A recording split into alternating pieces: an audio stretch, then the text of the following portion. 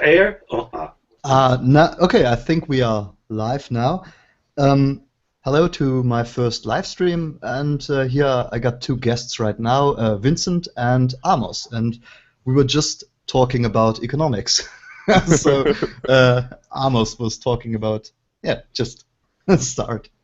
Well, I was just commenting that in basic terms, socialism really doesn't work because, okay, it works to a certain degree, and then when people start getting more affluent,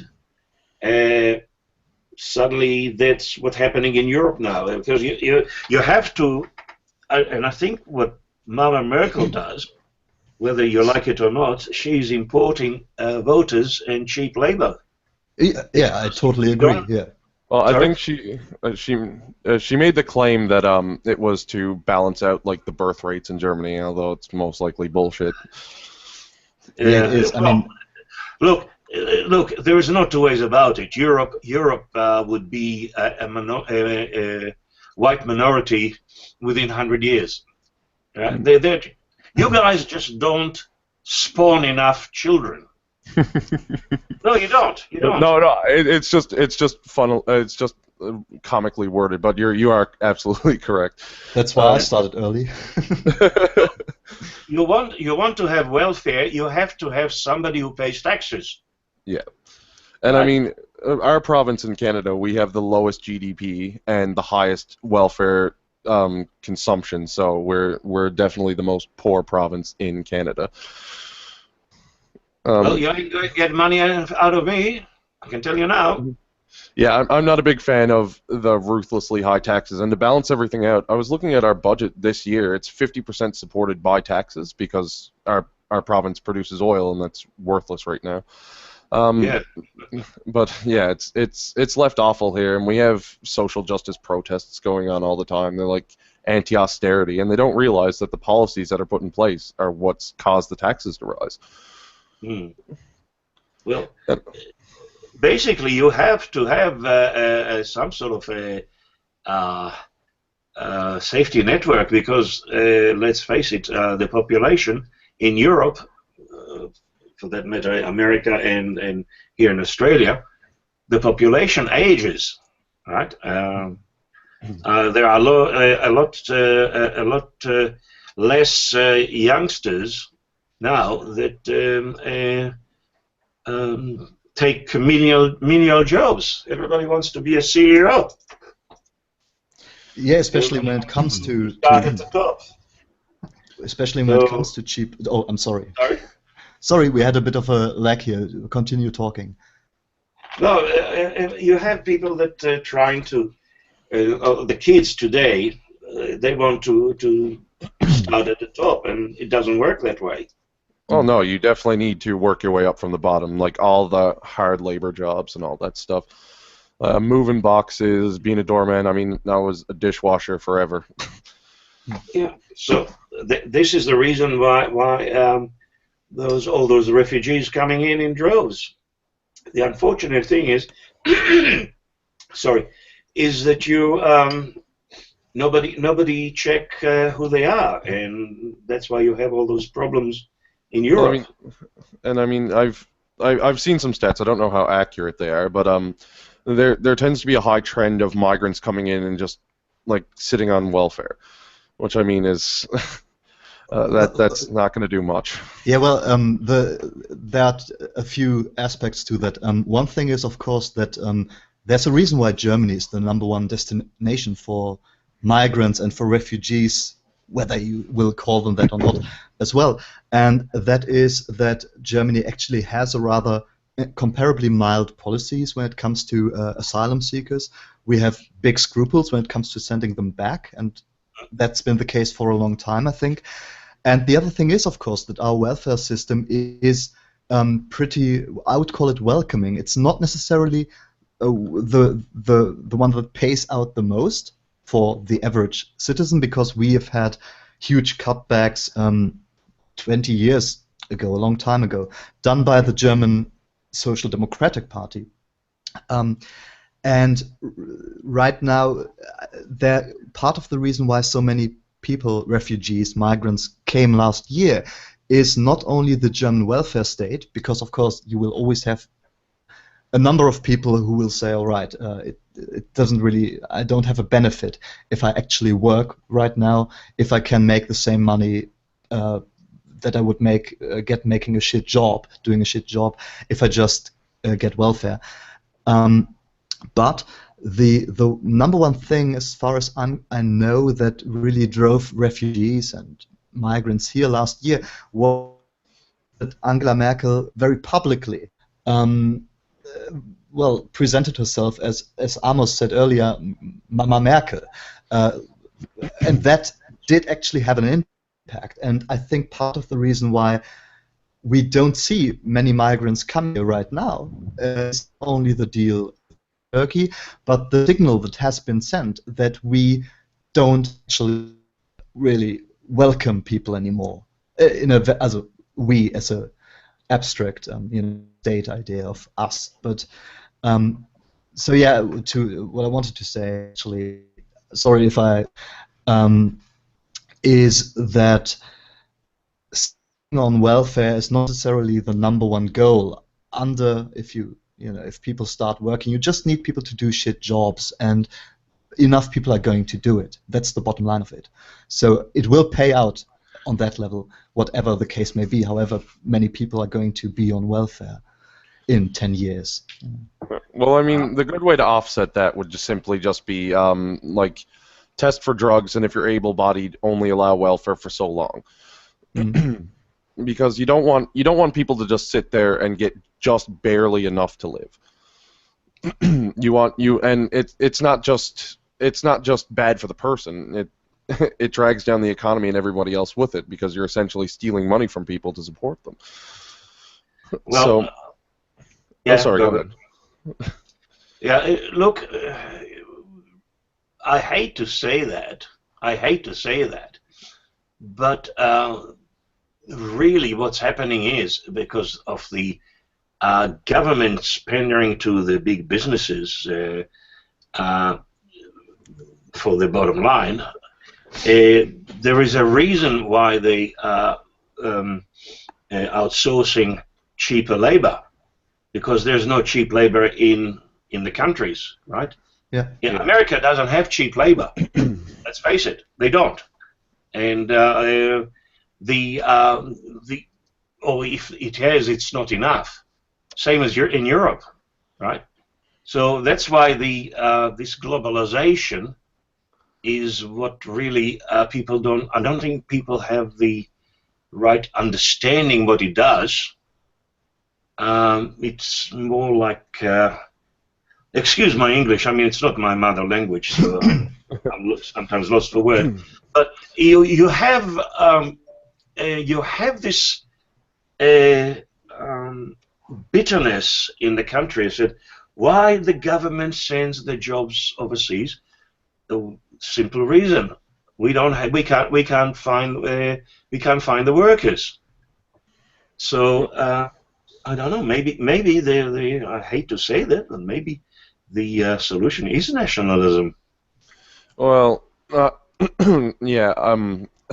I think temporarily, maybe.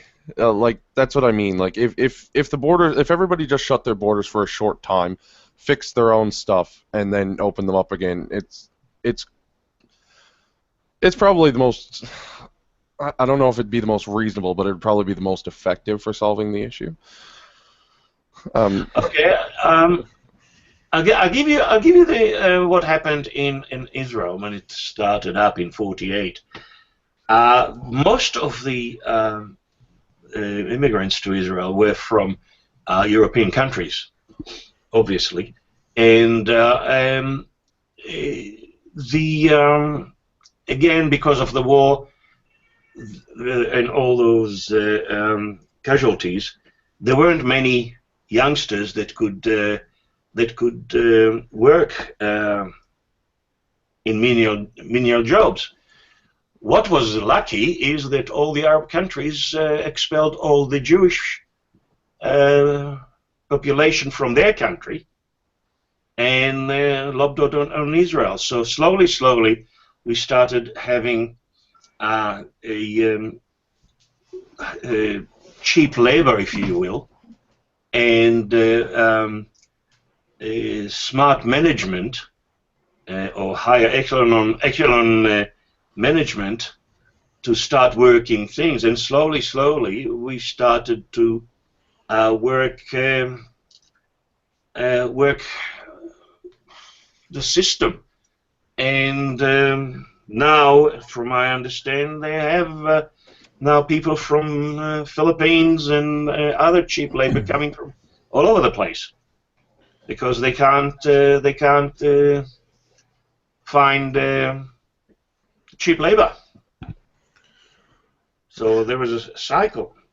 Well, it's basically what always is bound to happen as a society grows prosperous. There's going to be a lack of, well, unattractive people doing unattractive jobs, especially in a society like Germany or Canada and Australia probably as well, which are based on providing services rather than production. I mean, Germany does still have quite massive production, but overall most people tend to work in the service sector. So of course you will always need the garbage man to pick up your shit. Well, I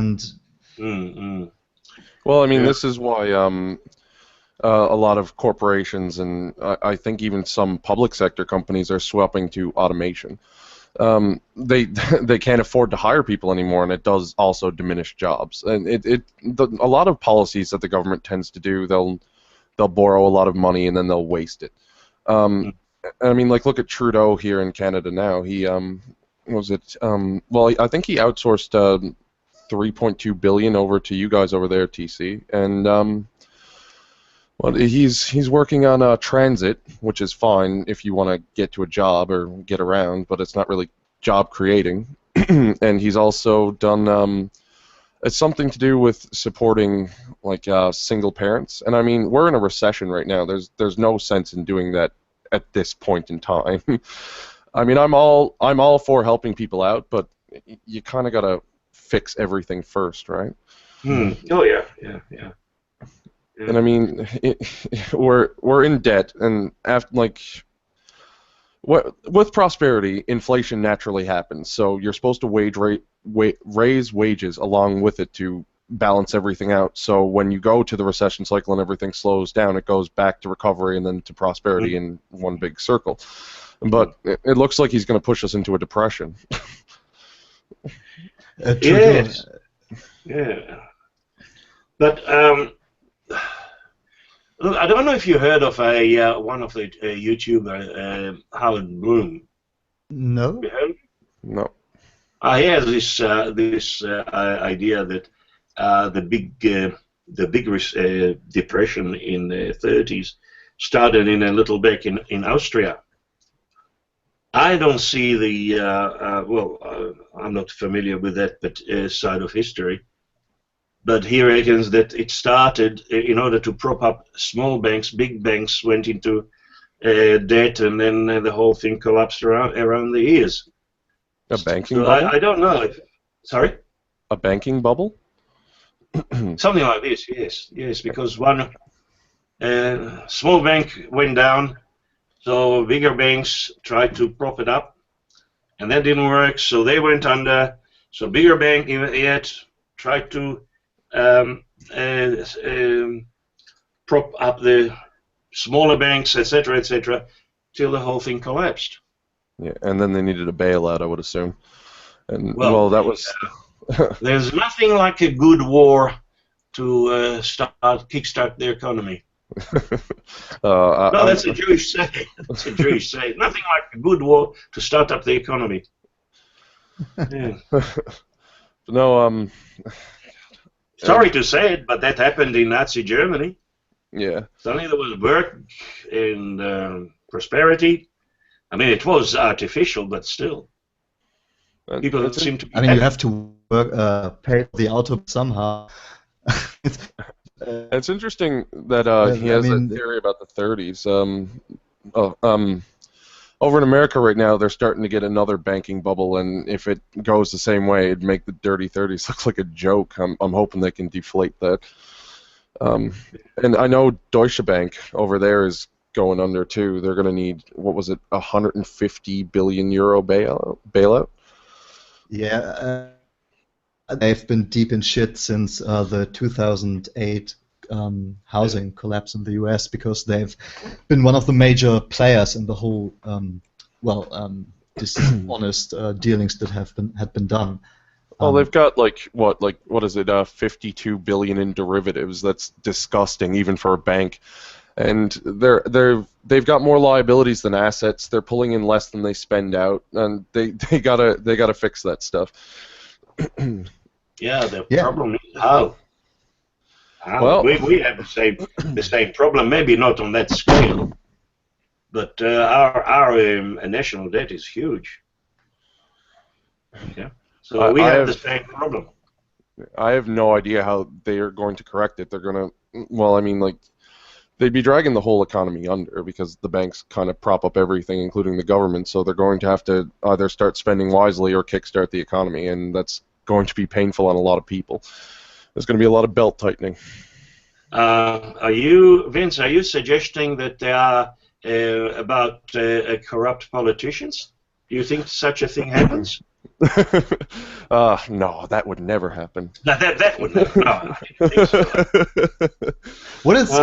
What is it like in Canada, by the way?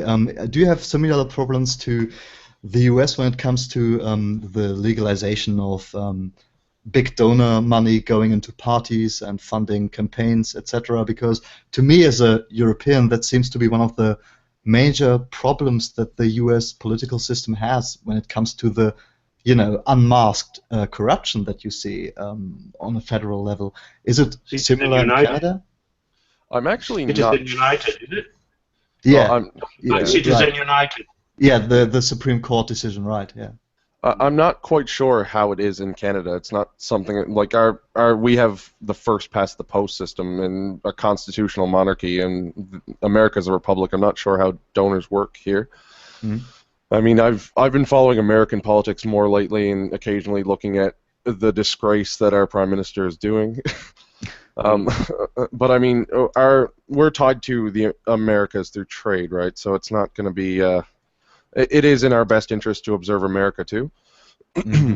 But I mean, like, all the big hype over Donald Trump and Hillary Clinton has tend to dominate the media lately. So there's a conversation about it every day, whether you want to or not. Yeah, it's the same in Germany. Everybody's talking about Trump, which is always slightly annoying because people are, including me, so interested in U.S. American presidential races. And it's really just a mudslinging contest right now, I think, in the U.S. It's sad. Yeah. It's a decision I don't envy the American people for. Well, they have themselves to blame. I mean, you have such a motley crew of candidates that you really don't want either of them, but you have no choice. Well, I mean, it's come down to. Yeah, it's come down to. That's why they stuck with those too. Not that the other people in the race were any better. My hope is that maybe this presidential run, where nobody likes, very few people actually like Donald Trump, and very few people actually like Hillary Clinton, that may break the two-party constellation you've had. There's no U.S. American here right now, but the U.S. Americans have had for such a long time, because I think it really would. They would benefit from having more than two parties that do have a realistic chance of participating in politics. So who knows? Maybe that's going to be the outcome. I would certainly hope so, because I think that's one of the things the U.S. need. Well, the GOP they were setting themselves up for suicide. They released a statement that if Donald Trump doesn't get the amount of delegates required, they weren't going to bring him in. And I mean, he was the only one left in the race at the time. So they would just unbound all the delegates and then kind of go to a brokered convention. So all the big scary people go into the back room and arrange deals to figure out who they're going to run and to damn with the Americans voting, right? That would have sent the GOP, like that would have been political suicide for them. That group would have been killed. But it seems that the GOP is on the way out anyway. Not that the Democrats are much healthier. This is from looking from here. Maybe we are a bit more fortunate. We have two major parties, but then again we have quite a few smaller parties that can cause headaches to the big parties. So this way it seems like we in Australia never vote for somebody, we always vote against. No, I'm serious. We didn't like the previous government, so they tossed out. We didn't like the possibility of getting rid of the small parties. We vote them in. You see what I mean? Well, it's kind of just like, again, a contrarian position. Yes, exactly. Exactly. I found like that was the same thing that happened here in Canada for Trudeau. It was just, I remember like going down the road, you'll see stop signs and people will put Harper stickers under them, our previous Prime Minister. And nobody ever thinks that if maybe going with the new chance might be worse. Like, nobody looks at the policies anymore. It's just kind of, representative democracy has just become a shit show. Everybody just kind of wants to see it as entertainment, and if bad results come from one person, they go with the other, and it generally tends to go worse. Well, I don't know. I mean, the whole thing is there is a sort of a desperation going around in the Western world, and so what do we do? I mean, we are committing suicide, right? We won't last long, and so we go crazy, and that's how it looks to us from here, right? Yeah. I mean, here we do the same thing. Do you think we don't have SJWs here? No, I would definitely imagine there's a few there. I've seen a few. They have a few YouTube channels up. Interesting. Are the worst kind. Are the worst kind, because we are so far away from everything. They have absolutely no idea and no any reasonable arguments, because they don't hear what's coming from overseas. And the ones that go to university obviously go through the leftist or the socialist lecturers. My wife is a lecturer, and I'm trying to convert her from being social justice warrior, and I'm succeeding. But she said that a lot of her colleagues are anti-Israel, pro-Palestine, that type of... We even had a Black Lives Matter. We don't have many blacks here. I remember, actually, I've noticed, this is the thing, Black Lives Matter, when they go international, that all their complaints are American-oriented. Yeah. I mean, like, we didn't have black chattel slavery in Canada. I mean, I think we did have some type of slavery, but I don't think it was black chattel. And they're here talking about systemic oppression here. Yes. Yeah, I mean, a few weeks ago, I remember there was a protest. Oh, I'm sorry. Okay, we have the Aborigines here, okay, and like every other Western society, we really, excuse the French, but we really fucked them up, and almost really got rid of them. But now we're trying to rehabilitate them, and we try, and we gave them, quite a bit of chunks of land for them. The funny thing about this culture that they have, they don't have a land ownership. Their idea is the land owns them. Mm-hmm. I don't know if it makes sense to you. Well, That's why they look at it as their mother. Of normal yes. Yeah. That's why they are far less angry and violent. The violence that we hear about them, it's within the community, not outright towards the rest of Australia. So so I can't see them working themselves into leather, going to demonstrate and you know, riot and things like this. However, we had black gangs, Sudanese and Africans, that were wreaking havoc in the city centre at Australia Day. But that wasn't full. That wasn't. It was more of a how should I say it? Boredom. Most of them are unemployed. Yeah, well, this is the trend. It's like they're typically either struggling through school with low marks. So I mean, you look over the newspapers; they had a few articles about asking for, saying that it was interrupting their activism. So they'll just give us C's and we can go on. And I mean, I've found that these kind of things literally it clouds legitimate acts of racism. Because it's like the boy that cried wolf, right? Too many times, and then somebody legitimately is discriminated against, and now it's like, oh, you're just another SJW, and they just brush it off. And I mean, and I find that it's mostly white guilty liberals. As sad as it is. This is what I don't get. This is, yeah, I'm glad you touched white guilt. This is, as a Jew, or former Jew, I'm an atheist, but as a Jew. We don't get it. We don't get it. But I have some sort of an idea of what's happening here, right? Yeah. Till the Holocaust, Jews were meek, don't make waves, don't make them angry. If we hide and do our things, they wouldn't bother us.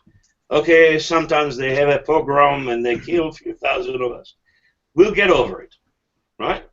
And then the Holocaust came. So the whole world said, okay, now we have to do something about the Jews. Well, let give them Palestine, or whatever the mandate of Palestine there.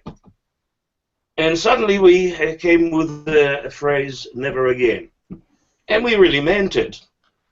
So now we have a very successful, prosperous Israel that stick it up to all the major powers. Right? We beat the Arabs again and again and again, and suddenly the world doesn't like it because the Western society is meek. Don't you know? Don't make them angry. Be quiet. Maybe they'll go away, and you know that it's a complete turnaround. Don't you agree? Well, yeah. Yeah, I think. I'm sorry. Yeah, for me, because I'm quite familiar with the whole, you know, how the left tends to see conflicts like that, and the thing is, you have a few things here with Israel and the West, which is one, we are culturally much closer than, you know, other Western countries would be to countries surrounding Israel. Yes. And that makes it always easier on a personal, moral level, in a way, criticize a country or people that you're close to, because it always has an aspect of self-criticism. That's why we always see this self-flagellation going on. It's much easier to do than actually say, all right, because it always gives you the aura of being unselfish and honest and, you know, honorable, whatever. The golden rule. Yeah, exactly. And that's the problem that I really see within the left. And Israel, Palestine is one example that you see a conflict where you have maybe not a level playing field militarily. Just talking about Israel and Palestine here, not talking about all the surrounding nations that attacked Israel at once. And that's why that reaction for many leftists or liberals, as people in America, is that they feel empathy for the small party, for the weak party, and that's why we always see excuses made for terrorism. Kind of like that It's merely psychological the underdog way that the thing. weak win war. Yeah, Okay. right. We, And there is some truth to that, I think, but it's it's bullshit to view the entire world through that lens, because sometimes you just have to accept that there is a reason to defend yourself and lash out, basically. well, put it this way: we've been dealing with them since the beginning of the 20th century, even before that, right? I mean, Jews were around in that area. The myth of the Romans taking all the Jews and everything after the second temple, that's a myth, right? Sure. They took all the good stuff like the treasures and everything, and few thousands slaves. Most of the Jews were stayed in Israel and the area there. Okay, they weren't allowed to officially to go to Jerusalem, but they did. However, there were some bad years of famine there, so they start moving towards Europe and other places of the world, right? But Jews were there all the time. Actually, the whole thing of I don't know if you're aware of the Jewish holidays. There's always two. You have the evening, and then you have the day after. I don't know if you. Okay, basically, what happens is that because the Jews in the diaspora didn't know exactly when the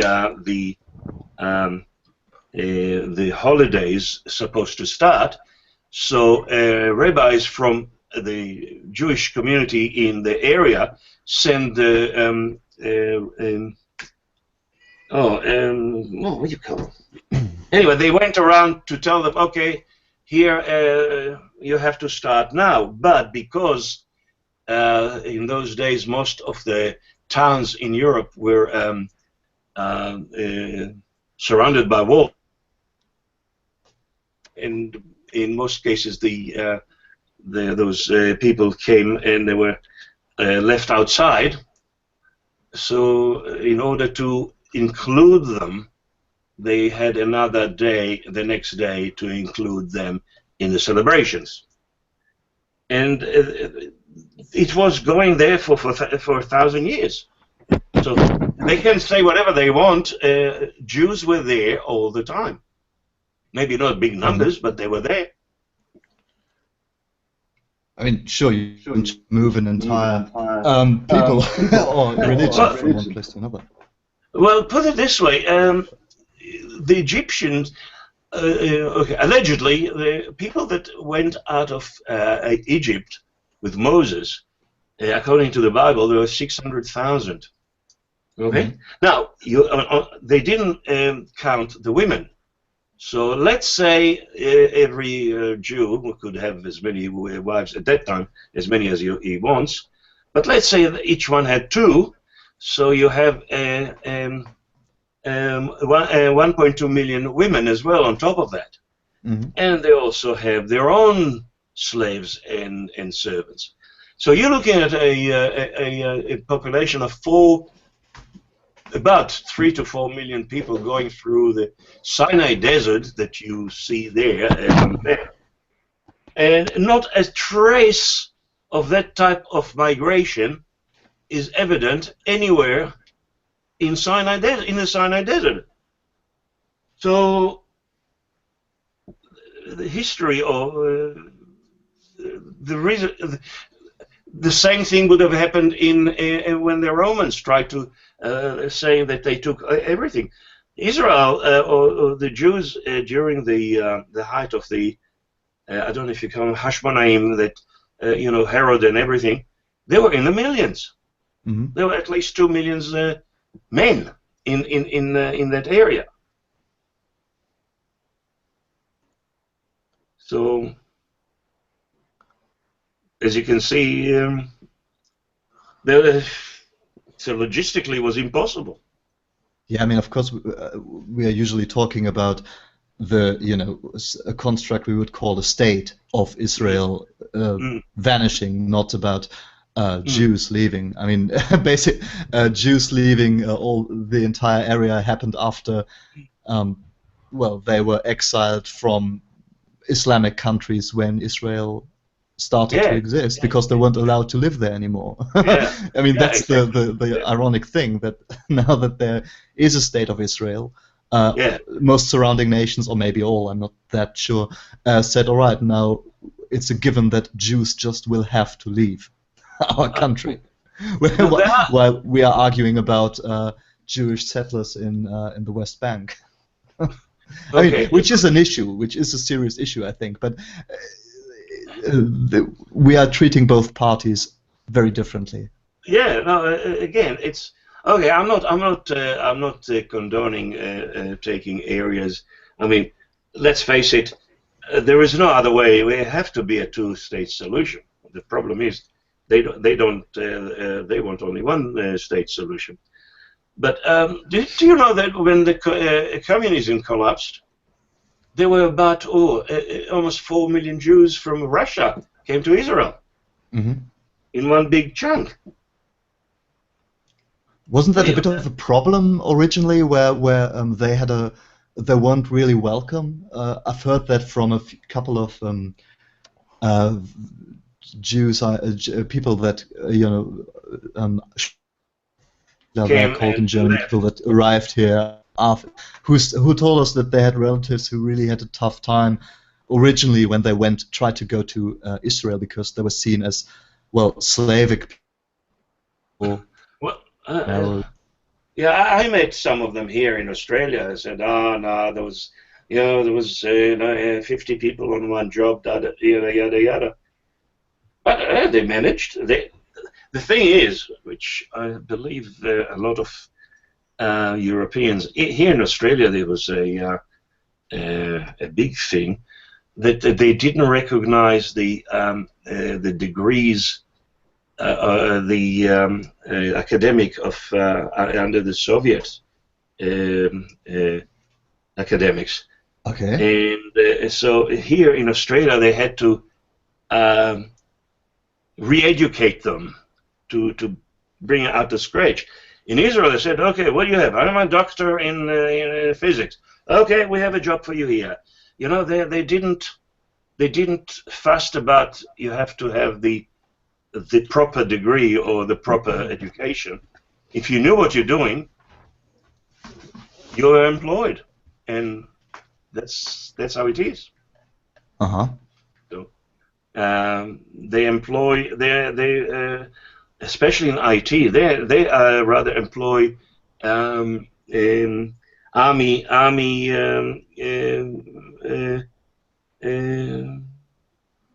the ones that leave the army, especially in IT units in the army, because they are trained to think on their feet and things like this, right? You can have a magnificent degree in something at the best university, but here you have a youngster that had 3 years of a very, very intense experience in the latest technology. So that's how they look at it. I think that's the reason why they're so good at what they do.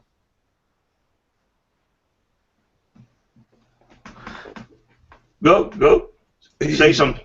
No, I was just distracted for a moment because I was dicking around with the setup here. And we're far out of my expertise range, so I just tend to let people who know things about it speak. Well, it's quite the same with me and Israel, because I'm not that familiar with the whole back and forth, because I did read quite a bit on its history, but the problem is that it's very hard to actually find, and you and I almost wrote about that once, I think. Yes. It's very hard to find actual unbiased, just historic, writing, trying to look at the whole issue in an unbiased way. Usually you will have the blame game being played. Who started what, when?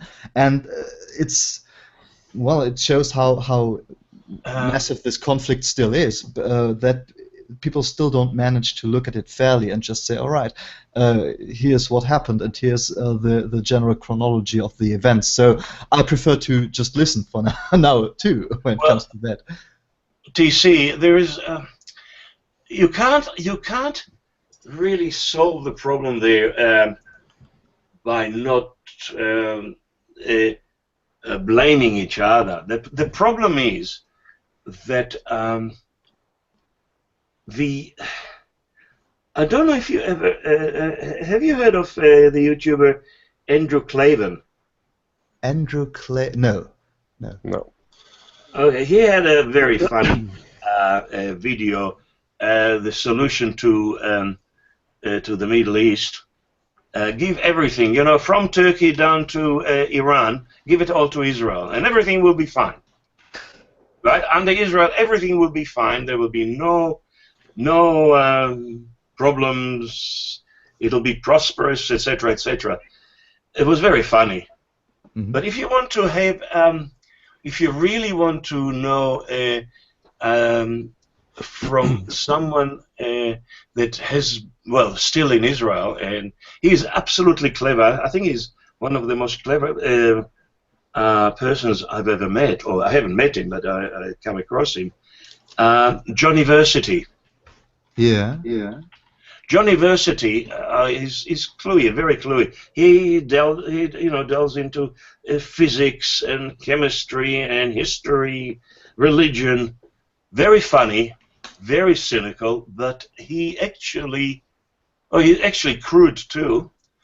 But he actually explained to you what really happens. Mm-hmm. I mean, did you realize that Hitler actually complained that the German people were Christians? He was wishing that they were Islamic. Was it in the protocols of his conversations with the Grand Mufti or something, or was it? This is why he invited him. Yeah.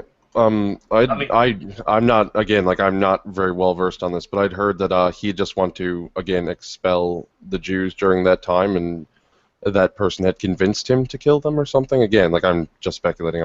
I'm again outside my range of knowledge here. Yeah.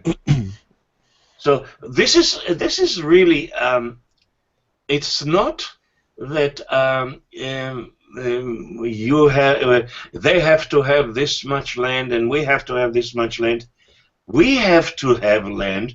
As you can see, they want to kill us. Yeah. Right? What else do you want us to do?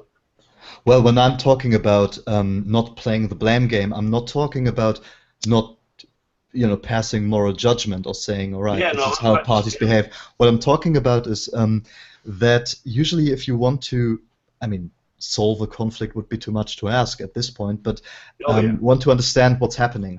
I think a good example for that would be World War I, for example, where you have a lot of factors, and then at some point, usually most people will make a decision to say, all right, I think that the party at fault was party X. And that then means that you don't take into account other factors. And especially when it comes to politics, you usually have that to differing degrees. That's all I mean by not playing the blame game. It's not saying, all right, what the Palestinians did here or the Israelites did there was cool or wasn't bad, or I would, for example, say at any day that I think I have a much harder time sympathizing with the Palestinians, especially in the Gaza Strip, which is usually the problematic area. We are not talking about the West Bank, though those are the people where I actually understand certain grievances they might have. Yeah, no, I agree with you there. However, so I have no problem in saying, all right, I think Hamas is a terrible organization, and I always feel obliged to correct people if they say, well, Hamas was, it's the elected government, and they had elections 6 or 7 years ago. There haven't been elections since, and and there's no opposition left. The elections about 10 years ago, even before, they just stuck in. Yeah. and they killed their opposition. So Yeah. Well, I mean, what do you expect? it's just a typical trend now. They're not elected. They're not elected anymore.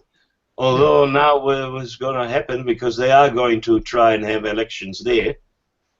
And I think Hamas will take over the West Bank too. You think so? Because from what I've heard and read, it seems like the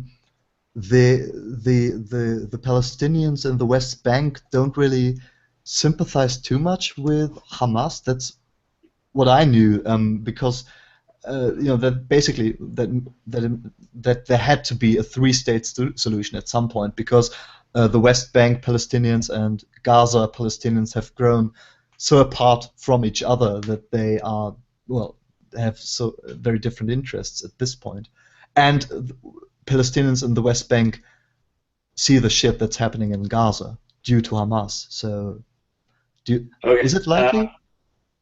Look, I'll give you some sort of a rundown that would maybe make you, I don't know if angry or anything. But as you know, there is a blockade. Concrete and building materials coming in drib and drab because they end up in the tunnels. However, the Palestinians in Gaza are running out of water. I'm talking about drinking water. I'm talking about water that sustain people, agriculture. It's going to disappear, right? The area there has been through 10 years of extreme drought. The whole Middle East, anything from I think in the Sudan all the way to Iran. Right, the only ones that actually somehow weather it out were the population next to major rivers. Right. However, Israel is the only country in the world that I believe has surplus of water. They have desalination plants, about 4 of them. One of them is with the latest technology, which really takes very little energy to do it. And they don't know what to do with the water. They have so much. The water technology in Israel is phenomenal. I don't know if you want to read about it. It's phenomenal. It's the drip irrigations in the Negev, in the desert. They have intensive agriculture, which they came back to agriculture, because I don't know if you know, but most of the kibbutz settlements were agriculture. Yeah. And then they say, okay, the government can't support us with the welfare, so we start manufacturing, and now they're going back to agriculture with technology. So something is going to give, and this is the whole thing, because okay, if people are starting to starve in North Africa, in Sub-Saharan Africa, in the Middle East, I have a feeling Europe will be inundated. Mm. Yeah, that's always the thing with these immigration waves, that I always have a hard time imagining that people are continuously going to just flee, because what I see right now is that we will have to kind of get a grip of the overall resources, of providing resources to people all over the world.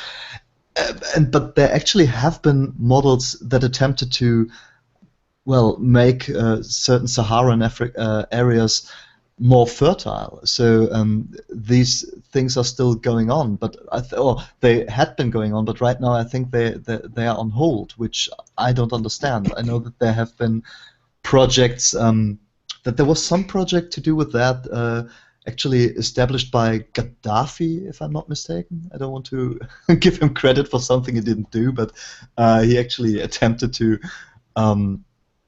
well, to kind of take care of that problem in the long run.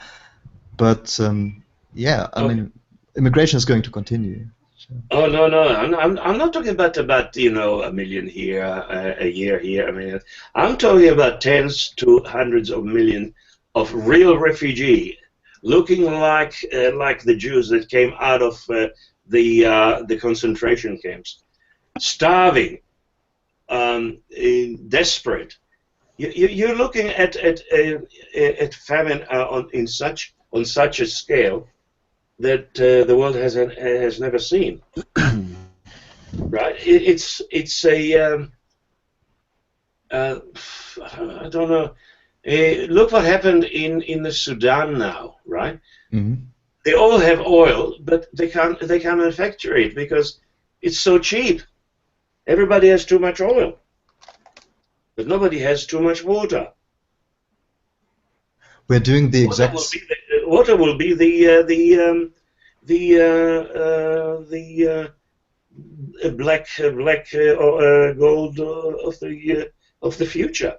Yeah, there's just been a scandal would be the wrong term, but a bit of a news story in Germany because our government actually announced plans for what to do if we have shortages of water, of supplies, of food, etc. And that was. I'm sorry. I vaguely heard about it. There was like have 10 days of supplies ready, food and water. I don't know the exact time. It is more than that, but not enough. Not by far, not enough. Although the majority of Germany is agricultural land, but we don't really produce that much. So that was kind of our government is worried about that, and they talked about it publicly because they said, all right, what can we do in time of need if there's a problem, etc. And that was seen in public in the context of terrorism and all the huge problems we are facing today, and people were attacking them for creating panic and for which is such bullshit because it's such a fundamental thing you have to take care of. And well, I mean, Western culture shifted to outrage culture. So, as sad as it is to say, everybody's looking for something to be offended by now, and it's come to the point where reasonable warnings and like necessary precautions has gotten to the point where it's like, oh my God, you've killed us all or something, and it's just I mean, if it needs to legitimately be pointed out that you should have things ready, I don't see why. The world is a silly place. Well, I think it's for many people, especially you and my generation, Vincent. It's that it's so comfortable to think that there are no problems, no huge problems. So all we deal with, or many people who are the sort of people who will start shitstorms and be outraged by everything. These are the sort of people who are not aware that there are actual threats to life, to societies, to cohesion, and that's why they get outraged about bullshit like that. And I would argue that like the limit of the safety nets has kind of encouraged that because it's no longer you need to go out and experience the world anymore. Just you can sit home and collect welfare checks and do nothing. And then I'm not saying it's 100% welfare's fault, and don't get me wrong, but I think that would help encourage it. Well, I definitely think that there is an aspect to welfare that makes people not do cheap labor, which is natural. I mean, why would you do a shit job, which is tough, and if you don't get paid for it any better than the welfare you're getting? Which goes back to the earlier topic of that we had. Well, I mean, no, I was just thinking. When it comes to welfare, they tend to pay your rent and give you a allotted amount of money, which can get you like, I don't know, 2 weeks of groceries and literally nothing else, so just Yeah. barely enough to survive. A minimum wage job, at least here, will get you about the same, like maybe a little bit more depending on your hours. So yeah, there's not really much incentive to get off of it, except for, you know, like I don't know. It's just Well, here we have a minimum wage which is twice as much as, or used to be twice as much as in America. I'm talking about local money, not the same value. Our dollar is not very strong at the moment. I am relying on my pension. However, the way it is structured is, if my wife, which is 10 years younger than me, she works, and if she earns over a certain amount, I don't get any. Right? I don't get any. Even my pension card, which entitles me to get subsidized medicine, ceased to exist. Mm-hmm. So you're not even considered a dependent? Sorry? Like, you wouldn't be, so you'd be considered a dependent then? Like, Yes. I mean, nobody would employ a 70-year-old codger like me now with almost anything, right? So that's why I was thinking, okay, maybe I'll go on YouTube, see if I can make anything out of it. I mean, I heard some of the YouTubers making good living out of it. Not that I think I'll be as good as them. well, But you see, this is. Sorry. No, I was just thinking. A lot of the top-rated channels are now gaming channels. I mean, PewDiePie being at #1, a YouTuber I personally can't stand. He was making. I haven't seen any of his videos. I've just seen like clips from other people, and he's probably the most irritating person I've ever seen. He was making $14 million a year in his heyday. But I mean, yeah.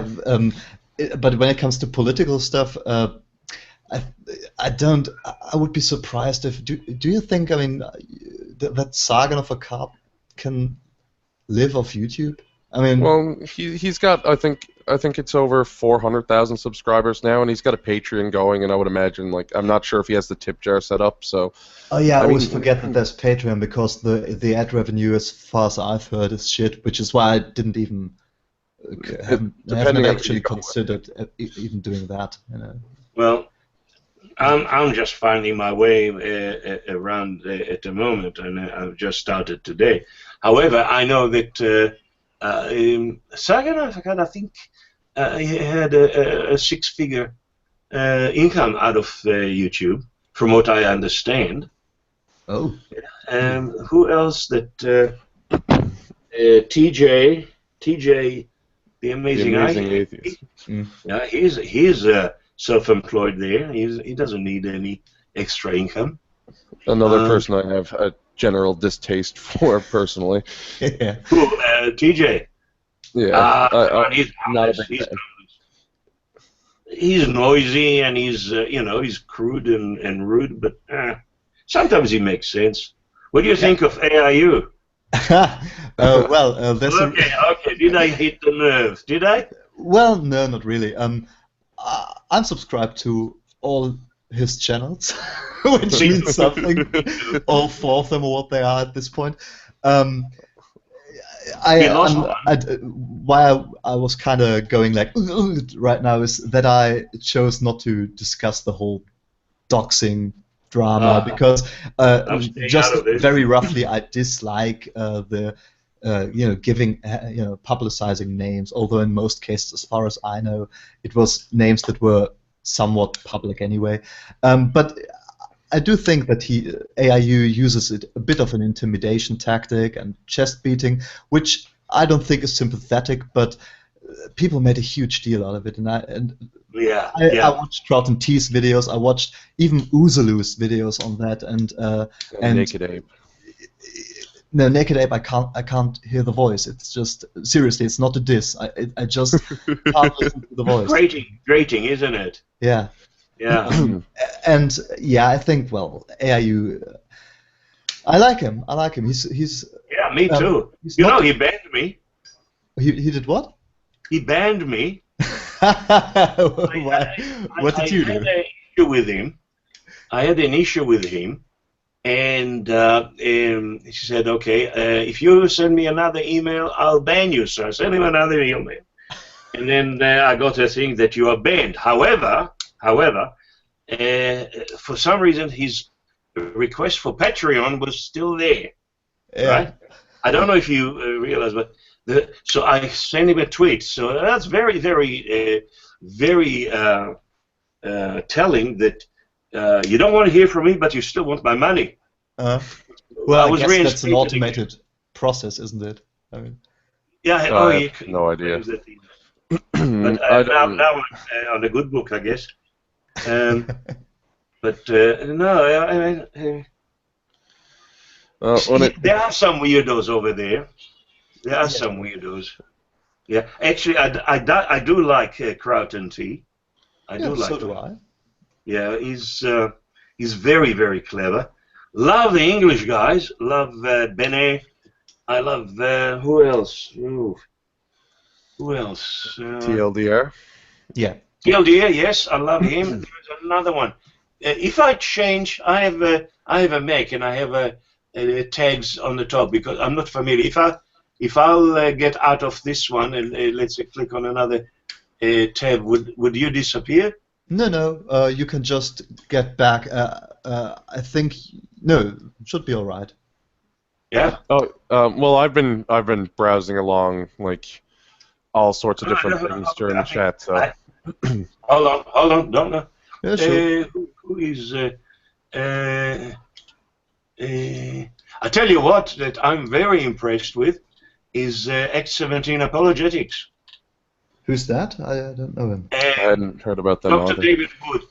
Look, if you want something about Islam and the Middle East, those guys, David Wood. Okay, one thing I don't like about him, he is a fundamentalist Christian, right? But he knows the Islam. He knows the Quran. He knows it by heart. As much as he knows the Bible, he knows the Quran, and he really stick it up to Islam. Okay. Yeah. David Wood was it? Sorry? David Wood, was it? No, actually on Act 17 Apologetics. Okay, Act 17. Try Gadsad. Yeah, I know him, yeah. Yeah. Harmful Opinions. I think I watched a video of him once, but I didn't resonate, I think. Which isn't... Which one? I don't remember, but I know that I watched a video by Harmful Opinions because the name rings a bell. Okay. Yeah, I found Harmful Opinions. He does the voice modding. Either that or that's actually what he sounds like, which would actually be pretty impressive. I'm just like I ended up unsubbing. I nothing against him. I just there's lots of channels that do it, and he has his own streak of entertainment. It's just not my thing, right? Fair enough. There are some. I know there are some Australians there, Bering and who else was there? I forgot. What do you think of Thunderfoot? I like Thunderfoot. I think from the people, because I'm not subscribed to too many YouTubers who are in that general, doing this sort of thing. I think it's Thunderfoot who is definitely the guy I'm subscribed to the longest. All right. Since, right. Yeah, I don't know, 10 years. I don't know since when he's on YouTube. But Sagan of a Card, AIU, and I think Teal Deer. I think those are the people that I'm actually subscribed to because they keep being interesting. I mean, for example, Sagan of a Card, he does bring up different topics now and then, and he's genuinely interesting. I don't always agree with him, but that's fine. AIU, he usually is hammering home the same points. So, but he's just a great entertainer, and say what you want about him. He is thin-skinned, but he's well, very thin-skinned. Very thin-skinned. Yeah, but he is entertaining in that sense, though. Yeah, he does. Yeah. He As for And what about Thunderfoot, Undoomed? Have you heard of Undoomed? Yes, I watched a couple of videos, quite Oh, a lot he's actually great. back Oh. then. But I just got bored with the whole SJW and feminism bashing. Right. Okay. No, that's It's just, I mean, I understand it and I tend to agree. I mean, that's what I started doing on this channel too. But it's just become the you know, hot topic now. What? Like it's become the hot topic, and the thing is, the social justice mindset doesn't change. So if you predicate a channel completely on it, you're going to do the same video over and over again. Yeah, like Bering, for example, who is, I mean, and this, I'm not dissing him, it's just he's really shitting out video after video, and it's usually the same points over and over. And now he's entertaining too, but it's not enough for me personally to watch his videos regularly because, you know, you have seen one, you've seen them all. I found Bering to be a lot better in live stream. Yeah. Same with what's his name? Autopsy 87. Mm-hmm. He does the same thing. Who else? Live Life as well. Yeah, I just subscribed to him 2 weeks ago because I had seen videos of him now and then, and I, for some reason, never subscribed to it. Now I started doing it, so I'll see about it. Yeah. But as for Thunderfoot, I do enjoy his content. I did disagree with him on the Brexit thing, but I do understand his position there because it wasn't really like there was a lot going on there. But looking at it from an economical standpoint, if they can finally pull Article 50 out of it, then they should be fine. Well, let's hope so. I mean, that was the first thing that a European country did right in the last few years. Yeah. In my opinion. No, I was very much pro-Brexit at the time, and then I changed your mind. No. I was still like I think that Article 50 should happen so they can finally start working on the economic situation that's been created out of it. I think it should happen anyway. I mean, first of all, you should respect the vote. Absolutely. The other thing is that as the further you delay Article 50, the longer the whole chaos continues. Because I mean, already companies are kind of saying, "All right, we're going to leaving some of them to go to EU countries," but the whole thing is destabilized. So I think it's totally fine for a member state to say this doesn't seem to be the right thing for us, and I wish the British all luck in the world because I'm actually interested to see the precedent, because I'm not a fan of the status quo argument myself, but yeah, they should do it. They should just start doing that because it's what it is. If they enact Article 50, it's another 2 years, I think. Yeah. Negotiations. Well, I mean, yeah, they're stuck now, and I mean, no reasonable investor is going to want to invest in anything to do with the UK right now, as long as the economy is kind of locked in a flux. Yeah. So I can, like, it almost seems to me, like, I'm not trying to be conspiratorial, and I'm definitely not saying this is what it is, but it almost seems like they're purposely putting off Article 50 to kind of create the, like, to exacerbate the economic instability that came from everybody pulling out. Like, I don't know, like, to try to keep the stuff going that, like, I think what was termed Project Fear was kind of pushing. I mean, Theresa May became the prime minister, so I mean, and she was against the Brexit, so and she's supposed to be the one. She is actually saying that she's going to pander to the feminists and social justice worry. I don't know if you have you heard her speech, acceptance speech, or no. She took over. No. He said from now on, women will earn the same, and they will do this and will do that, and I don't know. Well, I don't suppose she wants to mention that, like, would male insurance premiums go lower then? Because all insurance premiums, whether it's for a car or for something like life insurance, all cost more for males, and they always start with a higher premium. Actually, yeah, risk taking. Yeah. actually, you know something? In Australia, it's illegal.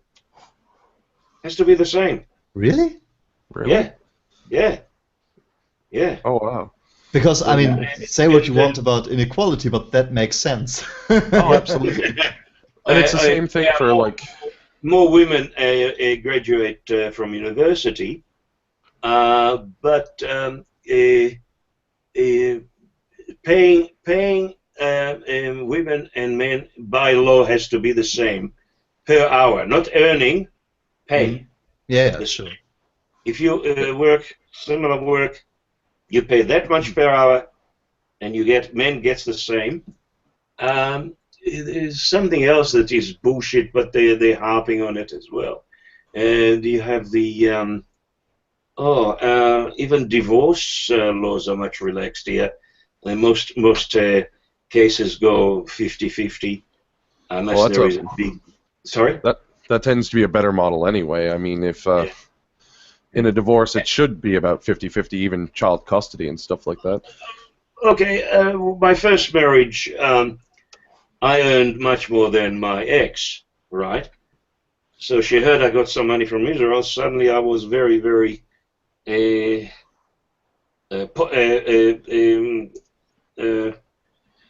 good target. So she got some more money out of me. But again, it's sort of equalized the pay, I guess. Yeah. But it wasn't. How shall I say? It wasn't that they were looking at stripping me with from payment and alimony. There's no alimony here. It's one payment and that's it. Ah, okay. So it's just a lump sum instead of like sustained pay. Except child support, which obviously she had to pay, but she didn't, because I got custody, a custodial parent of one of the girls because she was under 18, but it was only a year, so I didn't make a fuss. It's.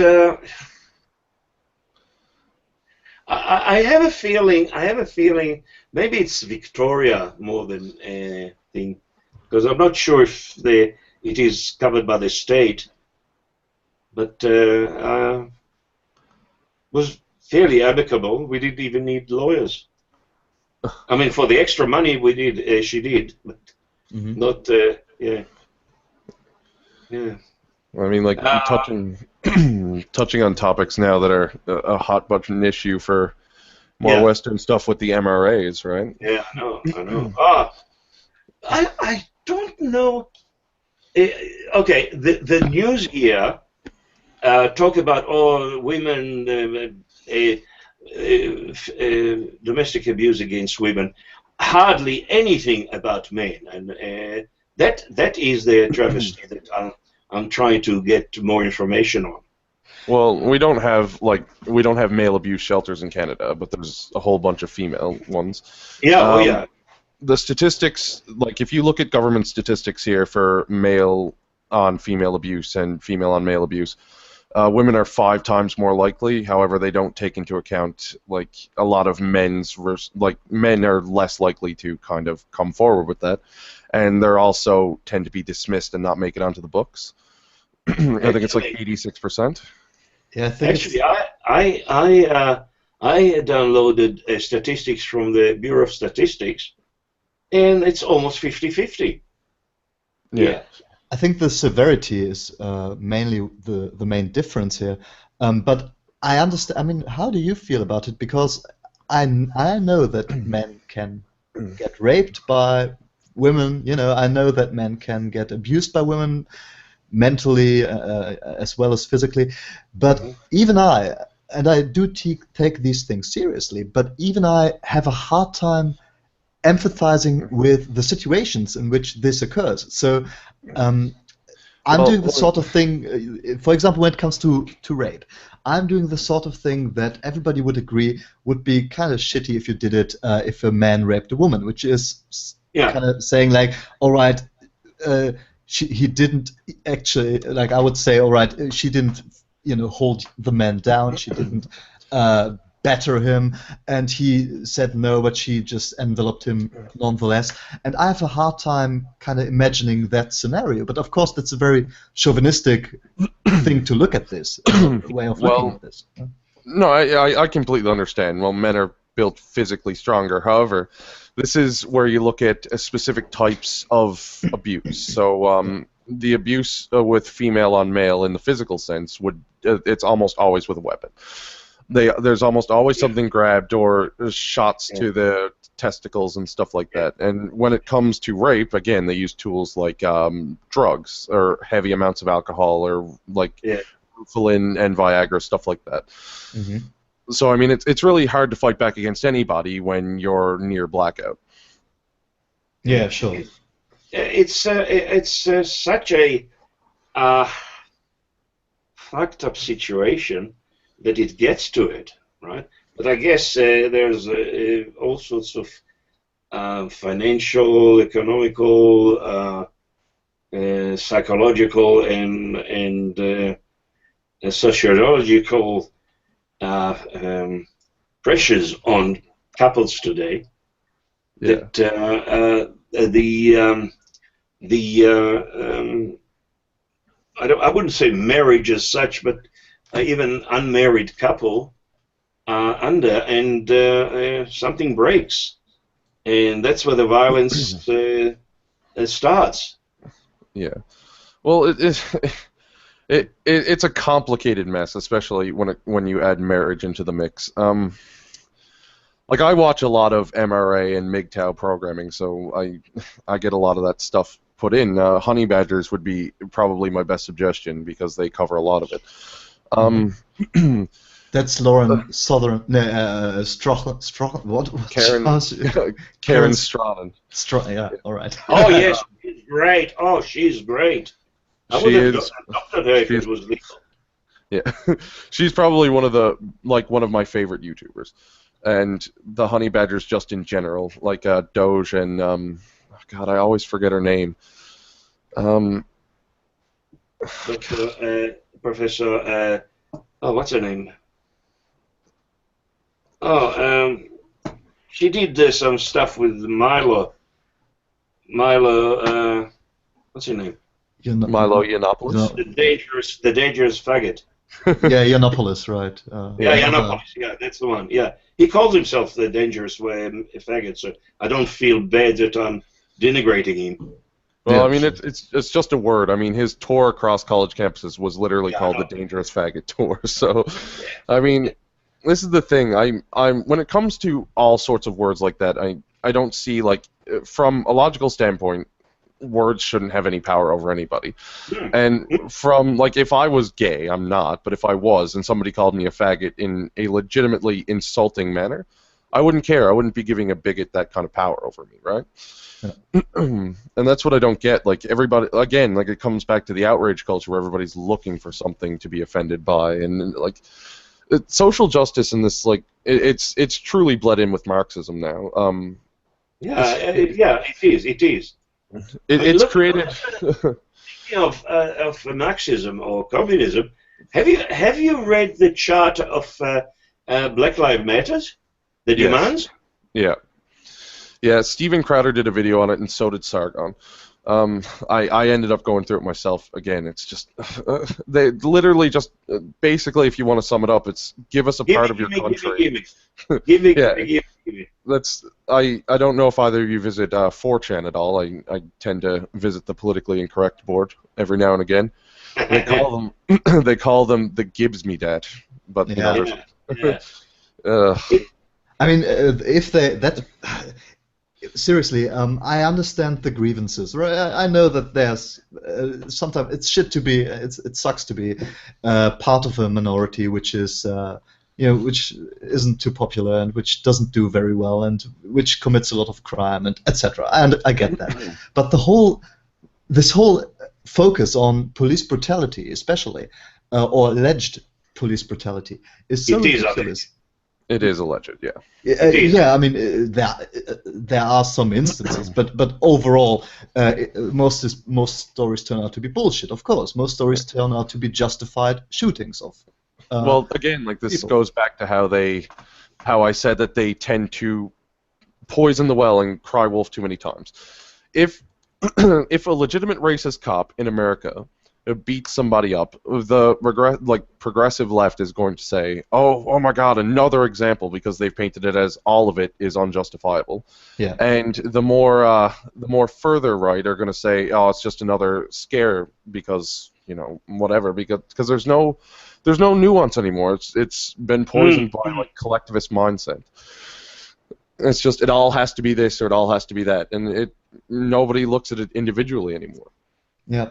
Well, especially I've seen a clip today of some sort of a BLM a representative going to some sort of a interview, and they were interviewing I forgot his name. Anyway, she was getting up his face and this, and then she says, "What's your name?" And he says, "Humongous." So, "What's your name?" "Humongous what?" "Humongous." So she took it as a sexual harassment, and she was yapping and shouting all over the place. In the end, they kicked her out. I didn't get that. Why did she? Humongous. Humongous is a word like a like huge, big tits or huge. Big. I think it was making a dick and joke. Mangus as a two name and okay. surname. Okay. So that's yeah. So, but he said it in such a way, humongous. It was almost a one word. Yeah, But okay. he didn't say anything sexually harassing. He just said humongous. Could mean anything. Yeah, but that's the thing. If you're constantly thinking about people might say something that's sexually loaded or racially charged, then you will hear that. You will get that. It's there was this clip I saw by John Cleese who was talking about political correctness, and he was addressing exactly that you can't talk to people who are being politically correct because they're going to take an issue with everything you say, and that in return means that you are not going to be able to just relax in their presence. You are always going to think, oh, can I say this? Can I say that? And it's annoying. And they've become the thought police. That's really what it is. They've validated some things to say and some things to not, and it's insane. And when it comes down to it, if you're looking for something, you're probably going to find it. Yeah. And these people, they tend to look for racism, sexism, homophobia, all that stuff, right? And this is another thing that I think Sargon had pointed out in one of his videos, that they validated the conversation about race, and that's what's kind of giving a bit more credence to the alt-right, especially the white nationalist part of it. Mm. Guys, just a technical question here. Mm-hmm. Can you upload videos here? Because I've seen a video that would really tickle your fancy. I think you can if you move. I know your you mouse can. I just don't know how. If you move your mouse to the left side of the screen, there should a panel should pop up. Oh yeah. And the second, there's a green box, and it says, what does it say? Yeah, and I think if you click that, Amos, I think you can show something came up. Video. Hey, Google Hangout, you turn entire screen. Now I want to go to my downloads. Wait a minute, I'll just... Alright, if I do it, it looks... A couple of minutes and it's something precious. You have to see it. Yeah, wait a minute. Bitch. I have so many issues with this still. I still don't know, to the two people watching, I'm sorry, but I don't know how to how I can allow you to actually comment live, because I... turn on the actual comments, yeah. Well, there was a joke that chat's always cancer, so, I mean, I normally, like, even when I get on the chat, I just tend to shitpost because there's nothing better to do while you're listening to everything. But no, when it comes down to it, I'm happy that channels like TLDR and Sargon exist now because they're getting this information out. And what people do with it is another matter. But like this stuff does need to be heard, and MRAs do have a lot of valid points. There's a lot of valid complaints when it comes to, like, I mean, look at Canada. Men can't even legally be raped in Canada because well, sexual assault here, but and I believe over in Europe it's the same thing. Like it's defined as penetration with a penis. Yeah, you need to be penetrated. Yeah. By the way, I just saw Amos. Yeah. Do you have your downloads folder opened already? Yes. All right, because I think I have it. I have it. Yes. Because now if you go to screen share, you should. Screen share. Where is that? That's the green box on the left. If you move your mouse to the left side of the screen. Yeah. You go on screen share or whatever it's called in English, and then you should see that folder. You should be able to click on that in the box that opens. Screen, Google Hangout, uTorrent, share. Okay. Yeah, no, I see it. Okay. Keep talking because right now. Okay, now I'm trying to get where is my screen sharing, and where is now? Do I drag the particular video to the screen or something? I don't know. Wait a minute. I'll just try to do it myself. I'm an old coder. I'm technical. I don't know how it's done myself. I mean.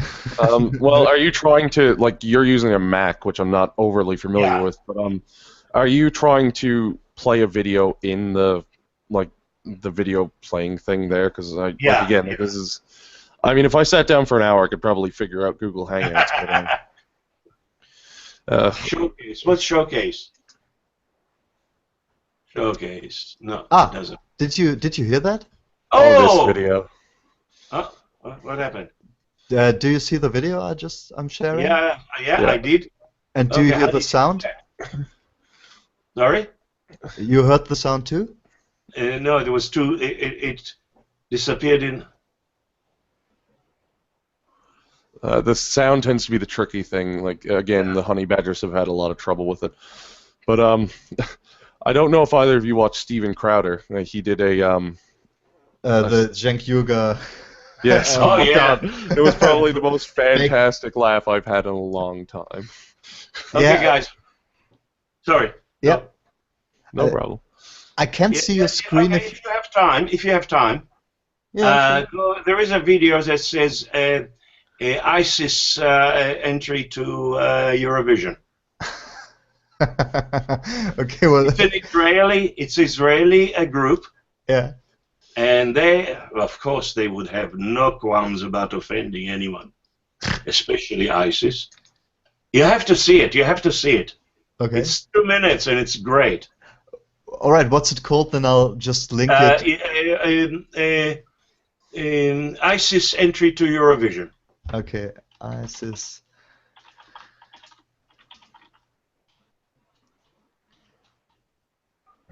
Okay, then I'll just share that in the description box when this video is uploaded. I think that's going to be the easiest. And I'll try to figure out how, how this stuff is set up. So that I'll have something to work on. Now it's a what's the settings? Oh, something on top. Settings. Oh no, that's nothing to do.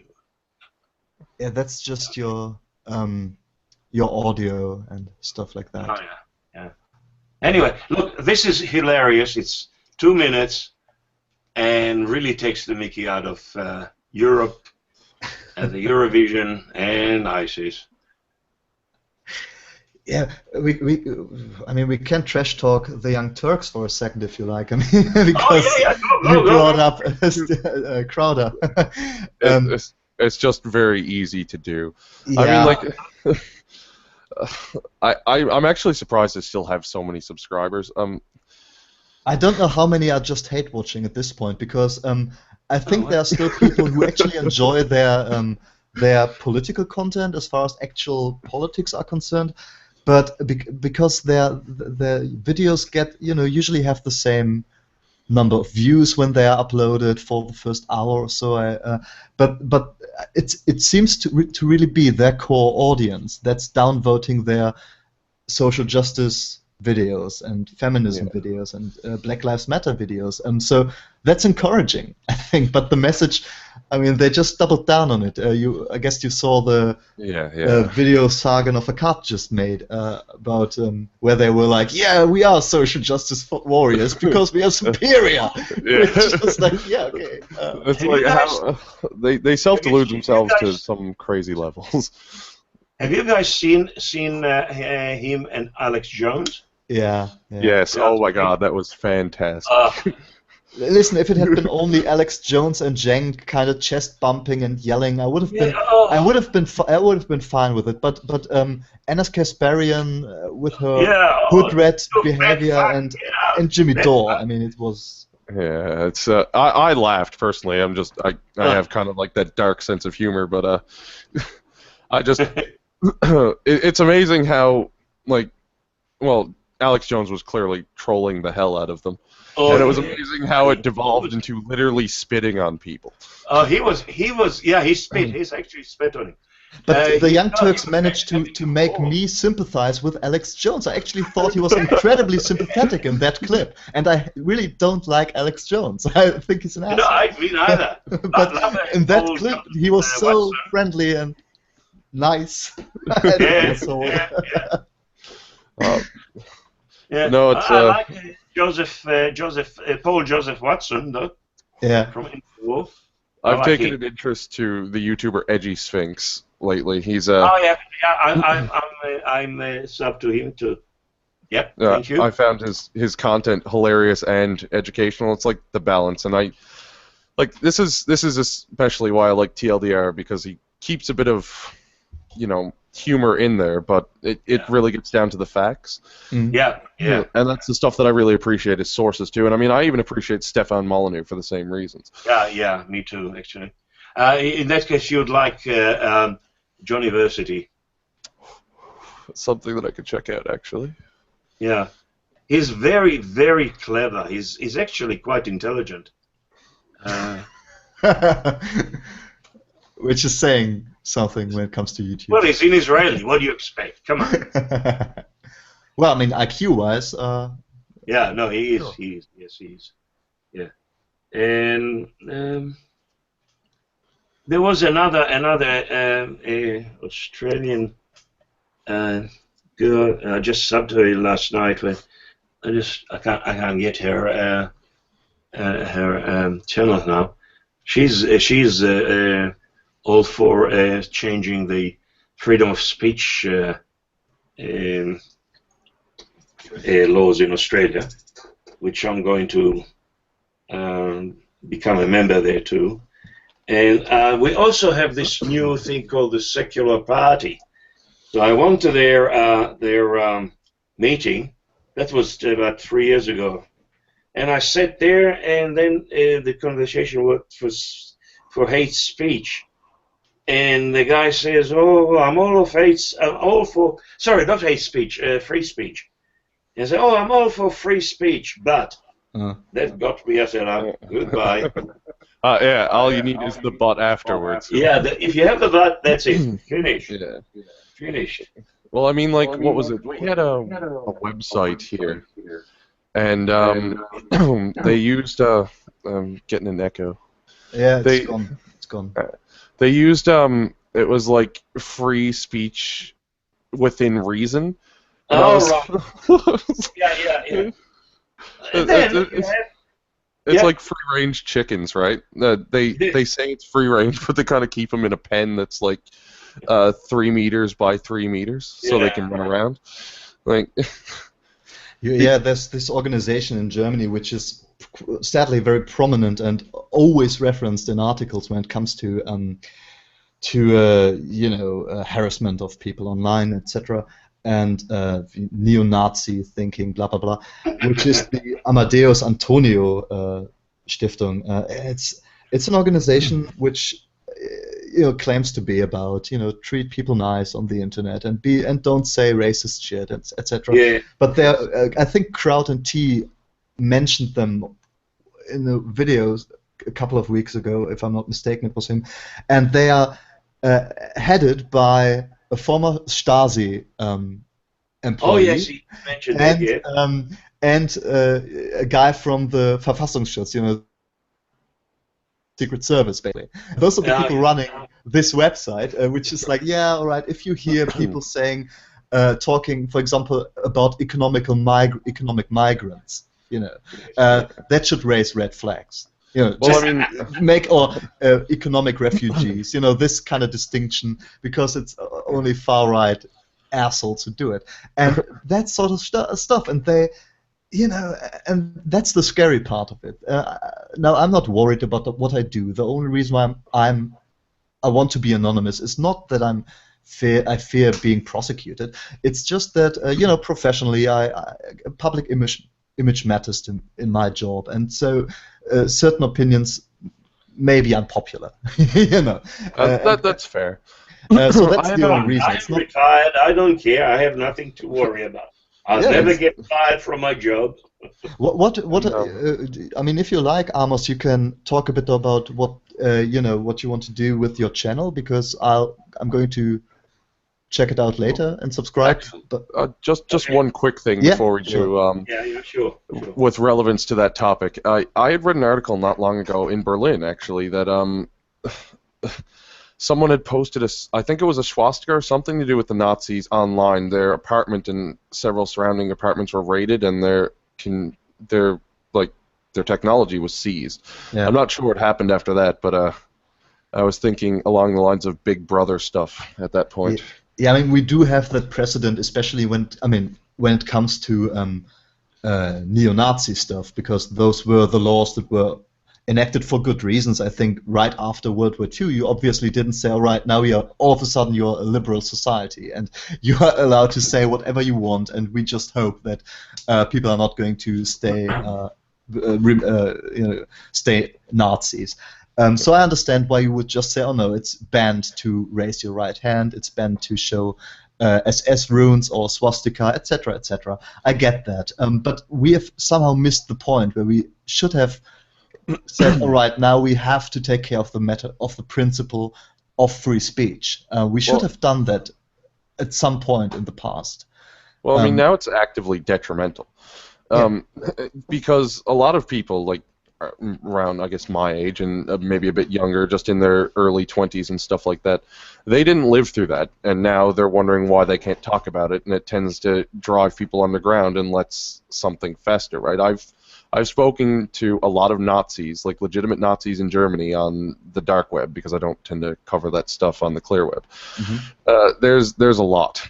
There's a lot of them, and they talk about how they can't speak about that stuff in public. And I mean, if it was free speech, at least I guess you could know who the asshole was. I mean, like at best, and at least kind of dissuade that stuff. It's just. Can I bring the Jewish perspective to this? Sure, absolutely. Okay, I'm the first generation. I'm a baby boomer. I'm the first generation after the Holocaust survivors. My parents were Holocaust survivors, not so much as my father, because he got out before, when the trouble started. My mother was a victim, right? So I have heard nothing but hatred to the German, because it was raw. And after a while, I said, okay, all right, I don't see a lot of the atrocities, because they didn't show a lot. And then you had the Eichmann trial. Yeah. And when I heard that, okay, they executed him, I said, okay, that should be sort of Okay, one chapter closed, and then we got to the 6-Day War, and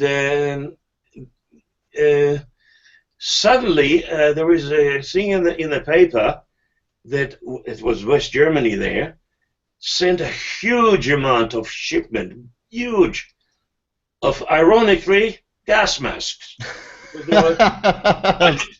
Gas masks, and the whole thing was okay. It jolted a lot of people and said, "Okay, what are we angry about?" I mean, okay, the people, most of the people now in the 60s were either very, very little children or just born. They weren't there, right?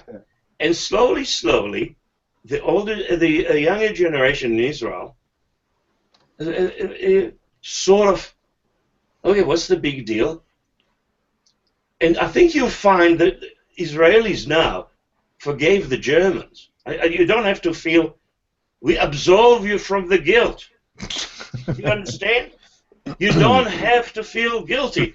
I mean, we, as Israeli, move and immigrate to Germany. Just don't kick us out. We do a lot of business with Germany. There is, I mean, in the 50s and 60s, you couldn't show a German movie in Israel. Now we are inundated. So what I'm saying is, okay, you paid reparations, great. You helped us, great. I think we're even, in sort of way. So yeah. this is Well, I mean, what like, that's that thing that Kraut was talking about, was German angst. Yeah. Yeah, I saw the video. It was the video that was featured on Sargon's channel, right? What was Yeah, it about? well, Sargon was away. He ended up doing it. I don't, like, I understand the history behind it. However, like, I don't think Germans today should still be guilty. No, they don't. No, not at all. Not at all. They weren't there, and the ones that were there, they're probably about a handful of survivors, the same as the Holocaust survivors. I'm sure in 10 years' time, the Germans will finish paying anyway, Well, because there won't be any more survivors. What tends to be My forgotten. mother died last year. What tends to be forgotten when it comes to I don't know whether that's the actual term, but to this German angst thing, that this whole guilt trip when it comes to the Holocaust and etc. In following generations is very much connected to a generational conflict too, because it wasn't the generation of people that actually, my grandparents, the people who actually lived and fought in World War II, who felt incredibly guilty about the Holocaust. I mean, they did when they found out, but they primarily wouldn't talk about it.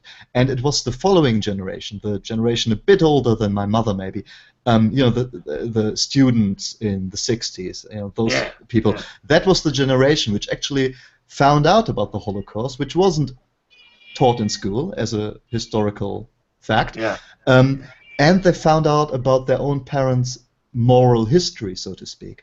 So and this is the generation, the young people from the 60s and 70s, who actually, for whom the Holocaust had a very real emotional meaning, because it had to do with their parents and with their parents lying to them or not telling them something. And that's the generation that's in power right now. So a lot of the stuff we see is a generational thing. If it was the younger people born in maybe the 80s, maybe or 90s, I guess, as well, they wouldn't have the same problems with coping with German history, because for my generation, the Holocaust is something you learn in school. It's something that you talk about. You are aware of it. You know it was bad, and But I'm not more attached to it emotionally than I am to, I don't know, some massacre committed by the Brits. I'm not comparing I'm just. That strikes me as a bit odd in itself, though. I mean, why? Yes, okay. So, why would they need to feel guilty because they weren't told about something that happened that they didn't have anything to do with? And it just strikes me as a bit odd. I mean, they didn't do it. I don't think. Well, you had mentioned that it was the grandparents. It's part of the white guilt. And I was actually about to point that out too. Okay, the Holocaust. We'll add it to the white guilt. Maybe that's why Germans feel extra guilty. And I was about to mention it's very similar to what Black Lives Matter has done. They've dug up history and they're trying to leverage it against people today. I mean, to my knowledge, not many people own slaves, and they don't even get the history of slavery right. So, yeah, of course. I don't know. I have no interest in feeling guilty for something I haven't done. No. Yeah, I mean, nobody should. Nobody should. No, that's exactly it. That's exactly it. I had this discussion with my sister-in-law. She said, "What do you think of the refugees?" I said, "I think this is really importing a fifth column in there, because they are going to ruin the country, the countries they go into it. Right? They shouldn't be there. They should be processed." She said, "Yeah, but they're human beings." Yeah, but those human beings want to kill me. Yeah, well, Jeffrey Dahmer was also a human being, so. And I mean, my wife came in and said, "No, don't worry about it. We won't talk about it now." So, yeah. I'm very passionate about it. What refugees were you talking about? I mean, refugees to Australia. Oh, in Europe, okay. Right. No, we actually, I think we have the right idea. We send them to a process center, or we process them in wherever they are. Mm-hmm. Right? Because we were trying to get the genuine refugees. I mean, let's face it. I mean, we live so far away that a boat trip here wouldn't be advisable. Yeah, your refugees are mainly people from Indonesia, right? Yeah, well, people that get to Indonesia. Now, we managed to get them sent back, most of them. But I believe, look, if you have a legitimate, refugee status that you should get, by all means, yes, yeah. Even if you are a sort of a extremist in some this, but if you are a refugee, genuine refugee, yeah. Well, I mean, you mean like Syrian wartime stuff, right? Yes. Because I mean, for here, I mean, not many people do this. I ended up going to the CIC, Central Immigrations Canada, I think it stands for. I looked at the stats for people coming in each year, and you look at the newspapers here, all it says is we need to help Syrian refugees, stuff like that. Less than 5% coming in every year have been from Syria. They're mostly coming from Iraq. Or North Africa. Yeah. Yeah. And I mean... they are economic refugees. This is what I'm saying, that in about 10, 15 years, the famine would be so bad that they'll start moving genuine refugees, and they will just be a locust, because they have no choice. That's the. Well, I mean, like, they tend to want to move to richer countries, and there's the other countries around them aren't taking in anybody. So.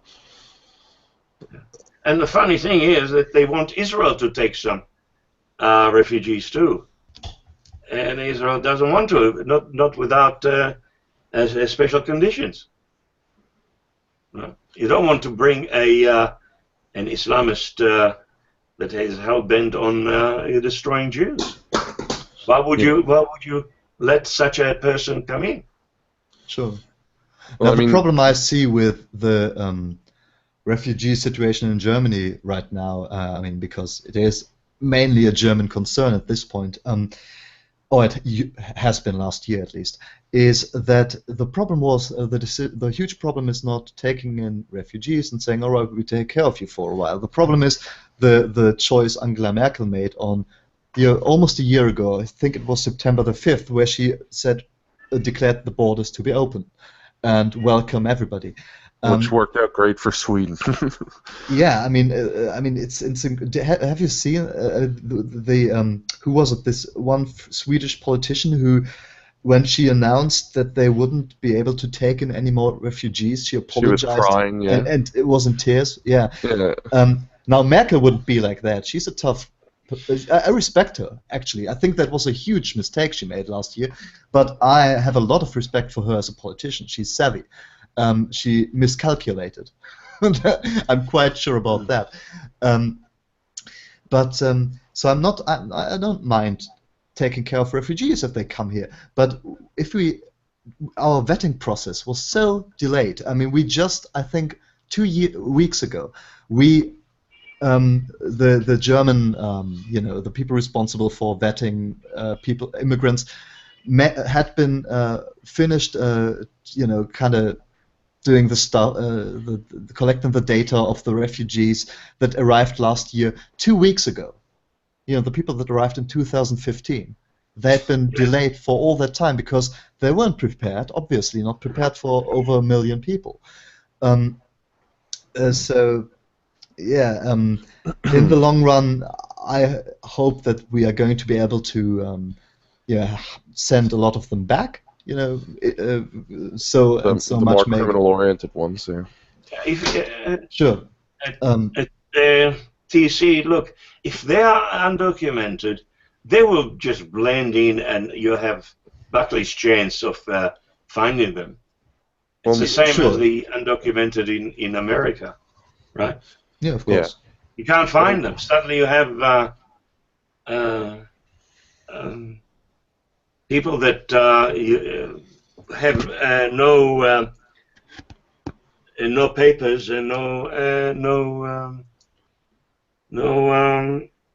records. Yeah. Well, yeah. An interesting we already have perspective. that. I mean, many people left their refugee centers and shelters to roam freely, try to get to Scandinavia, and then they didn't manage to, but they didn't return. So we already have a certain number of people who are basically lost. We don't know where they are. Nobody really knows. Yeah, I think it was like 150,000. I don't know the number, but yeah. Yeah, I'm again. Don't quote me. I don't have the numbers in front of me, but I thought that was the number I'd heard. According to Darkstar Omega. But an interesting side perspective. I know, like in school, there's this Muslim man, and he is integrated very well. He's westernized. He drinks beer. He doesn't go to mosque. He doesn't he's westernized. Like he said that there's a common trend around friends like him that don't go to mosque so much. Apparently, there's a lot of gossip there and stuff. But that they tend to hate Arabs. Yeah. They tend to hate the other refugees that come in that won't convert, like that won't not convert, but integrate. There's a typical trend of a very much of a dislike for them, and I was actually kind of surprised because there's a lot of misinformation floating around from all sides. But yeah, there's actually an extreme dislike for anybody who doesn't conform to the more Western culture. Yeah. You know something that tickled my fancy? Huh? The blacks in America. They say there are two types of blacks. They are blacks and they are niggers, and they hate the niggers. Yeah. I don't mind the use. I mean, Black Lives Matter people would tell me it's not. It's only a word. Yeah, sure. And I mean, to me, no social justice warrior would say it's on me to decide that. But to me, if I hear nigger, I always think of these ghetto gangster types, where the people that would refer to each other as niggers, and those are the people that your average African American would refer to as nigger, possibly as well. The people who are niggers. Well, I mean, it's that also speaks. Chris Rock did a brilliant piece on that. Yeah, about niggers. Yeah. He doesn't like niggers. Oh, it's funny. But no, there's especially in America, the culture there, it affects them economically and socially too. For like nigger culture, I guess you could say. Gang culture is the more polite way to say it. Well, like these people, they're getting huge swaths of welfare. They're getting just enough to live, and they go, well, I mean, like if you want something extra, you got to steal it or do something about it. Yeah. And because they like when it comes to socioeconomic status, it's not all of it because nobody wants to build there because of hazard risks. So if you need to pay people extra if they're going to get shot or you're afraid your buildings are going to be vandalized or anything burned down, stuff like look at Milwaukee that happened recently. Yeah. Who's going to want to build there? Who's going to want to put schools and hospitals in there? Exactly. Do you know that they somebody said that I'm not sure if it was a scientist, but the problem is that the number of African Americans single moms jumped from 60 from 15% to 70%. Yeah, that's that has to do with the psychology of two parents raising a kid. No. Yeah, but the thing is that they do it by choice because they get welfare. They go and they have sex with whoever. If they can get child support from them, good. If not, they send him to jail. But they still get money from the government. And that was they get baby bonuses and stuff. Yeah. Johnson, the New Deal to the new whatever they call it in the 60s too. It involved affirmative action and things like this. Yeah. Have you heard of the YouTuber Dinesh D'Souza? I heard of him. He's got a movie out now called Hillary's America, and it's also a book. He did something like a look at like the history of the Republicans and Democrats in America, and covered how they've kind of like they buy votes from black people with like welfare and stuff with their demographic, and he's dubbed it the urban plantation. And so they're essentially still slaves in the sense that we give you welfare for votes. And that's what they've done. Like you mentioned, TC, a little bit earlier in the stream that you think Merkel's been importing votes. Yes, sure. yes. Yeah, the Democrats have been doing that since the 60s. The Democrats in America have been doing it since the 60s. Yes. But at least the Mexicans and the Latinos, they have, in a sense, they came to integrate. They didn't want to separate themselves. They came to integrate because they are on the same, the golden rule upbringing that will get them. Okay, we'll come in. If we can get in, we'll better our chances. Send our kids to school. They have less animosity to the white society, much less animosity. The Mexicans or who? Well, Latinos, Mexicans. Yeah. Okay. Yeah, because they have the same upbringing. Which is actually, I found it interesting that like Donald Trump is polling pretty well with them, like in the sense of demographics, with the whole build a wall and deport stuff. Yeah, and have because to me it looks like a lot of them just want jobs now, like legitimate, well-earned jobs that they can get raises and stuff, and and he's doing decent, like with the black vote too, because people tend to want jobs. I mean, there's a video on Alex Jones's channel where it was just a Black Lives Matter person wearing a Guy Fawkes mask. It was arguing with another black guy with a Make America Great Again hat on. And he's also a politically incorrect user from 4chan, the guy with the MAGA hat on. Yeah. Tell me, there's a question. Who do you think will make it there in America? Do you have any idea? Honestly, if I were to guess, I think Donald Trump is going to win. And it's not trying to be. I don't, unless they rig it or something like that, because just from the general information, like seeing how many people are at it, and I know that means nothing. A lot of people will quote his likes on Facebook or his likes on Twitter. That means nothing. A lot of people follow him who don't like him. But just for the general people, and like looking at the polls, they shift up and down, and generally you just need to look at the distaste for Hillary Clinton. I mean, I think she's a bigger monster than Trump ever could be. Oh yeah, she is. I mean, we in Israel knew it as well, you know. Yeah, but what do you think I don't trust her. Yeah, why should anybody? I mean, she's proven that. But what do you think that? I mean, all the little scandals now and then don't matter. I mean, the election is a few months away, but when it comes to the actual presidential debates between... She won't debate him. She won't debate him. No. Do you think she won't? I'm sure of it. She shies out, because she's...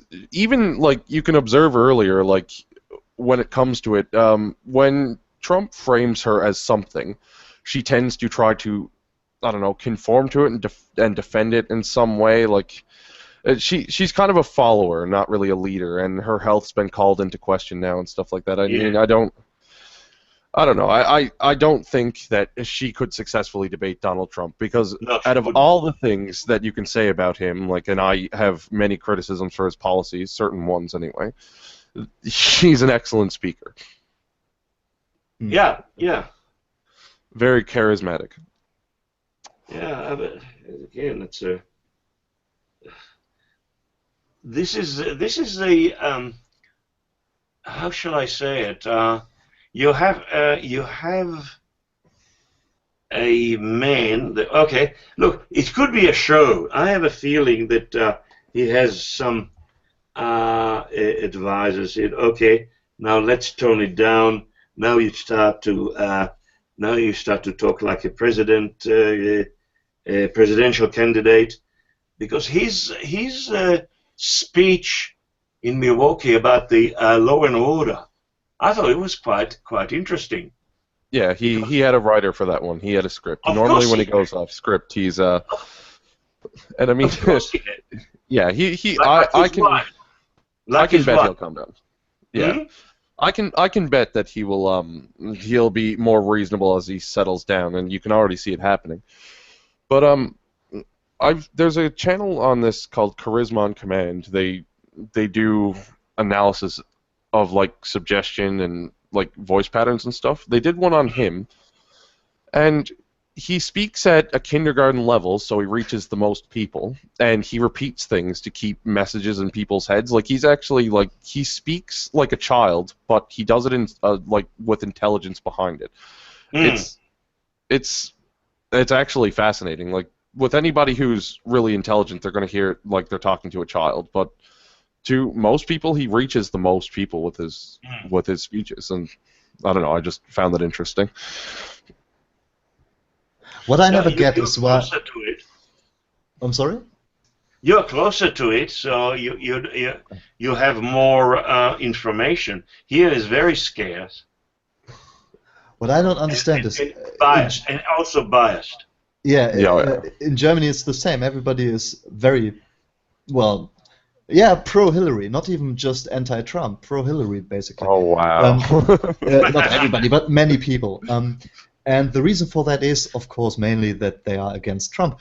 But if you ask them why, it usually boils down to, we don't want him at the button for the nuclear strike and all that, because he's a hothead. And I agree, he's a hothead, and he's thin-skinned too.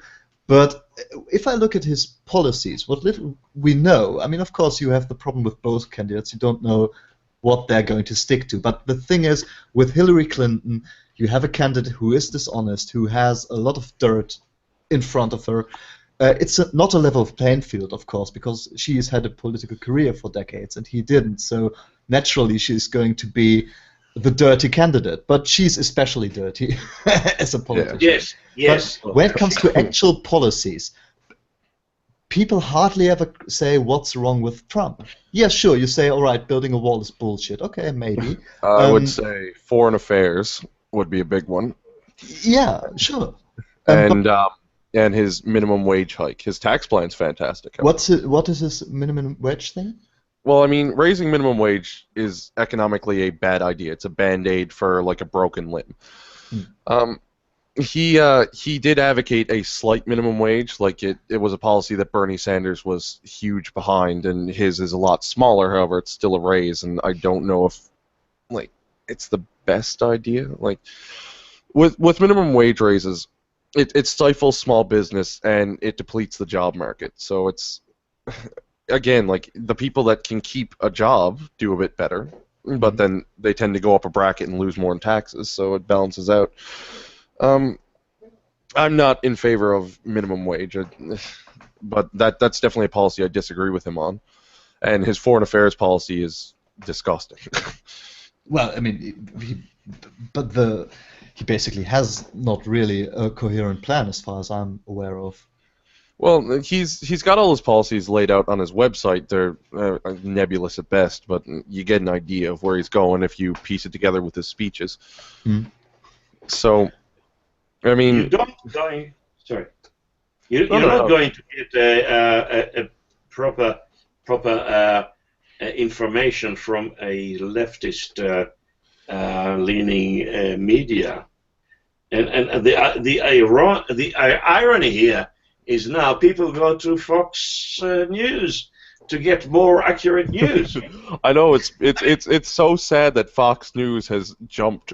Like, it has become Is this really the case? A little bit more. Yeah, yes. Fox News actually has gone out of their way to tell a little bit more truth than they used to, and it's just enough to be more truthful than CBC, Guardian, stuff like that. All right. I mean, that's good. Megyn Kelly, I think she's great. She actually pushes people to tell me this. I answer this, and they try. No, I want an answer here, an answer there. She's great. I mean, they get Ben Shapiro on there too sometimes. Another. I found his debate tactics to be probably the most fantastic, but he intellectually destroys people, and it's just hilarious to watch. I know. Thug life, huh? I think I've always only seen two debates with Ben Shapiro. One was about religion with Christopher Hitchens, which didn't fare too well for Ben Shapiro. So I thought he was an idiot for 10 years or something. I think he was when it comes to religion, he's awful. Like I watch him talk about religion, and I'm like, how can such a logical man speak that way? Ben Shapiro. Yeah, but then the other thing I saw was him debating, if you want to call it that, Cenk Uygur just some time ago, and it was embarrassing. I mean, not Ben Shapiro wasn't embarrassing. Cenk, of course, was embarrassing himself. But because yes, and I saw the interview on Rubin Report, where actually I started to really like Ben Shapiro. We were talking. Yeah. I was talking about Dinesh D'Souza right now. Sorry, I don't know why I got those two mixed up. Well, Ben did actually show up on the Rubin Report. Yeah, he did. Right. So did Dinesh D'Souza, but Ben Shapiro didn't do a debate with Christopher Hitchens. But it's basically the same story with him. I started liking both guys when it comes to politics and society. Yeah. What do you think of the Cenk Uygur interviewing Sam Harris? Oh dear.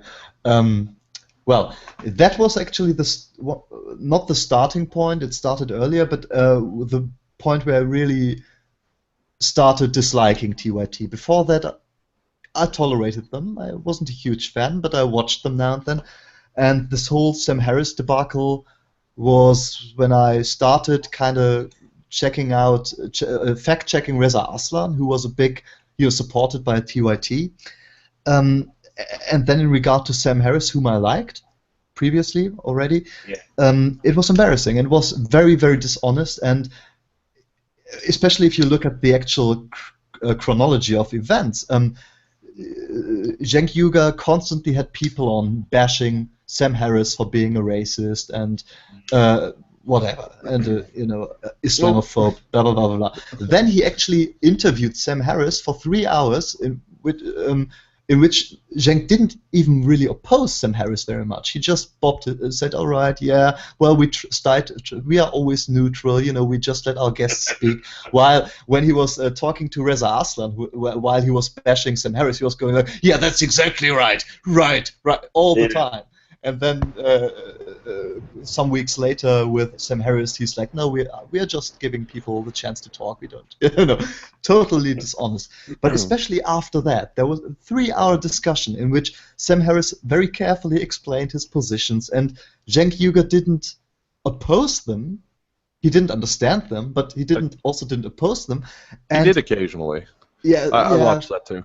Yeah, occasionally he was just impossible to speak to, and I mean, Cenk. But after that, he really dumped down. After that, he's still referencing Sam Harris sometimes, just out of nowhere. Like, well, yes, anti-intellectual, pseudo-intellectual Sam Harris, stuff like that. I mean, Sam Harris hit a nerve with that guy. I think that Cenk Uygur is a very vain man, thinks he's intelligent, and he is not.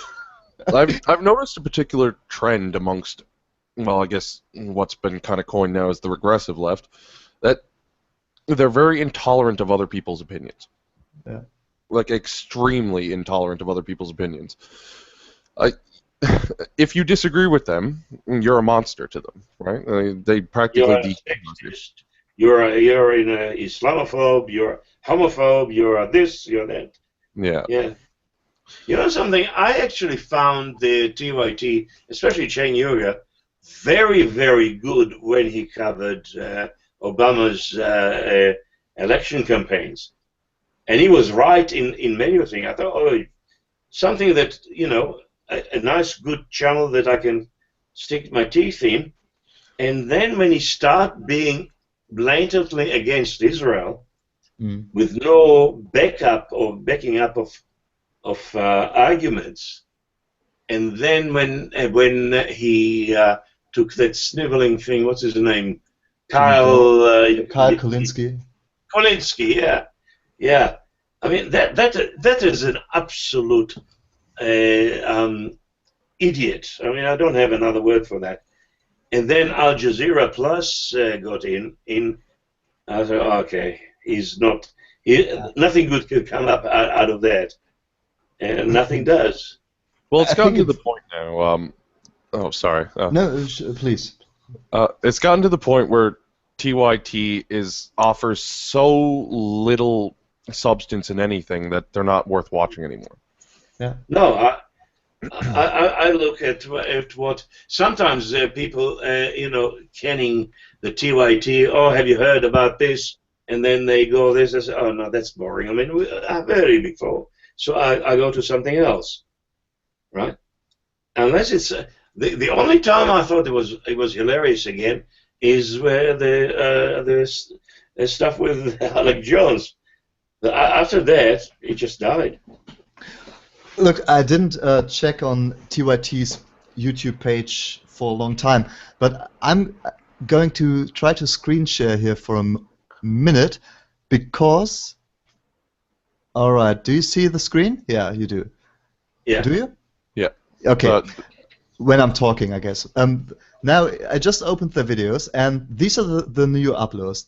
The first, and which show you what's wrong with them. The first one is Leslie Jones nude photos leaked after vicious hacking attack. Probably, that's going to be SJW feminist shit. Then student gets no jail for sexual assaults. Again, I mean, maybe they have a case there. I don't know what that case is about, but anything. Fake ISIS attack causes panic, which is going to be something like, well, yeah, everybody is panicking about the bad Muslims, but think about Christian terrorists, etc., etc. Then police forces Muslim woman to strip at beach. We know what that's going to be about. Lebanese man gunned down by racist neighbor. I don't know, but the racist neighbor is probably going to be a Jew. I'm not sure. Then U.S. weapons. What? I'm sorry? Maybe. Yeah, it's going to have a twist like that. It's not just going to be some Lebanese Muslim everyday neighbor. You know, there's going to be something like that. U.S. weapons to Bahrain spiked after, you know, every video. That's the problem with them. If they were talking about, you know, what's wrong with money in politics, whatever you think about it, but this is political content at least. What they're doing these days is just doubling down all the time on the things their audience hates about them. Well, on money in politics, Dinesh D'Souza does give a good counter-argument for that, because Cenk is against money in politics. He wants to see it out. Yes. But Dinesh argues that if you're working 8 hours a day and you can't devote your time to actually help the party, why not allow them to give the physical manifestation of your labor money to the party? And I mean, I think setting reasonable caps would be a more appropriate. Yeah, like in Australia. Officially, you have to have a cap, but now we found out that Chinese businessmen donated a lot of money for both parties, main parties. Yeah, internationally, the limits, I think they have minimums instead, which is, I find that pretty abhorrent. When it comes to, like, if I was holding down, like, a $20 an hour job and I wanted to support one of my parties, I think I should be able to donate to them. Sure. But to a certain level. No, what I think the problem is that this is the difference between, for example, the German system and the U.S. American system. You know, campaigns aren't financed by private citizens. Campaigns are financed by the parties, and the parties are financed by party members. Basically, of course, there's some funding going into it from states, etc. But roughly, so there is of course, a very direct influence that certain lobbyists, certain companies are able to take if they are allowed to just give infinite sums of money to their political candidate. Yeah, that's just what's going to happen.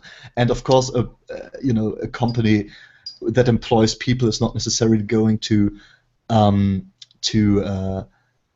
you know, share the same opinions and as their employees. So I think that argument is a bit warped. I understand where he's coming from, but I think it's a bit of a very naive view of what a company is going to want to do. That they are going to kind of do what's good for their employees is what I'm saying. I think that's not necessarily going to happen. So I think it's the problem. What I wanted to, you know, it's as you may see, it's kind of difficult for me to speak off the cuffs, which is why I usually script my stuff. Well, that's all right. What I wanted to say is that I think the model in Germany is a bit better because, of course, there are influential people who try to influence politicians. Sure, but party donations are illegal if they are not official, and if they are official, they have to be, you know, up to a certain number, and it has to be made clear and investigated that they are not actually influencing the decision making, etc. So the way that corruption, you don't want any conflicts of interest. Exactly. Like so the way that bribery works in Germany, in German politics, is that, for example, our former Chancellor Schröder, who, you know, politicians get jobs at very well paid jobs where they have to do nothing when their political career is over. You know, that's usually how bribery is done in Germany. Like, you get a great job. Same in America. Yeah. Tell me, they do that. They normally give really good severance packages in Canada. Tell me, is voting compulsory in your countries? No. No. It's compulsory. Every adult voting age has to vote. And if you don't? He has to go to the booth. He can he has to put a piece of paper in a whatever it is, in a slot. It could be empty, but he has to come and register. Okay, you've been there. Go to the booth, does whatever he wants, but it has to show up. And if he doesn't, what happens then? Yeah, what would be the punishment? A fine?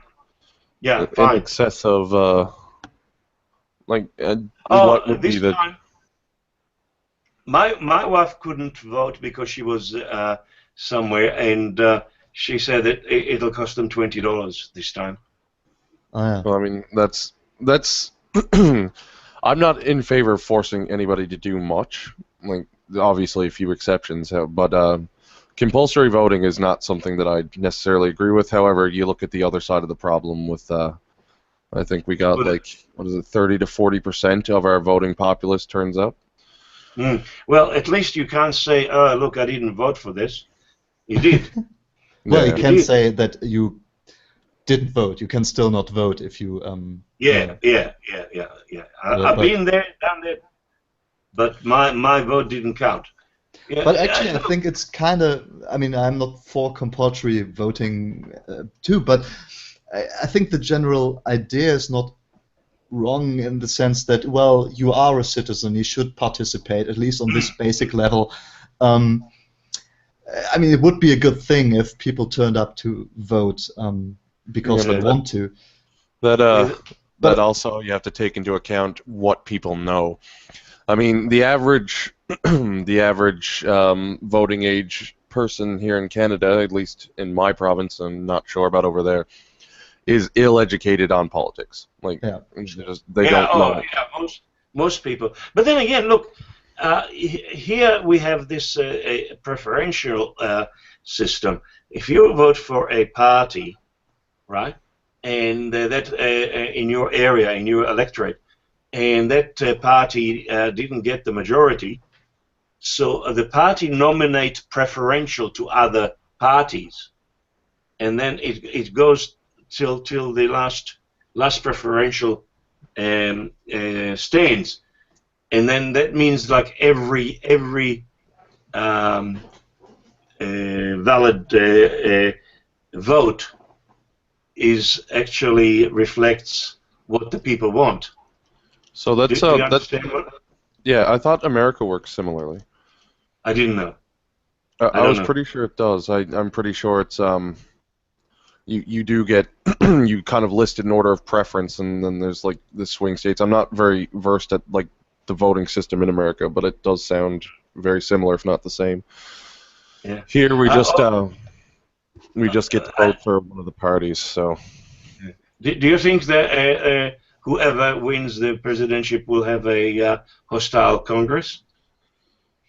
To some degree, yeah. And the Congress, from what I've heard, is a little bit more like conservative leaning. So Right. the problem is with Hillary. I mean, like, I'm sure she can get stuff pushed through. With Trump, he's more centrist when it comes to his policies because they're all over the place. So I'm sure there's going to be a few more left-leaning positions that he'd put forward that, you know, Congress wouldn't want. And I think that people don't understand that either. Like, I hear a lot of people complain about the government, and sometimes you look into it and you find out that it's been blocked by another part of it, right? Like in America, where they've got 3 levels of government, it has to go through all of it. Like, so it's not necessarily the president's fault. Okay. Have you heard the who? Hold on. Let me check something.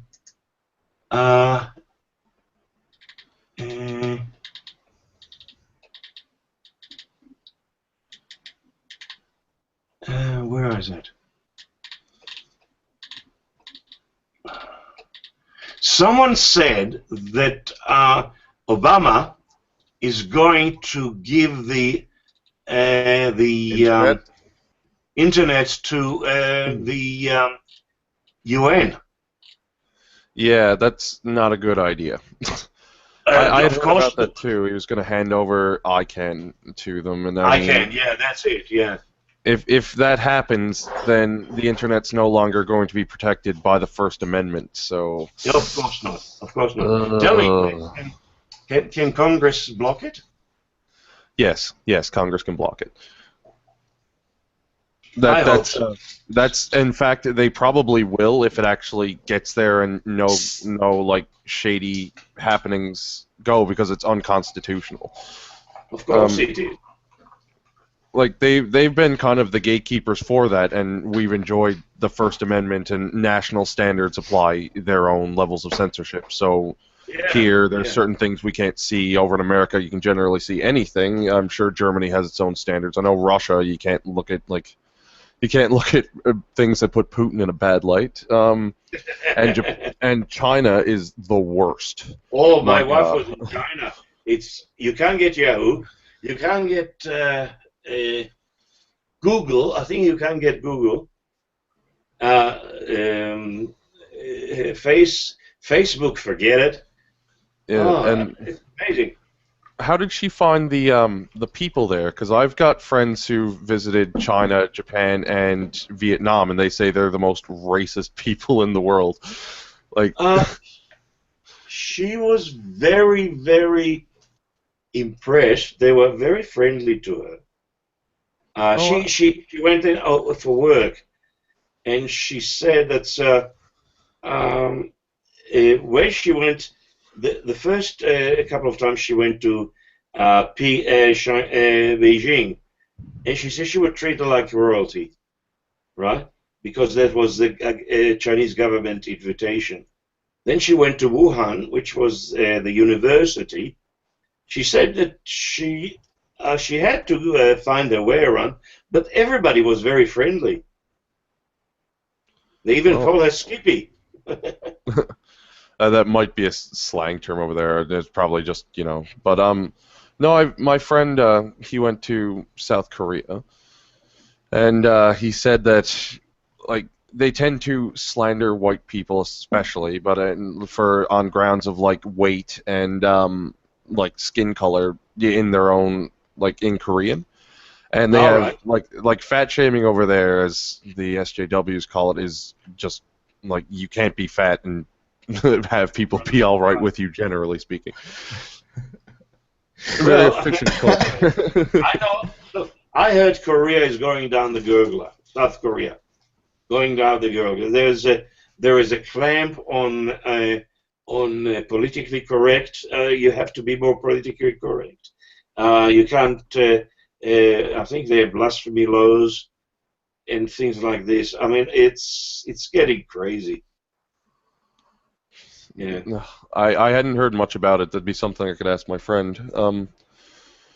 Really, like I know some of their censorship policies over there and how strange they are. Like you can't see the bottom of people's shoes, or if they feature an item in a movie from a particular make, they blot out the name or put tape on it, or make sure that the shot's handled a certain way. Like most of it's cultural, but other it's just strange. We actually have the same rules in Germany when it comes to filmmaking or anything that's being recorded. That you usually are not allowed to show brands as long as you are somewhat publicly funded, at least, because you're not allowed to sneak in advertisement. Yeah. Yeah. So product, huh? Yeah, exactly. Product placement, yeah. Product placement, yeah. Yeah, typically there was a couple of Australian movies that they did it blatantly as a humorous thing, There was a can of Coke on a table, and name faces the other way, so they turn it around and doing things with a blatant product placement. Well, it's there's a German satire party which is called The Party, where they actually have a seat in the European Parliament. They were founded by the editors of a German satire magazine called Titanic, which was a great magazine, and their main editor was awesome, and he founded that party, and he's sitting in the parliament now. And they, in Germany, when federal elections are coming up, every party is entitled to get spots for their political advertisements on television.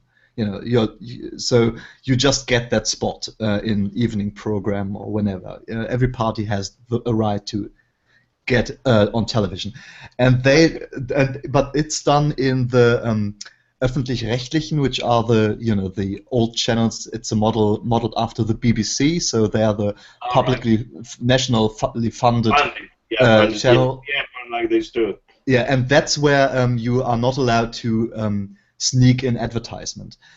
What the party did in their party spot is they were actually got some money from a little firm for holiday flights, and they plastered their entire set with their logo, just the entire set in a very bright, ugly yellow, because that's the color of the company, and everywhere the name was everywhere. Sometimes there were little model planes on a string flying through the image, and they did that to fuck with the with the funded because they, on the one hand, you're not allowed to do have ads on them. On the other hand, you are entitled as a party to present yourself, and so they did it. They did 3 different clips, quite kind of like that in a row. And it ended with the actual flight company just changing their name and their logo. It's an awesome party. I mean, they are actually regressives, if we use the modern term, if you look at their politics. But they are still very funny, and they did awesome stuff. I mean, they went to Georgia before the whole conflict broke out, and they just said that they are an important party, and they were greeted by the prime, the vice president of Georgia, and showed around the Stalin museum because the Georgian government thought that they were a very important German delegation, and they're just this fucking stupid party that are doing stupid shit all the time. I had met another German man on YouTube, and he had sent me a link of I think it was a Rammstein parody for Deutschland. Okay. And I'm wondering if it was the same people, because it was really funny. It's always possible. I'll see if I can dig it up here. The band Rammstein? The band Rammstein, yeah. They did it in the same style. I got it on go to this thing here, because it's still in the list. TC? Yeah? TC. Remember we were talking about one of your artists that made a song about Erdogan. Yeah. Remember? Böhmermann. Yeah. And he was supposed to apologize to Erdogan. If not, he would go to jail. What's happening with it? Well, no, the ultimatum wasn't apologize or go to jail. I think it was apologize or be sued, basically. Ah, right. Well, the case is still, happening. It's a bit of a sad story, I think, because Jan Böhmermann, I'm not a fan, because he's a pussy, basically. But he does do some things that are great. Now and then he does that. But that Erdogan song was great. No, he didn't do the song. The song was done by another German satire show. They did the song, but Böhmermann did the poem, which basically was like, fuck, he's fucking goats, and his penis smells like kebab, And so he was charged with, of course, insult, because that's a crime, and especially insulting a foreign head of state, which is one of these ancient laws we still have on the books. Which it's like British blasphemy laws, I think. They're never enacted, but they exist. And it takes a guy like Erdogan to sue somebody for that. Well, that's the problem with leaving it on the books. Like, we still have blasphemous libel on our. Yeah. I mean, that's in Australia, Canada. I mean, you share your British heritage. But as I said, those laws are very flimsy here, but we don't have blasphemy as such, except for Canberra. But it's the whole constitution is flimsy. It's they tell you what you can't do. Yeah. They'll never tell you what you can. So if you Alright. do something and somebody challenge it, the court decide what happens, and then it becomes the law. Mm. You with me? Yep. The German constitution has I mean, some people would, kick my ass for calling it the constitution, but because it was never, elected, blah blah blah. But the German de facto constitution has basically the opposite problem, which is that you do have rights. For example, it says everybody has the right to express their ideas freely. There shall be no censorship. But they immediately will backpedal. But they will not only say, all right, censorship, of course, you can't say kill all the Jews, whatever. But they will use very broad terms. Like in our constitution, it says something like, there shall be no censorship, but the limitations are limitations where you hurt, somebody's personal honor, for example. And then you have a term like personal honor, which which of course a Turk like Erdogan is going to read the way he does. I mean, he's going to say, "Oh, my honor is hurt," and I'm going to sue this satirist who said that my penis smells. So that's the problem with which is why I repeatedly, I think, said in videos that we don't really have a right to free speech, which of course isn't completely true, but the Damocles sword is always hanging over your head, in theory, in Germany. And we do have precedents for everything, so that's the problem. But back to Böhmermann, just to end that, the case is still, he's not on trial yet, I think, but he's staying quiet about it. Everybody is basically just staying quiet about it. But I don't really think that there's really anything going to happen, especially because German politicians, even if they dislike the insults, Böhmermann was on the safe side because he presented his poem in a way in which he said, well, Erdogan, this is what you are not allowed to do, and he presented it like an educational thing. That now that I think about it. Oh yeah. The same guy had actually sent that to me with this. It's from Achtung, the magazine. It's a Neo Magazine Royale. I am not so good at reading in German. Neo Magazine Royale. Yeah. Neo Magazine Royal, something like that. Yeah, that's that. Yeah, Achtung. Yeah, now I've seen that. Yes, in the style of Rammstein and. Be Deutsch. Yeah. But no, he had actually sent me the link to that and the poem where they said what I'm not allowed to say is, and then went on. Where did you find the poem? Because even when I made the video back then, I didn't manage to find it anywhere. Here. I'll see if the link is still in here, because yeah, sure. Because I couldn't find that because it's been deleted everywhere. But the Erdogan song I think was great. I mean the satire magazine that did that is called Extra 3, and they have some great stuff sometimes. And the Erdogan song, it's great. It's fun, and that's why I felt the need to translate and sing it. I think we will need an English translation of that. And a lot of people tend to not understand that it's kind of difficult. I mean, like, I do enjoy Rammstein's music, but you look at the lyrics, or you listen to them sing in German and in English, and you'll find that they have to swap it to make it flow better. Well, you guys, something a bit different. Speaking of freedom of speech, well, have you seen Amos Yee?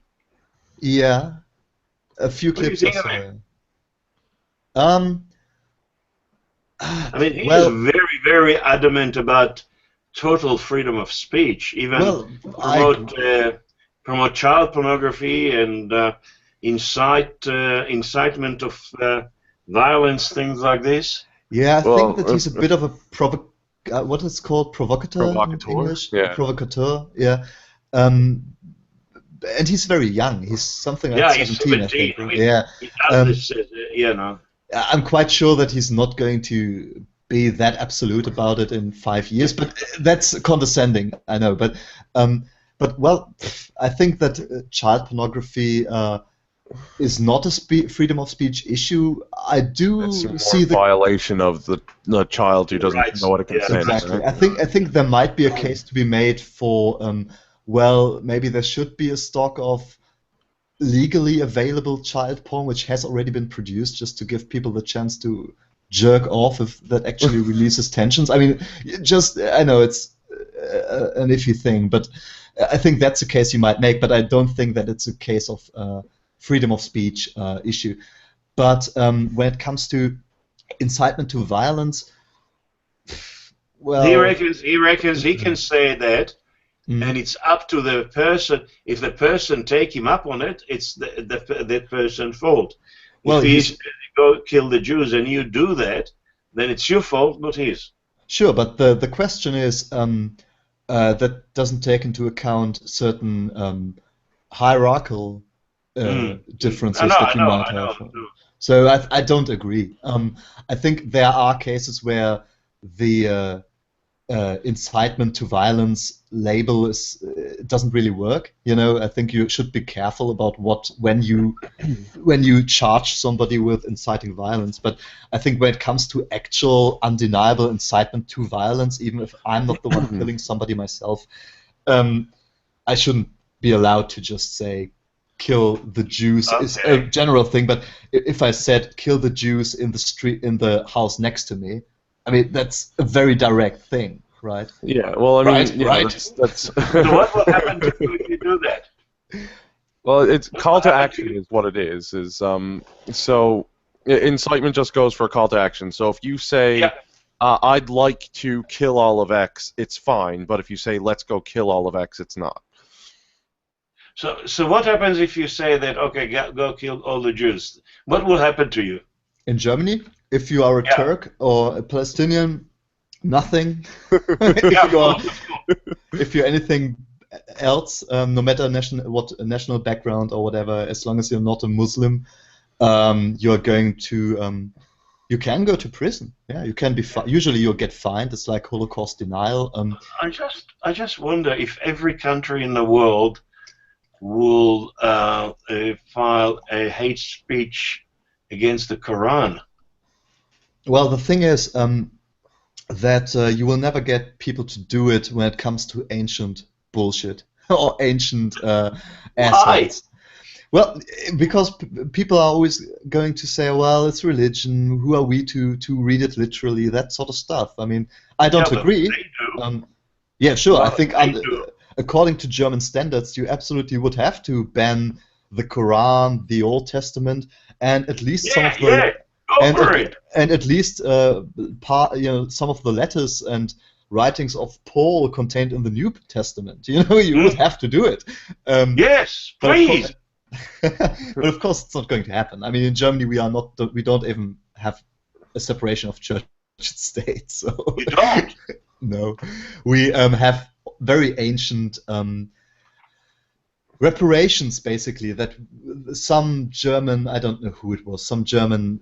It was even prior to the German emperors in the 19th century. Somebody said, all right, due to the reformational wars in the 17th and 16th century, there were churches, both Catholic and Protestant at a later time, that were destroyed, that were just seized, and in order to atone for that, at some point, I think 150 years ago, maybe 200 years ago, the decision was made that the state would provide these two state churches with certain services, like, for example, collecting their taxes or funding them. That's why we have Catholic hospitals, for example, in Germany, where the Catholic Church as an institution pays like one-digit percentages, and over more than 90% are taxpayer monies, not church taxpayer money, taxpayer monies, just all taxpayers. And what the Catholic Church, basically with that 1% digits, buys the right to discriminate against against employees that are gay, against employees that that had a divorce, that sort of shit. Yeah. So it's very intertwined, and the Protestant church, the evangelic church would be the direct translation, which is much milder than the Catholic church usually. It's the same thing. So they are, for example, I was talking earlier about the German funded, about the channels on radio and the media that's funded by the state. They have a board of people who decide on what can be aired and what can't. If such a decision needs to be made, usually it's producers who make that decision, but in certain cases, and they are representative of the parliament. There are so many conservatives, so many social democrats, etc. But there's also a Catholic bishop, an evangelic bishop, etc. So they who just get their seat there because that's how intertwined we are. And there are other examples. And that's why I've actually, and I don't know whether this is going to make this conversation explode, but I've come to a point where I'm thinking about whether it would make sense to grant not the same, but some funding to, for example, mosques, which seems counterintuitive because I think it sounds like throwing money at a problem. But one of the main problems we have with radicalization coming through Islam is that we, as a state, as a society, have no control over their religious institutions. We do have control over the Catholic churches and their employees and their priests. We do have some control about over the Protestant churches and employees and their pastors. We don't have that with mosques, whatever denomination we are talking about here. You'd be thinking about putting it in the public sector so that the government has a say at what's going on? Exactly. That's what we are doing with the Catholic and the Protestant church. If you're going to be a priest, you study that, and it's a German study course. You're not, you don't go to the Vatican to learn how to be a priest. And on that level, I think it would make sense to include some mosques at least, because then you are able to say, there's a saying in Germany, Zuckerbrot und Peitsche, basically cake and whip, how to treat somebody. You give them a cake, like yes, you get some funding, tax reductions, whatever, and then there's the whip, and you say, and by the way, you are not allowed to just have some imam from Saudi Arabia or Turkey who doesn't even speak German preach to your believers. Yeah, community, exactly. Well, after the terrorist attack in France, like what the Eagles of Death Metal show, this wasn't very popular news. I had to dig to find this, but they had raided several mosques. Yeah. And they found that news story was buried. Yeah, absolutely. Yeah. I found that like they found a lot of ISIS propaganda videos and two different news articles I'd read. One said that they had found guns, and the other one left that out, and they both said that they found ammunition.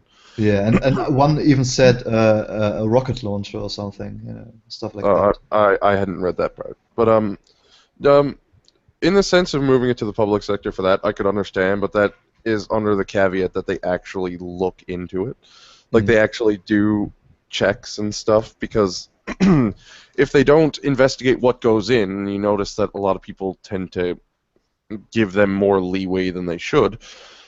I'm not sure that all that would do is just hand them funding and, I don't know, enable them a little bit better. So there would have to be some kind of promise that they would actually investigate into it. Sure. Yeah, absolutely. That has to happen. Would have to happen. I mean, it has to happen anyway. France is going through its phase of kind of ham-fistedly handling the whole problem they've had for decades now. Like, I don't agree with everything, but right now they're kind of very authoritarian in regard to that, with their burkini ban and all that shit.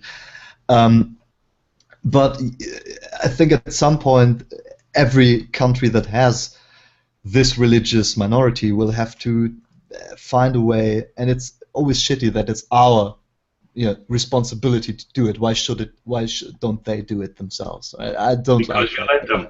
Because you let them. Yeah, sure. Yeah. Yeah, but I think that control is an important part of that. Not in the sense of mass surveillance necessarily, but in the sense of demanding something from these people, demanding them to become members of a civilized society. Try that. Try that. Yeah, Try that. I dare you. Try that. Yeah, I'm not very optimistic. I'm just pondering possibilities of what to do, because whatever, even in Germany, where we are quite good in European comparison as far as the opinions of our Islamic minorities are concerned, but even we have a staggering. I mean, I made my Muslims in Germany video and stuff. We have a staggering amount of shitty attitudes within Islam, and we have to deal with it in some way. Again, it all comes down to integration, and I mean, they wouldn't integrate. They are not going to integrate. Well, the only integration that they want is you integrate to them. That's part of Islam. Have you heard of Dr. Werner, Political Islam? Have you heard of that? Yes, I've seen a lot of that stuff, but it's not all of them. It's the ones that do get fundamental, and unfortunately, that tends to be a lot of them, and that's enough to cause the problem. Sure. So it needs to be handled very delicately, and the best way would be to, nationalism would technically solve the issue until everybody integrates, and then reopen the borders. I mean, oh God, it's such a mess. Like, and if Takya, I think it is, mm-hmm. The ability to lie about their faith, if that wasn't in the Quran, then we'd be fine. That's probably the biggest X factor here. Is it allows you to lie to non-believers, and it muddies the waters to trust anybody. Doesn't it? As far as I know, strictly speaking, it's a Shia thing, isn't it? Like when you are, because the historical precedent is that as a Shia minority, you are in a Sunni majority country, and you are lying about that. I'm not sure, however, how much, but I would have to look into it. How much that is referring to actually Muslims in Christian nations or in pagan nations, whatever. I'm not sure. To my understanding, Sunnis can do it too, and I can't remember the name of the third one, but like Sufi. What is it? Sufi. Okay, yeah, Sufi. Yes, they're they all tend to dislike each other a lot. Well, just had a killing spree, partially due to that unit. Sufis are usually stay out of everything. Yeah. They also have the Ahmadiyya. What? They are sort of a offshoot of Sunni, but they are the only one that have they are going towards science. There are two scientists, Nobel Prize laureates, Muslims. One is physics, and I think one is in chemistry, and they were from the Ahmadiyya. So they are Sunnis to some degree, but they are considered kufr. Yeah. Yeah. I mean, it's always, I think, a good sign if you're not too familiar with one Islamic denomination, because that means they are not causing that much trouble. So, yeah. Well, I know Sunni and Shia pray in the same mosques. I'm not. Have you heard of the abrogation? Yeah, and I've spoken to my friend a lot about this, and I don't think he's going to remain Muslim personally. Like, he's not. He drinks alcohol, and he smokes. He also smokes weed, and he tends to very much not like people who do that stuff. He doesn't like going to mosque. He doesn't like to pray every day, but he does still believe in Allah. So I don't know how that's going to go. Okay, I can tell you now. You know those 19 people that went on 9/11, right? They were students. They were highly educated, and they went into parties. And before they boarded the planes, they hired a lot of porn movies, and they had drinks, and that's how they went, right? You sure? Because if you kill for Allah, doesn't matter what you did before. That's the only way you are guaranteed to go to paradise. Sure. Any other way, you can be as pious as you want. If you've done one thing wrong, you're fucked. That's the problem. So the only way to do it, to guarantee going to paradise, is kill kuffars. And the more, the better. But in regard to the problem. Yeah, sure. That's the ticking time bomb or sleeper cell element. You know, how many sleepers that don't know that they're sleepers themselves do you have? But in regard to, you know, the friend you just talked about, or some people I befriended in my life because I've always lived around many Muslims just due to the places I lived at, is that you of course have the same dynamic that you have with Christians, that Christian deists are very often going to tend towards some deism that has some resemblance to Christianity, although why should they? They're just deists. They don't believe in a personal God. And that of course exists within you know, Islam as well. I mean, not within Islam technically, but Muslims can make the same experience. Now, that's the problem, though, that you don't necessarily know, because you might have the element of somebody being taught it's a sin, like it may have been the case with the Orlando shooter, who apparently was gay, as far as I know. I didn't follow the story, but and he at some point decided. He may have been guilt-ridden over his religious upbringing, so you may have that. That's a risk you have with these people who have been indoctrinated by an ideology like that. But it more strikes me as, like, I don't know, like a religious crisis partway through. Like if it's true, like what the people that boarded the plane, sorry, I'm losing my place here. If you go through life living in a more Western way, and you do have a religious crisis, so if you still believe in Allah, it might be reasonable to think that they'd take the only way out that can still guarantee them heaven. Mm. So, like, with 9/11, for example, if they did kind of put their religious upbringing and their religious practices on the back burner, and they realize what they've done, maybe that was their way to still make it back.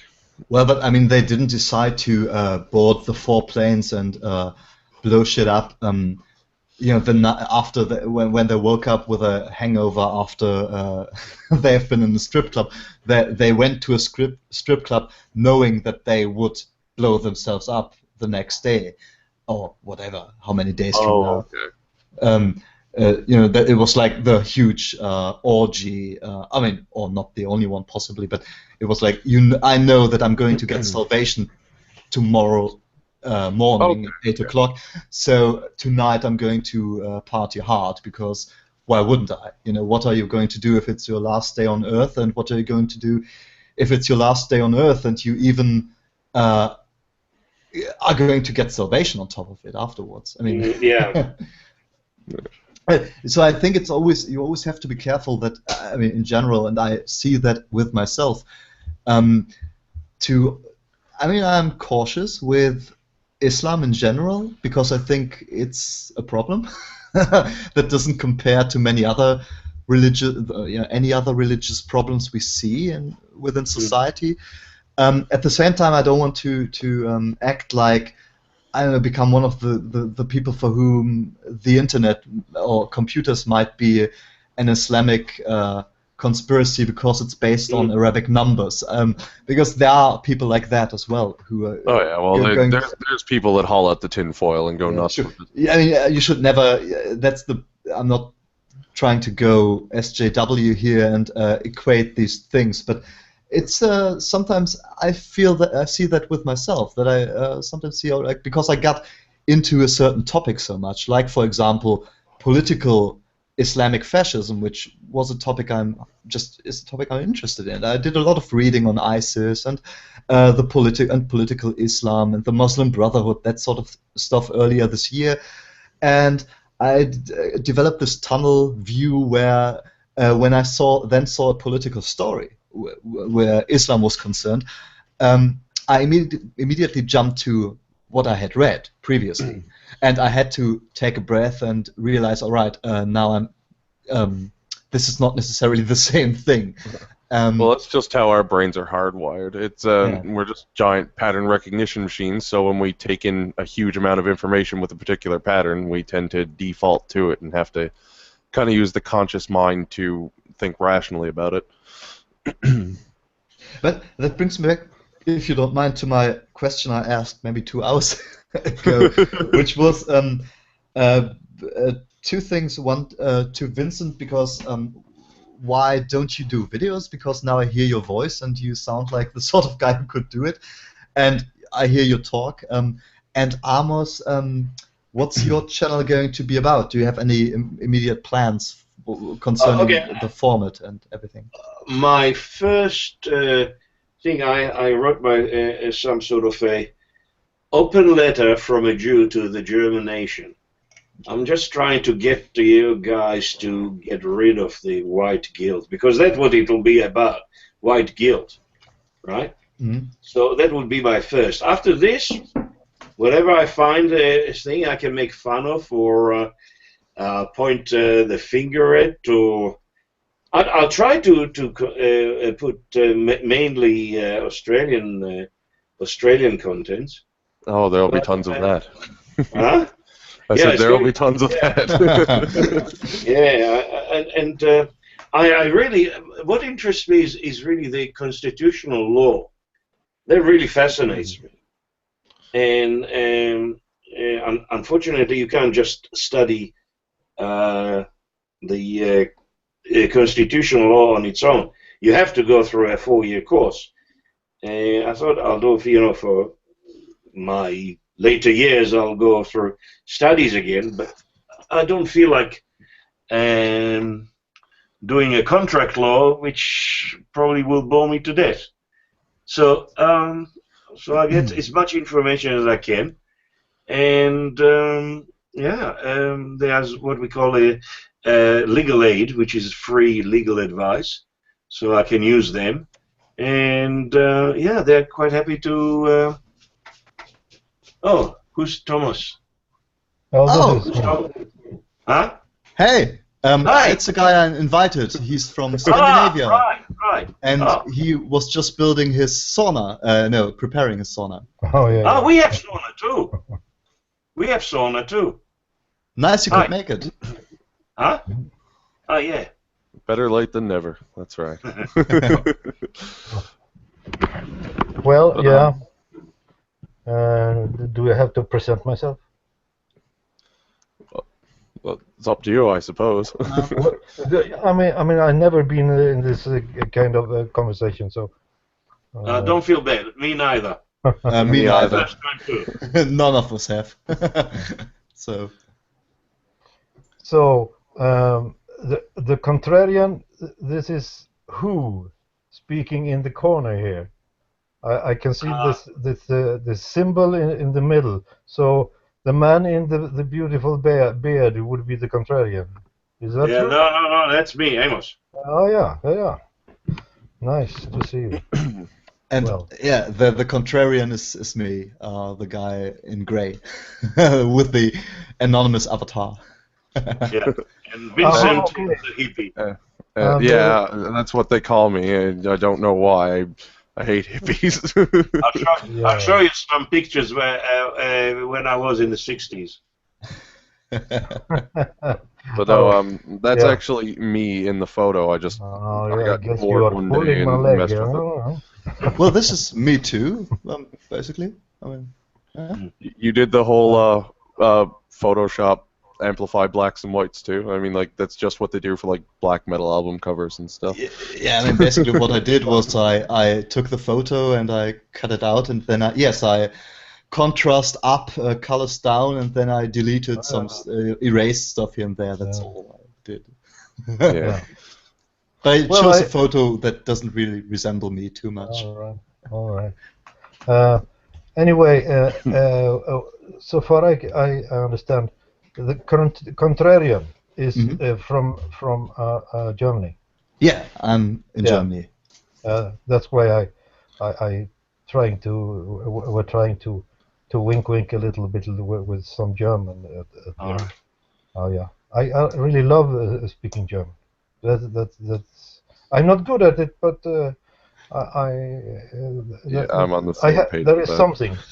Yeah. Where are you from, Thomas? I'm Swedish. Swedish. So I'm Swedish, from originally from Gothenburg.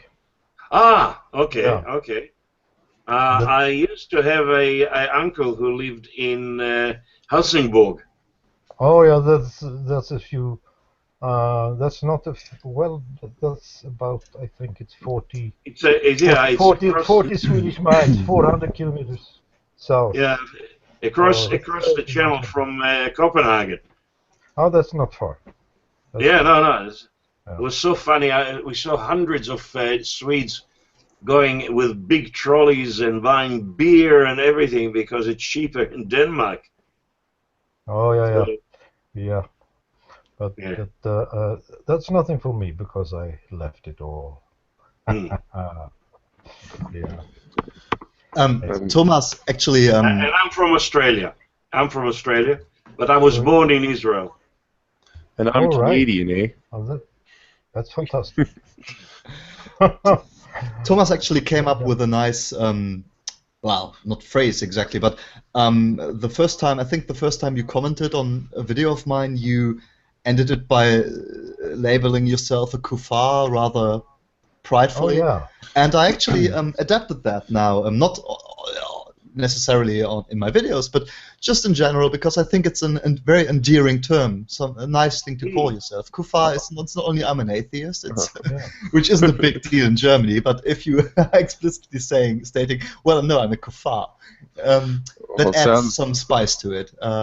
It sounds more meaningful than my first post. What was your first post? Yeah. I had asked if you would mail me a cigarette. That was you. That was me, yeah. The thing is, I only thought about that 2 weeks ago, or maybe a month ago, I don't know, because I just realized that it's not mandatory to write your address on an envelope. I always thought it was, but it's not in Germany. It's just you usually do it.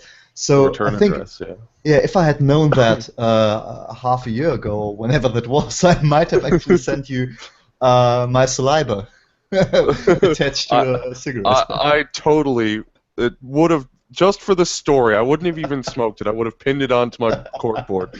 And maybe send me your address. I'll try to do it. It shouldn't cost much.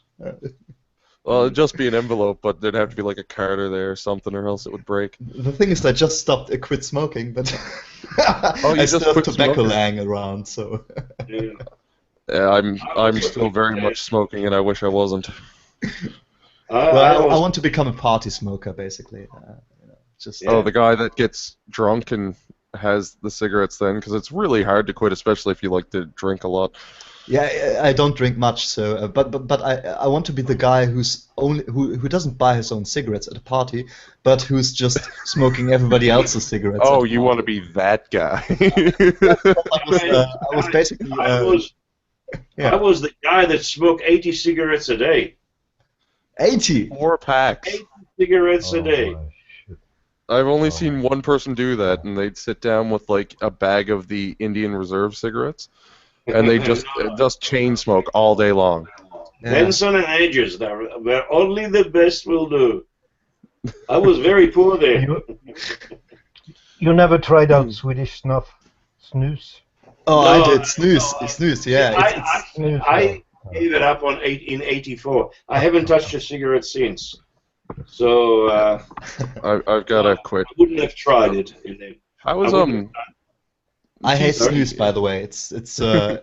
I always end up swallowing the the shit that you get with snooze. But it is really addictive. It's like heroin. You cannot stop. It is? Yeah, it's really addictive. You talk about nicotine, don't you? Yeah, of course. You put it under your. In Sweden, we put it under our upper lips, and then we just. Yeah, I think it's more addictive than heroin. Yeah.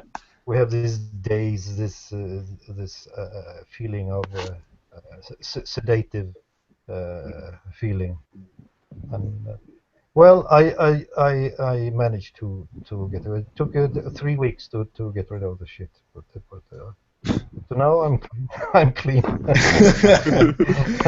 Now you just have to get the dried fish out of your system. Just out of curiosity, there's a lot of slams in Canada about U.S. beer being really weak. How is the strength, like alcoholic strength, of booze over there? Where? In Europe or in Scandinavia, more specifically? Anywhere where anybody is, just out of curiosity. Yeah, well, I'm not a very good beer drinker. I have 2.2 volume percent alcohol. That's my limit. So I haven't got a clue.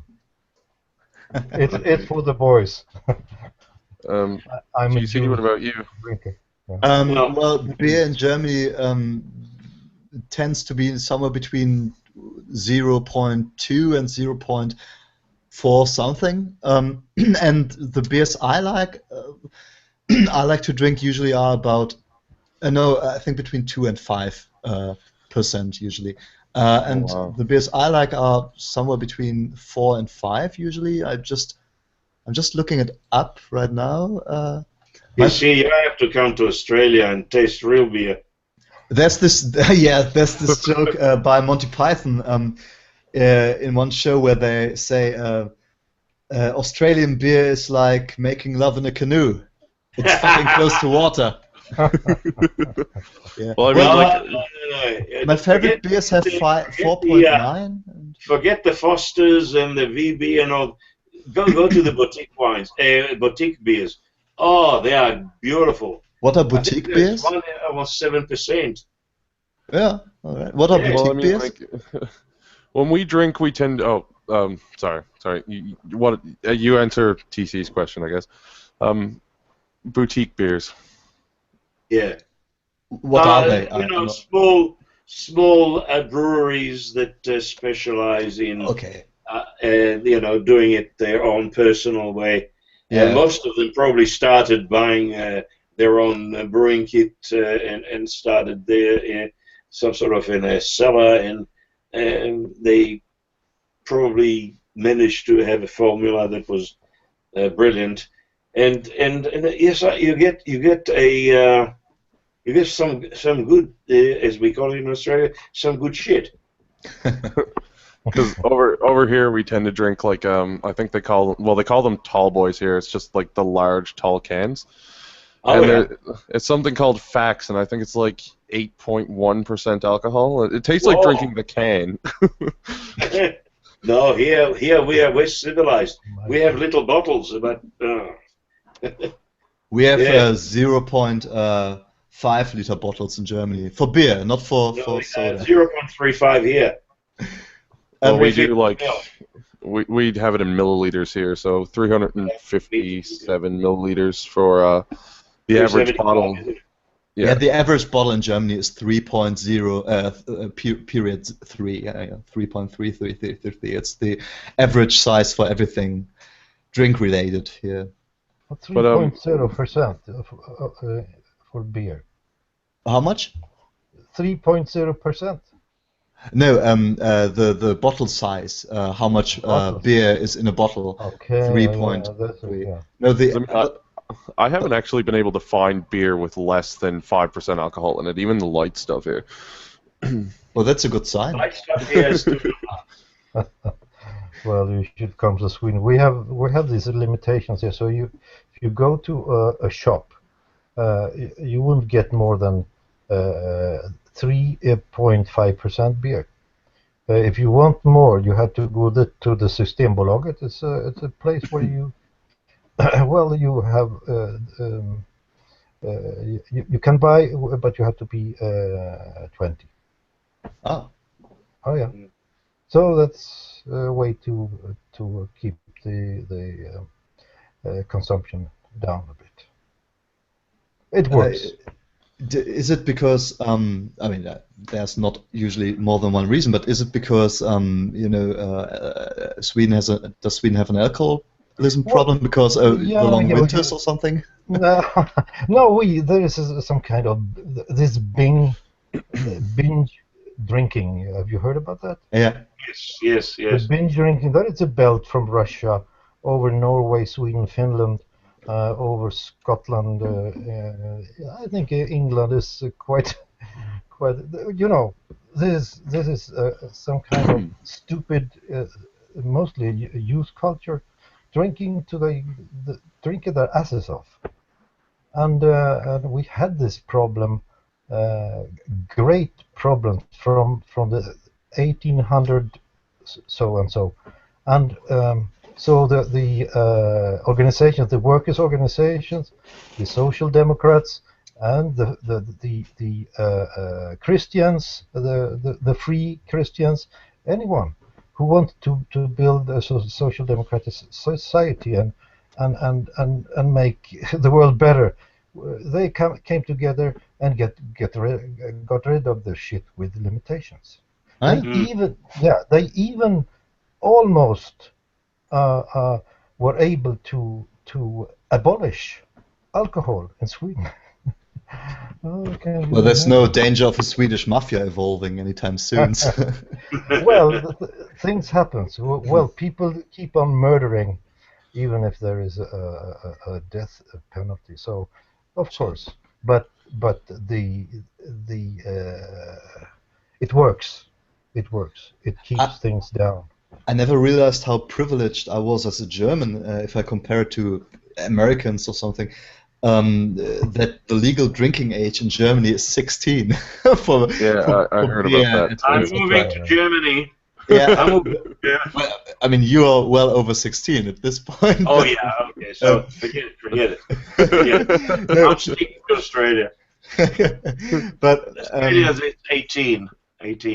It's 18 for strong alcohol in Germany too. But for beer and stuff like that, it's 16, which means that you get effectively means that you get beer in stores at 13 at least. That's what it was like when I was. Actually, you can actually have a child drinking alcohol if he's accompanied by a responsible adult. And he has a word responsible. And he has a meal. Yeah. Well, it makes sense. I mean, I think it's a good thing. I guess. I mean, my daughter is 3, but I think if she's turning 13 or 14, then I'm going to have a drink with her at some point. I mean, better me than. I was drinking at 14, and we got all the binge drinking out of us then. Yeah. But legal age is 19 here for buying cigarettes and any alcohol. Oh, yeah. So. Yeah, I think I started drinking at 13 too, and I think pot at 14. I mean, I never smoked pot very much, but now and then just trying it. I tried weed at 18. I never touched it again. It doesn't do good things for me. Well, I actually had one because I've never been much of a pothead. When I was a teenager, what I did was stuff like acid and mushrooms, that sort of stuff. But last summer, a year ago, my girlfriend and I were in Amsterdam, in Holland, in the Netherlands, and we smoked some pot there, although both of us are not really into it. And the first one was great on our camping site. It was fun. We were laughing our asses off. The second time was in the middle of Amsterdam, and I said, I was like, well, shouldn't we smoke the rest of it? And she was like, no, let's do it when we have some peace. But I was pushing for it, and it was so terrible. It was one of the worst trips I've ever had, because we got tired and we sat down on a bench, and she fell asleep, and at some point I smelled a fart or something, and I was worried that I had farted, and and then I was worried that I had shat myself for 2 hours, I think. And when we finally walked back to our camping site, I was always like, walking through Amsterdam, thousands of people around, and I was always trying to kind of secretly get my hand beneath my trousers to feel my buttocks if I had shat myself. Oh, it was so bad. It was so bad. My last last time. When it comes to I must be the most boring person here. I'm your Daeshi. I promise you. I don't use alcohol. I didn't try out a pot. I want to abolish a lot of that shit. I think it's crazy. As a baby boomer, sorry. As a baby boomer, I don't want to brag. But, okay, no, we're listening. Well, we didn't have the shit that you guys have today, right? We didn't have meth, and we didn't have amphetamines. We didn't have. Yeah. Well, we had heroin, and we had the cocaine, and we had the LSD or acid, and what else? We had hashish. Yeah. Which is a compacted weed, they refine the oils and stuff. Yeah. No, I tend to stay away from most drugs. I've got I kind of react similarly to weed as someone else would acid or mushrooms. I hallucinate on it, so I don't do it, right? Which is an odd happenstance when it happens. I remember smoking a joint with my fiance, and I was watching little gremlins run out of holes in the walls for a while. And I was like, no, not doing it again. Yeah. Oh well, I saw colors really. That's the LSD, is colors it? And taste. When I took LSD, color and taste, and well, it messes with your mind, so you can taste colors and see like sounds and flavors and stuff. It's weird. Yeah. Well, I never had that, but yeah. Well. For every word you say, for every sentence, I feel more and more boring and daeshi. Well, you don't have to feel bad about being boring as long as you are still a kuffar. I mean, everything is good. Oh yeah, on my book. I would be quite a good Muslim in many respects. I tell you, there's one little what do you say? One little glitch in this one, a little problem. There is no dictator in the sky. Sorry, what? There is no dictator in the sky. Right. Yeah. Are you one of those, huh? I'm one of those. Skydiving. But I would like to talk about this really because it is a philosophical and political question, isn't it? It's sociopolitics, isn't it? Because well, my basic statement would be that it resembles religion because it makes you a little bit weird, and you leave the real world, and you have problems to get in contact with reality, and you make things up, and your will to go further and make a better world is not that interesting if you go into it. And that was the basic ideas of the Swedish socialists and the religious left, so to speak. So it worked.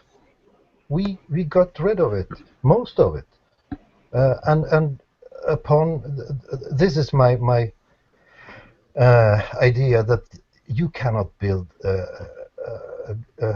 nice, good, and caring society with religion. It fucks things up, and it resembles the alcohol and drugs. It has some kind of resemblance. That's my basic ideas, and I would like you to comment on that. The good thing is with alcohol and drugs, it ends. You start. Well, really, when it comes to religion, it's more dogmatism than anything, and people can be dogmatic in anything. When you're a fundamentalist in whatever your beliefs are, whether it's religion, particular field of politics, anything, that's when it tends to cause issues. Look, when I grew up, my parents never pushed religion. I think my father was an atheist. He never spoke about that. My mother insisted that we are traditionalist, but she would eat ham as much as any good Dane at any time. So for me to understand religion, like in Europe, right? I'm talking about Christianity now, right? Yeah.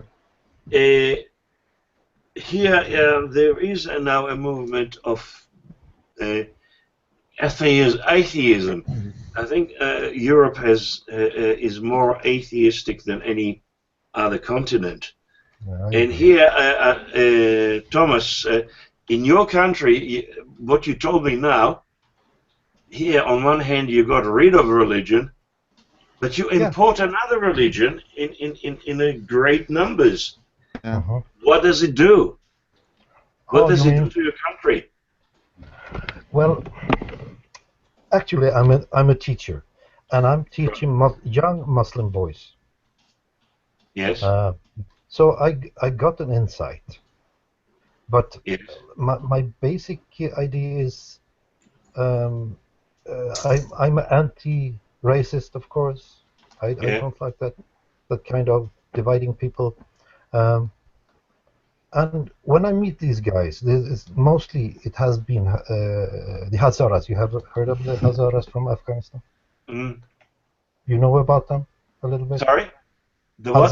The Hazara people from Afghanistan. No, I don't. You never heard about them? Well, no, I was with great contact with the Palestinians because I lived in Israel and I fought in the 3 wars, so I know a little bit about the Arabs around us. Yeah, but they are Shia Muslims mostly. Like other friends I got from southern Iraq. I have some Sunni Muslim workmates, and I cannot understand that. Why would they pose any threat to our society? Because most of them I talk to, they are nice, caring, and good people, and of course they are Muslims and they are deluded about this Muhammad shit and all that. But there is one person in 150 young boys that is really a freak, a jihadi, and that's all. And that's all. Well, I mean, then it's again. The thing is that the Shia guys, they are that tend more to leave the religion when they come. Yeah. I mean, like, again, we had mentioned Takya previously, and it's, again, one of those things that tends to muddy the waters when it comes to picking out good people versus bad. And But you know, I have young boys. They don't. They cannot use it. They are not that shrewd, so smart and planned in their when they talk to us, and they are just young boys, and they don't give a shit. I promise you. I agree Nobody. that most of the Takia talk is usually a bit conspiritual, I think is the adjective, right? Because it's like you have a tenant and you're scared that everybody will follow that tenant when there's no actual reason for a Muslim, for example, in Germany, to hide his religious feelings because it's not going to have consequences anyway. well, I've noticed that yes, a lot of them don't tend to use that prefix, but a lot of them do know about it, and that's just what clouds it a little bit, right? Especially for people, and it gives like ammunition to certain groups. Yeah. I mean, it's just kind of like that lingering doubt in the back of your mind, right? And Yeah, yeah. you know, it's just I'm not saying that all of them use it or any of them use it. Obviously, some, but it's just again like it's a legitimate card that tends to be pulled up even if it is used in conspiratorial fashion. Yeah, I think Thomas, you and I may have a similar experience or attitude towards Islam and Muslims, because I've been living with Muslim areas for years, and I'm in my line of work. I meet a lot of them, young ones too, and I always see people who are nice, like everybody else is. But this lingering suspicion I have, but I don't have it towards Muslims per se, but towards religious folks or people who are dogmatic in their political beliefs as well. Just this lingering suspicion of, I don't know whether I can fully trust this person if he or she is willing to subscribe to shitty ideas, although I know that not everybody is, of course, taking them seriously or knows about it.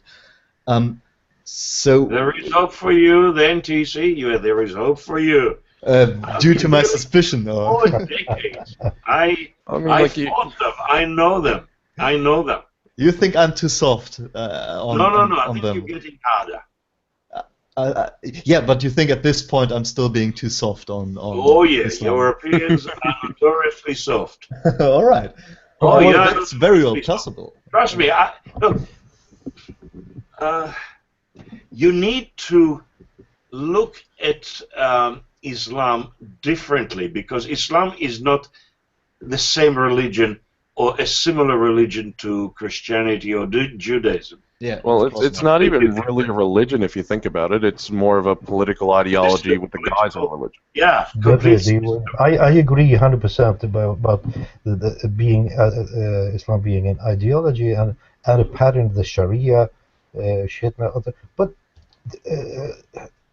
I cannot see that these boys first they don't have this. They don't know anything about their own religion. They're Shia. No, most Muslims know nothing about Sharia. They know nothing about the Quran. They know nothing about the Hadith. Yeah. They basically believe what the Imam says. Exactly. And the Imam can tell them whatever they want to hear.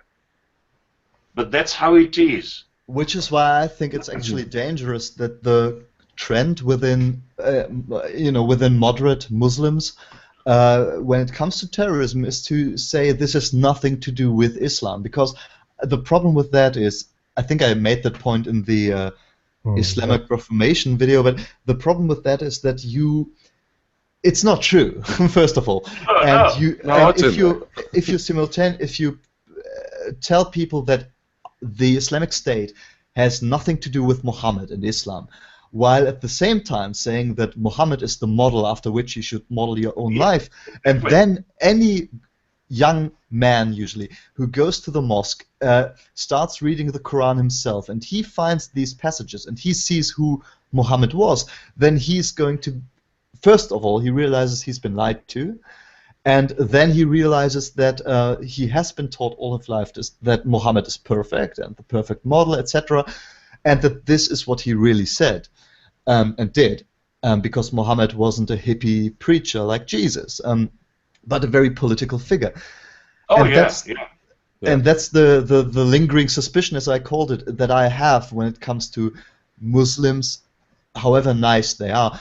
But I think the difference is between, Amos, your experience and mine, is that you experienced Muslims as your hostile, the citizens of your of the neighboring states of Israel, which were very hostile towards Israel. Whereas my experience is, of course, Muslims, most of them Turks in Germany, who are people that came here for very simple economical reasons, or because they fled in 1980, which is a large portion of today's Muslim population. People who actually fled from the purges that were going on in Turkey. So that's a huge difference in our experiences, I think, when it comes to my experience with Muslims. Most of them are Turks, and most of them primarily are people that have had no reasons to be hostile towards me. I mean, not saying that people, that Lebanese people have a reason to be hostile towards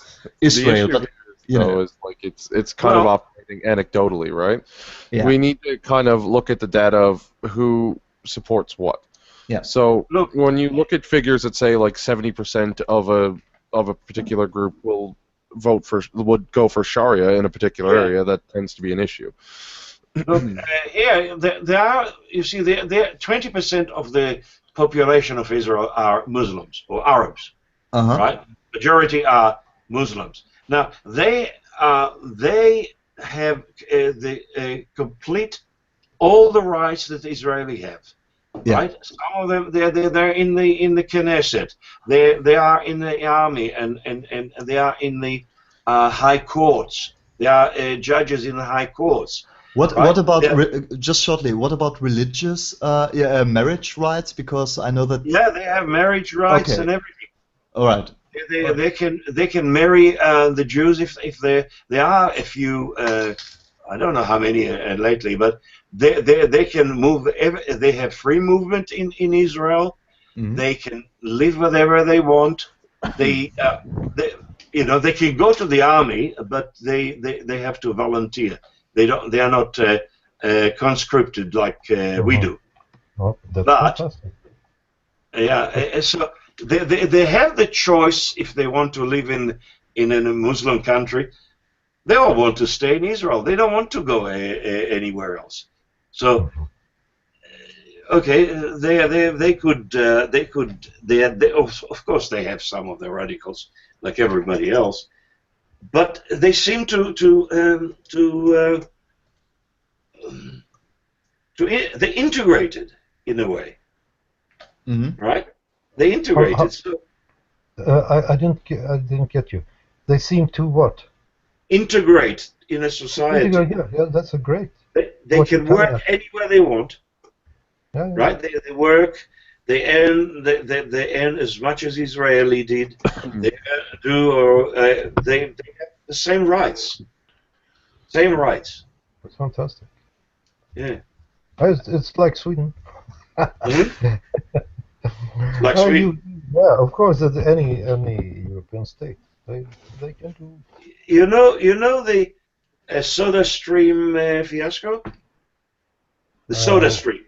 Anybody heard of it? Yeah, the company that makes these things that put gas in water. Puts carbonated water in like syrup. Yeah. Well, that's the American version, yeah. No, they were invented in Israel, and they open a big factory in, I think, Nablus or some, in one of those towns, and they got the same salary as any other Palestinians in Israel proper, right? Because they were in the West Bank. And they earned as much, the same conditions, but the BDS movement insisted that they will close them down.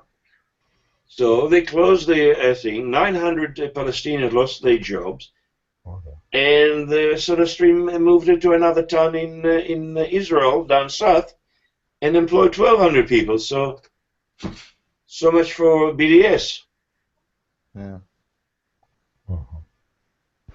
I'm sorry, I have to leave for 3 minutes or something. I'll be back in a sec. It's all right for you three to continue Yeah, talking? no problem. And then, We'll all right, yeah, talk about me when I'm gone. Sure. Yeah, sure. I'll rewatch the. There's just shortly. There's Peter Sellers. You probably know him if you're the British actor. Yes. He in one movie he played a very vain character, and he was on a date, and it's a quote that I actually did in dates that I've had, where he said, "Well, but I've talked so much about me now. Why don't you talk about me?" And so, see you in a minute. Okay. On your way. Yeah. See you. It's, Well, that's interesting to meet someone. I didn't get your name. The Amos. man Amos. in the middle. The man in the middle here. Well, Vincent. Yeah, Vincent.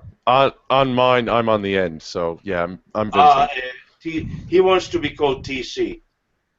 okay. Yeah, the one leaving, of course. Yeah, TC. that's thoughtful TC. contrarian, yeah. Yeah, but you, I mean, not the Australian Israeli, was it? I married a Jewish girl in Israel. Yeah. And we moved to Australia. Yeah, now living in Australia. And you with a long hair in the picture. Yeah, oh, yes. I even had specs on me. I was young and svelte. Yeah, but your name I had a six-pack. And what would you like to be called? Amos. Oh, Amos. Okay. My channel will be Buzz Bubbles. Yes. Buzz Bubbles. Yeah, but there is one more person in the middle here, in my picture. How many are we talking to each other now? TC is gone. He's gone for a few minutes. It's just myself and Amos. oh god, Amos. Yeah, sorry, I'm terrible with names. Great with faces, terrible with names. It's just myself. What is your? I wouldn't say your name, but your channel nickname here. Oh, nickname Buzz Bubbles. Well, mine is Darkstar Omega. What Darkstar Omega? Darkstar Omega. How can I address you? You can call me Vincent if you want. Address me Amos. When I come from my channel, call me Ba. Ba. That's how I introduce myself. This is Buzz Bubbles, and I'm Ba. Yeah. Now, there is a story to it. How do I address my other friend here? You can call me Vincent. Vincent, okay. Yeah. And Vincent TC. and Amos. Yeah. That's great. So yeah, I was. The thing is, do you see this bottle? I saw a bottle, yeah. Yeah. This is tonic water. Oh yeah. Right.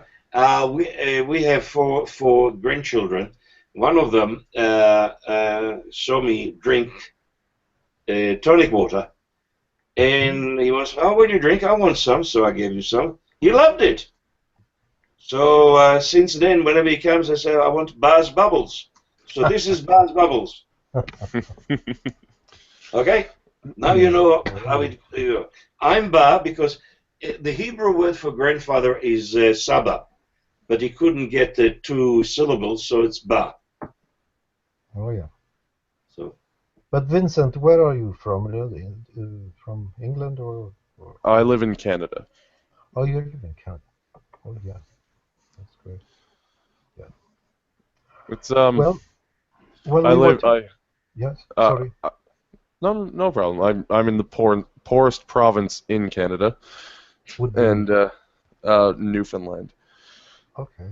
And we were talking earlier about the parties in our different. Yeah, we were talking about the. Just one second. Sorry about that. My brother's here. But no, we were talking about the parties in our countries, and we have the NDP, so the New Democratic Party, the Liberals, and the Progressive Conservatives. They have more in common with Democrats in America, I've found, with just a few more slightly further right-leaning policies than the Democrats. But I've found that there's a few other ones here. We have the Libertarian Party, the Communist Party. I don't think we have a Nazi Party. I don't think so. But no, it's I recall last election when Trudeau took over that the Communist Party actually got a few votes. Oh, and the Green Party, that too. But no, I'm not an overly big fan of this country. Well, at least the province, anyway. The Trudeau guy seems to be quite a very, how would you say, he's very liberal towards the Muslims. He's unnecessarily liberal on pretty much everything, and he's economically incompetent. Yeah. I mean, even our Prime Minister, we thought, oh, yeah, I mean, we had 5 Prime Ministers in the last 4 years. So we thought, okay, that he'll be the best. Everybody, we wanted him because he's the best. Now, he took over, he sacked, or he outvoted the previous Prime Minister. And now we have him. And we thought, okay, he is a very, very shrewd man. He is a millionaire. He is a very good businessman. But he became, what do you call it? We call them manginas. Yeah. yeah. Manginas. No. Vaginas? Mangina.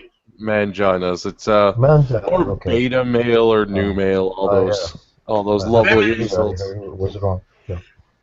So yeah, so we are afraid because we have our constitution is very flimsy, and they are taught to do all sorts of things that would hinder freedom of speech, blasphemy law, and things like this. And there was a move between the 2 big parties to get rid of the small parties called micro-parties. So the last election, we vote for against the government and for the small parties, and they can't get rid of them now.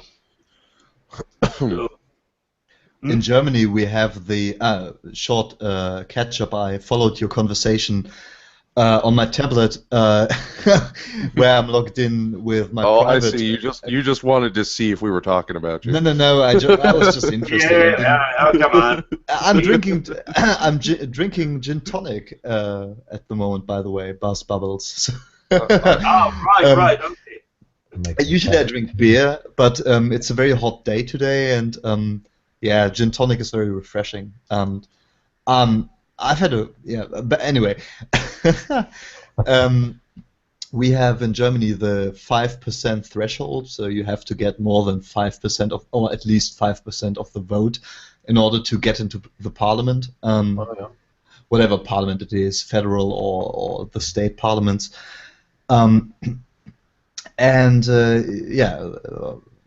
It's a piece of irrelevant information, but 4 in Sweden. 4%. 4%. All right. That's the limit for. I think we need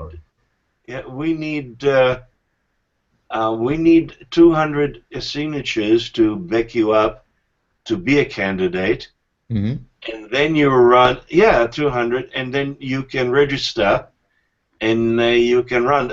I mean, the last election, not the ones before, we got a senator from the car enthusiasts party. What? Car enthusiast? enthusiasts party. Yes, yes. Car There enthusiast? are such things. Vehicles, Sorry?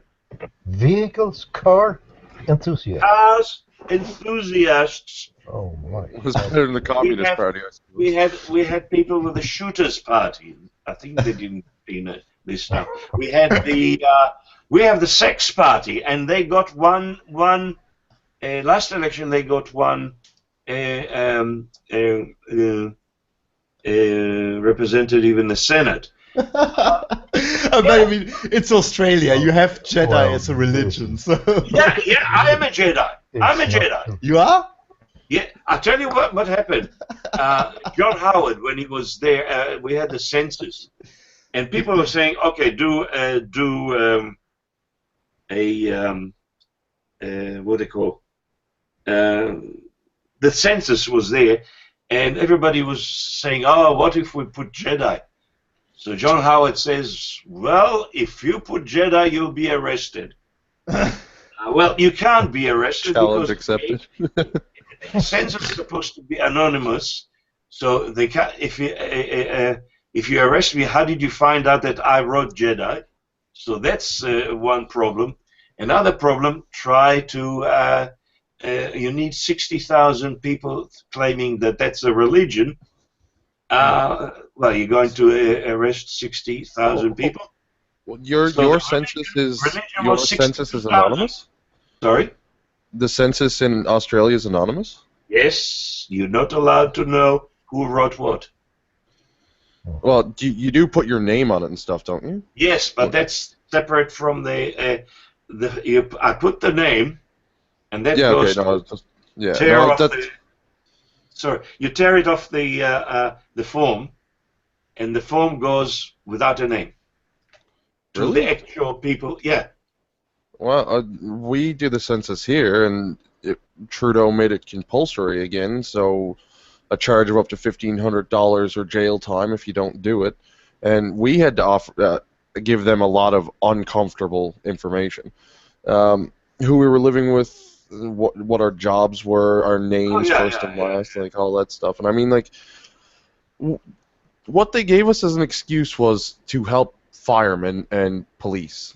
Yeah. How? Yeah. How does that help?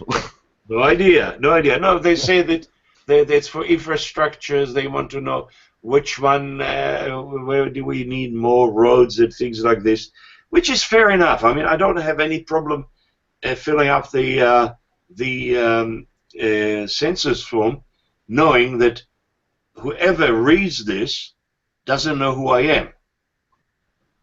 Do you understand? Yeah, but our census, whoever reads it does know who you are. Like they handed out books, and you had to put in all your names and where you lived, where you worked, what your skin color was, what your religion was, all that stuff.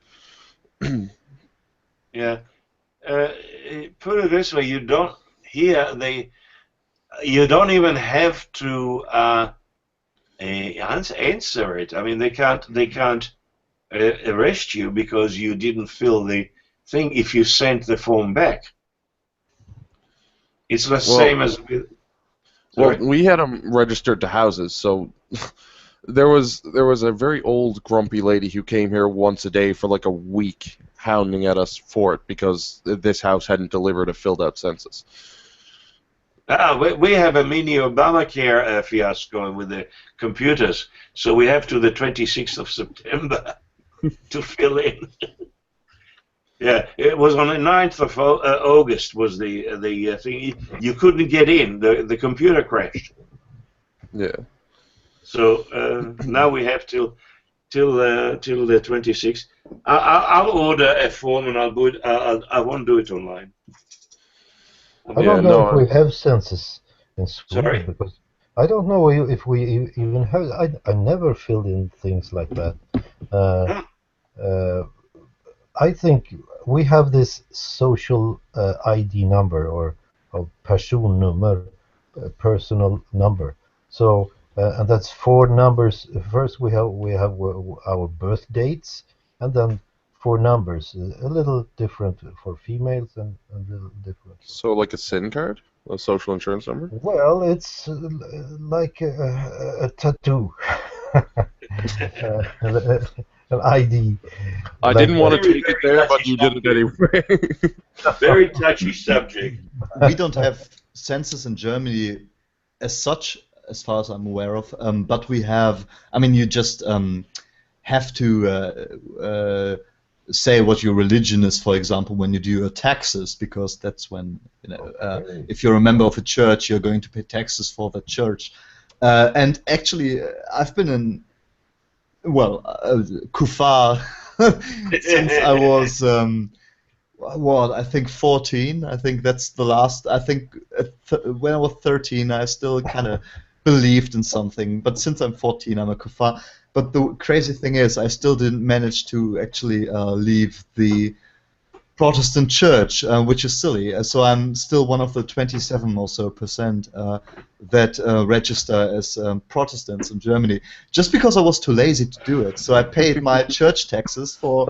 I mean, I really said, all right, my girlfriend and I, we want to get this done now that we move together. Just get it over with. Get out of the church. I just find it funny that you said you were too lazy. I've never heard of laziness costing you money before. Well, in my case, it did, because the thing is, that's the mean thing about religion in Germany. You are baptized, for example, in my case, and when you grow up, you're automatically a member of the church, obviously. No matter what you do after you're born, you're just a member of a church, and you have to actively leave the church, which in isn't a big deal. I just never did it, which means that you have to go to certain, what are they called, public buildings where you have to fill in forms, and it's like two places you have to go to in order to leave your church, and I never did it. I've been working for how many years, I don't know, and I never did it just because I never really cared about the, I don't know, 40 euro a month that I pay my church. That's like 80 Canadian dollars. Yeah, well, and I'm not a rich man, but I saw it as a donation, which is bullshit, because basically what I'm paying for is bureaucracy within the church.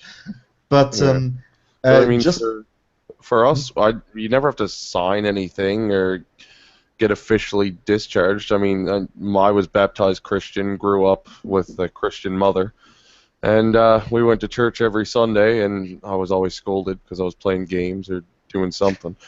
And eventually I just stopped going, and she still goes every Sunday. I'm out on my own long ago. Yeah. And I don't bother going. I don't think they take taxes from me. Geez, I hope not. I didn't have a good start. I didn't have a good start to life. Which is? The first thing they did, they cut something of my penis. Yeah. That's made you a Jew.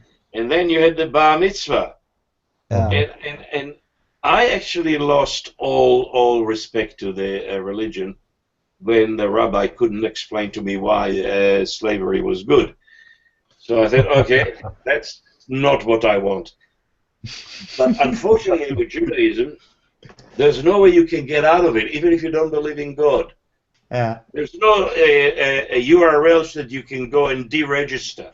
Doesn't matter, right? You can be a murderer. You can be, a thief and blaspheme. You're still a Jew, a bad Jew, but a Jew. So this is it. They wouldn't let me out. There's an oy vey joke in there somewhere. Yeah. Well, TC. My initials are also TC, and Thomas. What is pronounced? Claesson. All right, Claesson. Claesson, the son of. Son of Claes. Yeah. So, and we have something else in common. I'm also a member of the church. Yeah. And I'm quite comfortable with it because there is donations from this tax. So if you can choose to leave, but if you don't, well, you donate basically. And I think it's okay. The church is not a Christian church anymore. It really is something spiritual, and you can pick and choose whatever you want. They are like cattle now in the hands of the kuffar. Oh, but that's great. but so is the institution of the Swedish church, or I mean, Well, it's a free church. all right. It's not the church of the state anymore. Mhm, So okay. so you voluntarily you leave if All you right. want to. Yeah. The initial reason why I went soft on my quote-unquote church is this, by the way. It was just before I started working at where I have worked for 3 years now. I had been working for 3 years. This was the first prominent wave of refugees, which were people fleeing the Libyan civil war. Mhm. And back then, which was in 2012 or something, we were talking about, I think, 80 people that arrived in Hamburg. 80 people that were fleeing the Libyan war. 80. You know, and the city of Hamburg, where I was back then, they were really being assholes. They were just like, no, you didn't immediately sign up here, and blah, blah, blah. They were being dicks about it. And the one institution that actually helped these people was the Protestant Church, with the help of a local left-leaning football club. And I helped out too. I was kind of sympathetic towards this particular local Protestant church. That's, I think, part of the reason why I never really felt the urge, I have to get out now, although I know that of the whatever euro I pay each month, how much goes to these courses. But yeah, but now I'm going to do it no matter what. I'm still donating money, so I'm the sort of guy I always give beggars money because I feel like I'm walking through their living room unasked when I pass them. I don't care very much about it. So the atheism in Sweden is really not an atheism. It's the Swedes, they have this natural way of the natural take on how to deal with the religion. They say like this, well, maybe there is something, but well, can someone give me the coffee now? They don't care. Yeah. There might be something. Well, I don't know. Okay, can we talk about something? That's the real atheism. That's the one that when it really is no issue. Yeah, that's the crazy thing. It's like that in Germany too. It's not a big deal to be an atheist. That's why, for me, if I see American-style atheism promotion in Germany, like on buses or whatever, it always feels out of place for me because religion doesn't play a huge role in everyday German life, which is crazy because at the same time, Germany has no separation of church and state. Churches do have a lot of influence. Churches are massively funded by taxpayers, but you just don't feel it. It is the case, but it's not like what it's like in Canada or Australia, where it's so in your face, where it's kind of expected of public figures to profess their religious affiliation. In Germany, it's normal. I mean, the biggest denomination is people who are not religious in Germany, like a third of Germans who are not affiliated to any religion. While at the same time, one of us pays for, Catholic hospitals so that they can fire gay people.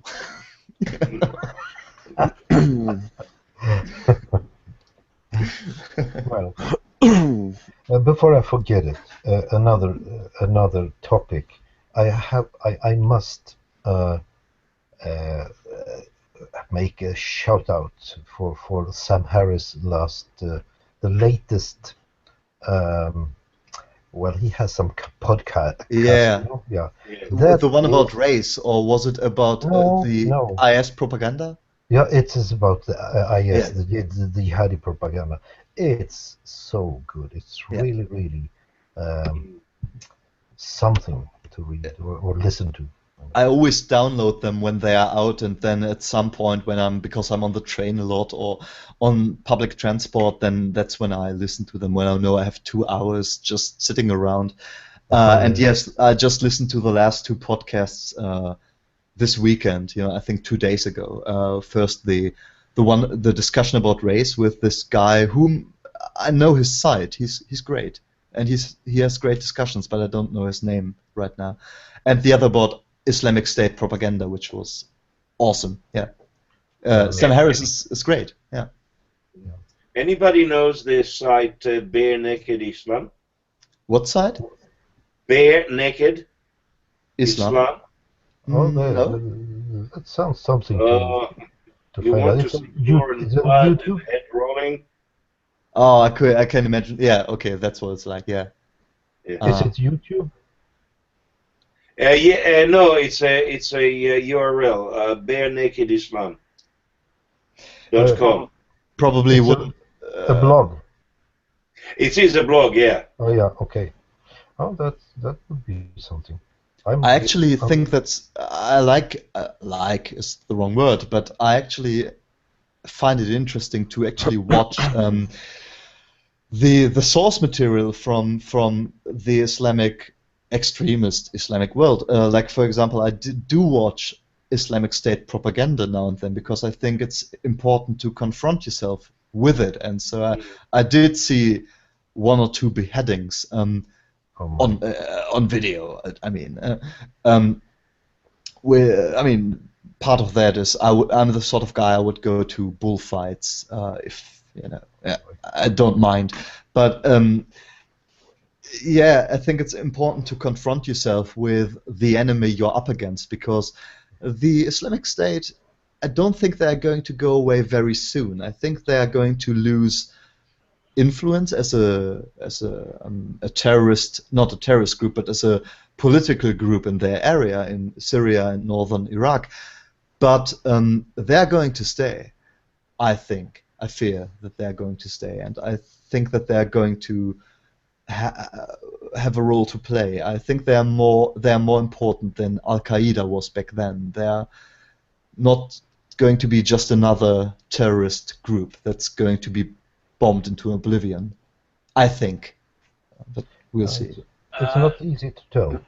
No, you are trying to bomb an idea, and that's very difficult. You wouldn't be able to. Yeah, sure. The only way to stop an idea is to literally kill everyone who has it, and even then it might not die. Yeah, don't know how many. You have 60,000 Jedis in Australia. Go find them. Well, 50,000 Jedis in Australia should be the most important political group. In theory, they should be in control of everything. No, we lost it. Because we didn't have a central body to represent us. Yeah. We just did it. While we're talking about mock political things, fun fact, I actually applied for the position of German federal president at one point in my life. We had a year where we had, I think, 2 or 3 presidents in a row. Now the German federal president is the head of state nominally. The de facto head of state is the chancellor, but the president is, in theory, he is the head of state. He is more like a ceremonial. Yeah, exactly. His position, his power was curbed due to historical reasons, because whatever. And we had a year where we had 2 or 3 presidents in a row, because the first one stepped down because he said something that was rude, and the second one stepped down because he had his house financed by a bank and the corruption thing, etc. And I wrote my letter of applying letter when you want to get a job. What's it called? Application. Application to the German Liberal Party, which is mainly economically liberal, not socially liberal, although that was a role they played historically. Because they were the party that always kind of tried to, always had to struggle to get their 5% in order to get into the parliament. But they were always important in order to ensure a majority in the parliament.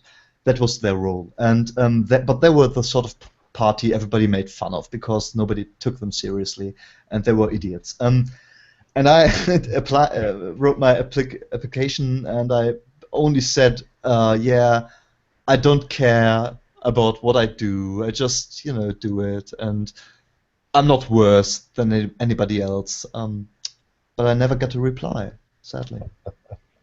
And now my uncle-in-law, so to speak, my girlfriend's uncle, he's in politics, and he asked me whether I wanted to become mayor of my city. Half in jest. Of a city? Yeah, of the town I live in. Okay. Well, it was half. Money for nothing. Well, yeah, it was half in jest because they are always struggling to get people who want to be mayor. But I don't have an education in, in kind of this organizing stuff that you need to know about. So, but they are still trying to get a candidate. And there are examples in Germany where a party just asks someone in the middle of the street, do you want to be mayor? And then they get 40% immediately because nobody cares who's mayor. Usually all people care about is that the present mayor sucks. Yeah. So. Well, the local democracy thing. It's sad because it's and that would be a nice way to talk about Syria again, because my idea is that Syria, the civil war in Syria and Iraq, that wouldn't be the civil war really, but yeah, well, in a way, but in Syria it's more obvious a civil war. I think that's what why I was talking to you, TZ, about this Man-Bee, this Twitter account where you can minute by minute or hour or half an hour from half an hour you can follow the war. That's what. Yeah, because I'm not on Twitter, so I couldn't follow the hashtag. Yeah. No, I really recommend it because you follow it. Okay. Second by second sometimes, and yeah, you can just refresh 3 seconds later and there's new news. Yeah, okay. Sometimes you don't need to refresh it's refreshing itself. You can do that on Reddit. Reddit, the Syrian civil war. There is another, and there are lots of threads and topics. And Reddit is really good because they are sieving out, if you know what I mean. They have a sieve. They have, how can I say, words that are dropping off these, like with a YouTube trolling or that. Yeah. You don't get it on Reddit. It's really good. The Syrian civil war on Reddit. It's okay because I am on Reddit. I never use it, but I made an account once, so that's good. That's and news. Is it this Man Beach whatever it was? It depends. It depends. If you want to know anything about the Syrian civil war through Twitter, you have to you have to know where the hot spots are. Yeah. So right before 1 week or 1 week or 1.5 weeks ago, the hotspot was Man-Bee in the north, and in the middle Aleppo. So that's the two hotspots. But I used to follow the northern part of the Syrian civil war, because I think this is crucial, really crucial. Well, because in Aleppo, you have the war between this rather strong regime, the Assad clique. I wouldn't say it's a clique. They have a lot of support, and then you have the so-called opposition. Yeah. So there is really something going on there. But what does Assad have to offer the people after he would be winning the war? And what has the opposition to offer? Well, basically the same. Basically the same. But in the northern part of Syria, you have something new. You have an entity. You might call it socialist, or I used to call it social democratic, because it's even so social democratic that it can these Kurds, this Kurdish party, it's not the PKK. It's kind of offshot from the PKK, but they have another kind of take. They are feminists in a way that you might like, or even Kraut and Tea would like. They are eco-friendly. They are everything that Western European people would like. Yeah.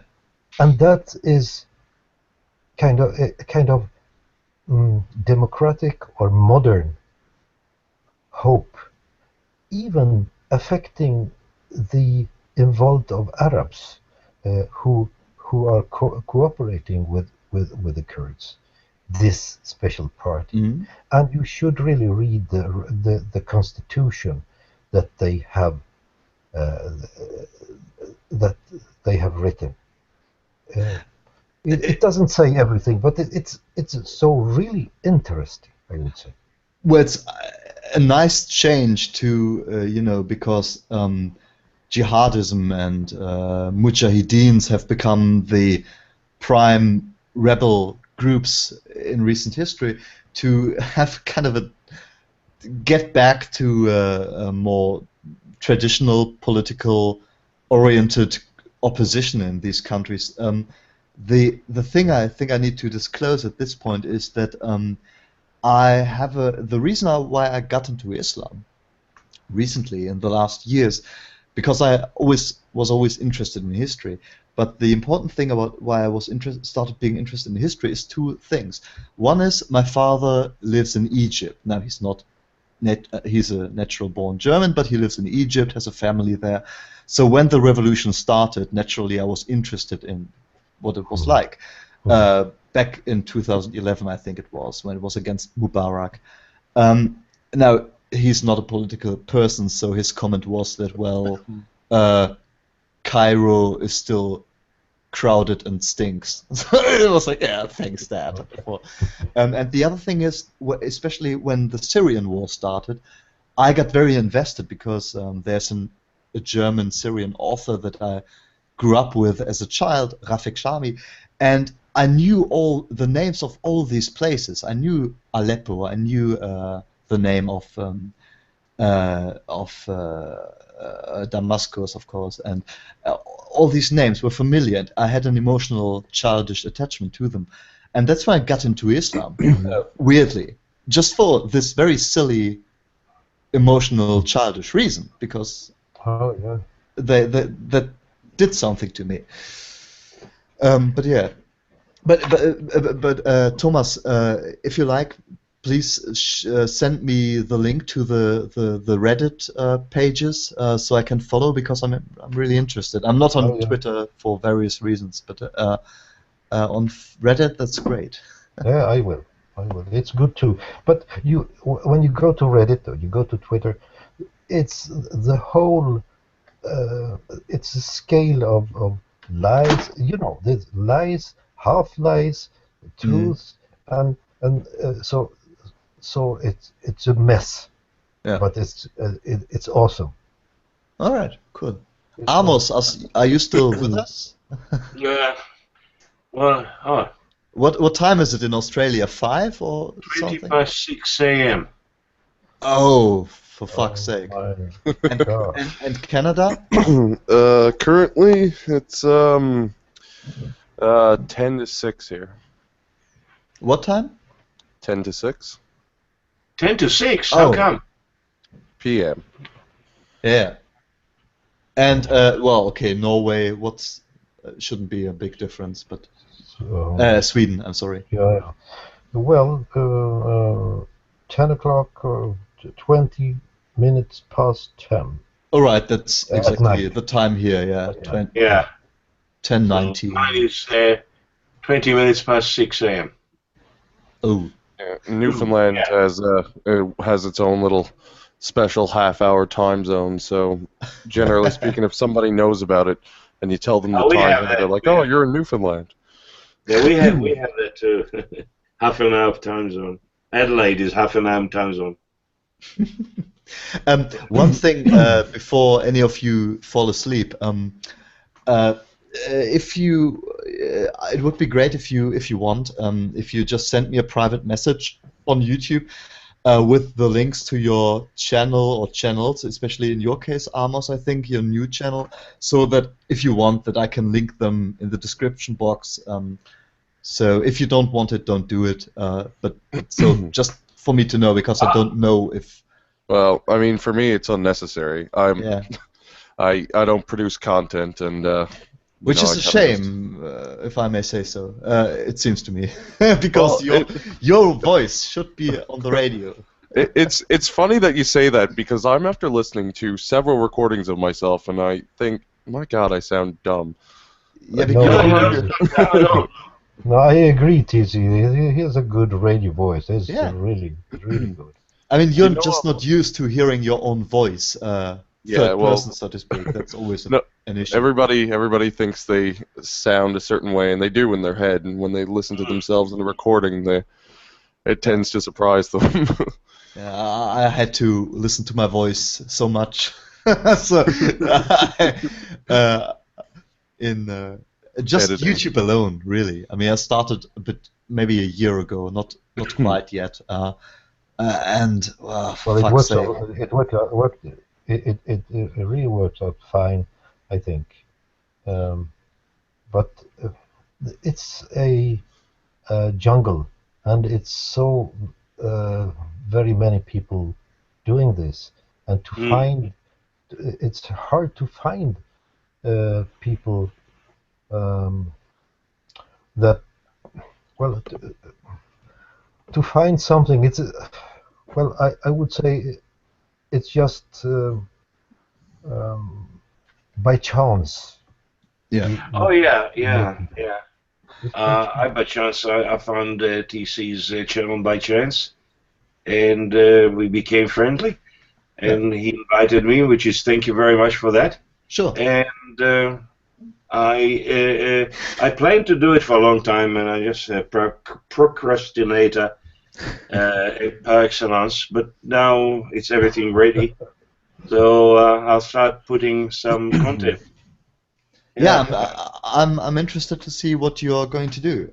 So yes, what I wanted to say, if you don't want your channel to be linked, just don't write me. If you want, write me, because just so that I know, because I don't want to put people on the spotlight more than they already are, by being on the.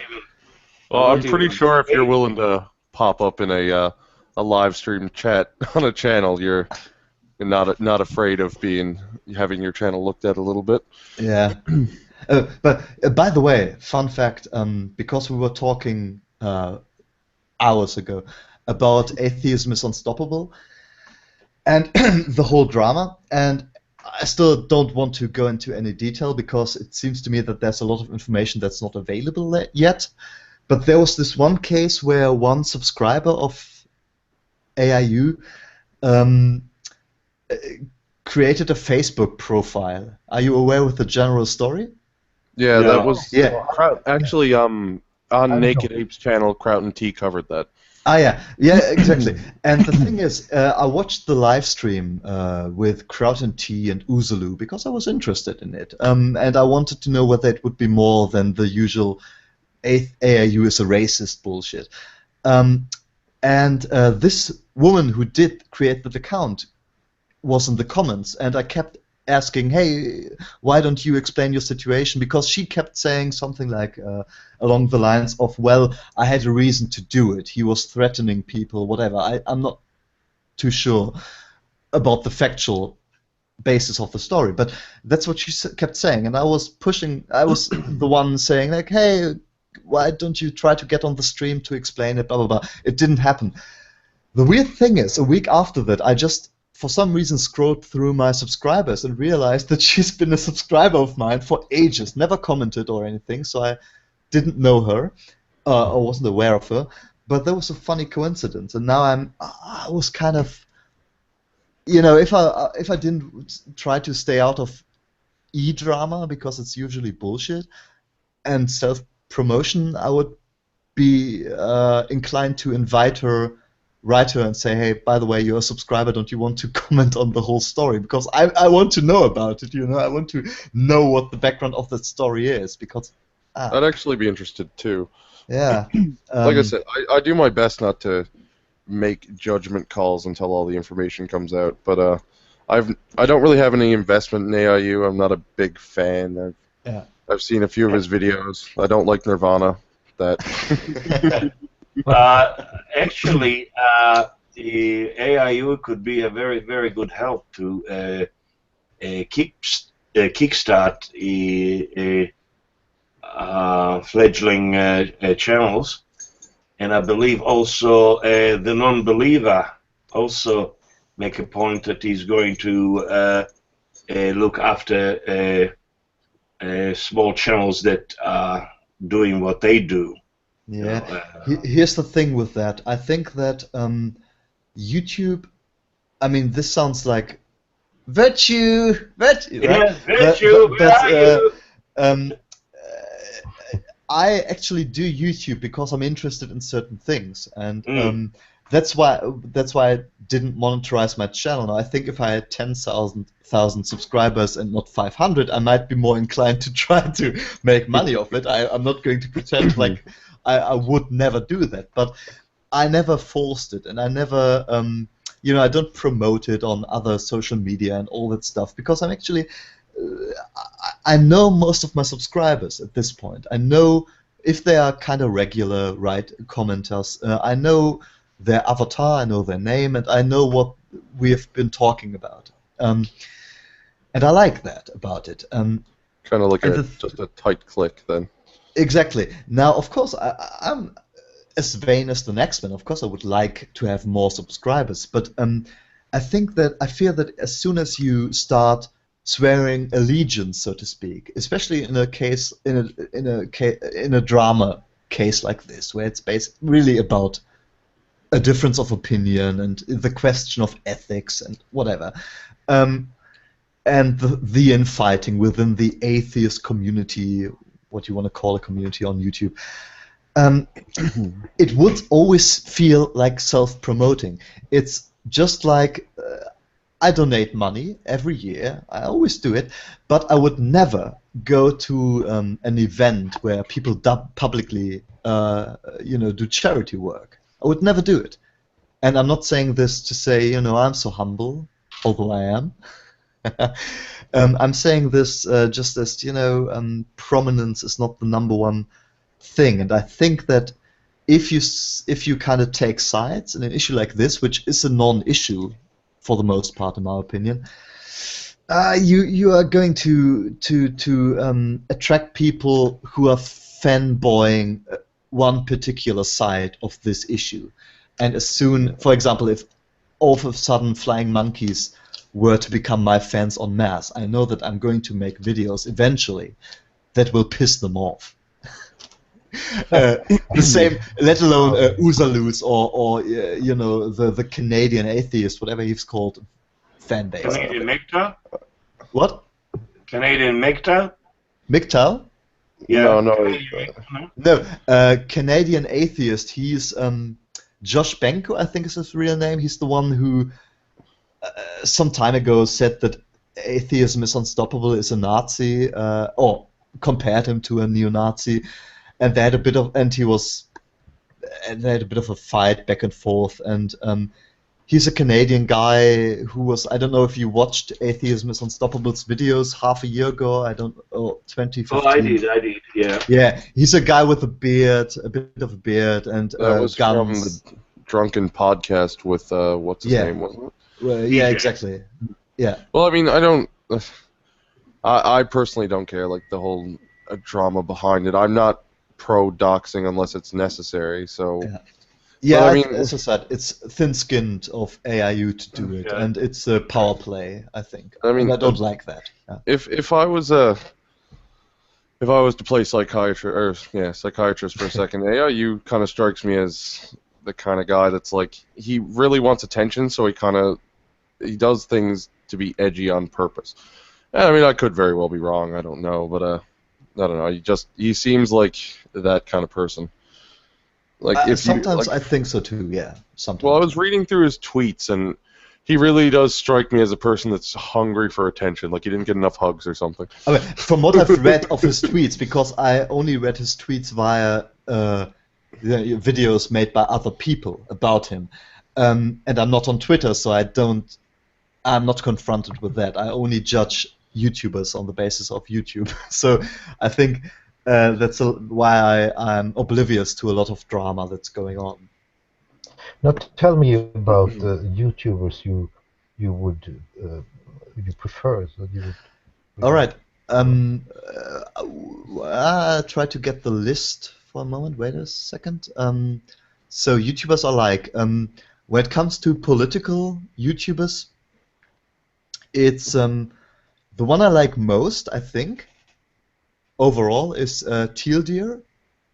It's the abbreviation for Too Long Didn't Read. It's TL, comma, DR, and semicolon, isn't it? Yeah, semicolon, exactly. And his avatar is a teal deer, a bluish deer, and he's interesting. He's genuinely interesting. He usually looks at issues and looks at studies. He looks at them from a scientific standpoint, and he's really interesting. Another one would be Thunderfoot, who probably everybody knows. I don't agree all the time. That goes without saying about every YouTuber, but any YouTuber. But I really like him. I found that if somebody says that or recommends me a YouTube channel and says that they agree with everything he says, they probably need to go watch someone else or read something else. I go out of my way to make sure there's not an echo chamber. I've got lots of people I'm sub to that I barely agree with at all. Yeah, I mean, look at the Brexit. I mean, I kind of side with Thunderfoot overall as far as the points he made are concerned. Although I know about the weaknesses of his points as well. But I'm also subscribed to Sargon of Akkad, and I really like him because he's making, I mean, I don't necessarily watch all his feminism videos and social justice videos because it's so boring. At some point, it's like bashing creationists. It's just, how many times do you want to make fun of it? Yeah. And the critiquing them is not that interesting at some point, eventually. But I like him. He's making interesting stuff. That leads back to what I'd mentioned before, that they follow the same points, like similarly to creationists. Yeah. So there's not much you can respond to in a different way. You're pretty much just set up with the same stuff over and over again, and it makes the response videos really samey over and over again. Exactly. But Sargon of Akkad found a good middle ground because at some point I think he said he doesn't want to go for low-hanging fruit anymore, so he usually makes videos about interesting things, although I don't like many of those things, but anyway, they are interesting. And then just today I think he released a video where he was making fun of TYT, but he does that once in a quarter of a year at this point, I think, so that's great. And another Kraut & Tea I like because he has a German perspective on things, and I find that interesting. But I will say that you have to be careful now and then, because Claesson isn't a good researcher, I think. I think he's very much reading alternative media, and he hasn't really developed the tools yet to distinguish bullshit from actual stories. For example, one big example would be that he kind of talked about a story that was published about the Bataclan, which was the nightclub that was shut up by the Islamic State in Paris, with 150 plus people dying last year. And he shared a story about gruesome torture taking place.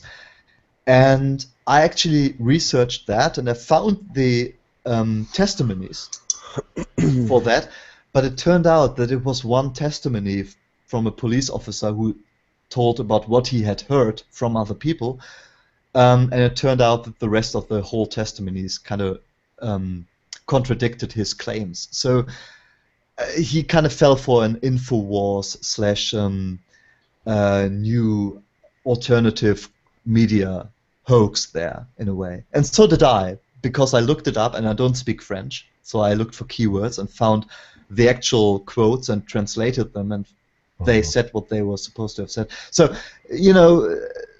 that's just a very little weakness where I realized, all right, Claesson, I have to do research now and then if I hear about outrageous stories on his channel. But I like him as a guy. Although I think that he was overly aggressive and idiotic in one live stream I saw concerning the whole doxing stuff, where he was threatening people, and he goes a bit overboard with the gassing and German Panzer jokes. I mean, it's funny, but it's a bit much. He does it because he knows it's edgy, and I think, and yeah, he's a bit of a social weirdo. I like him, but he's a weird.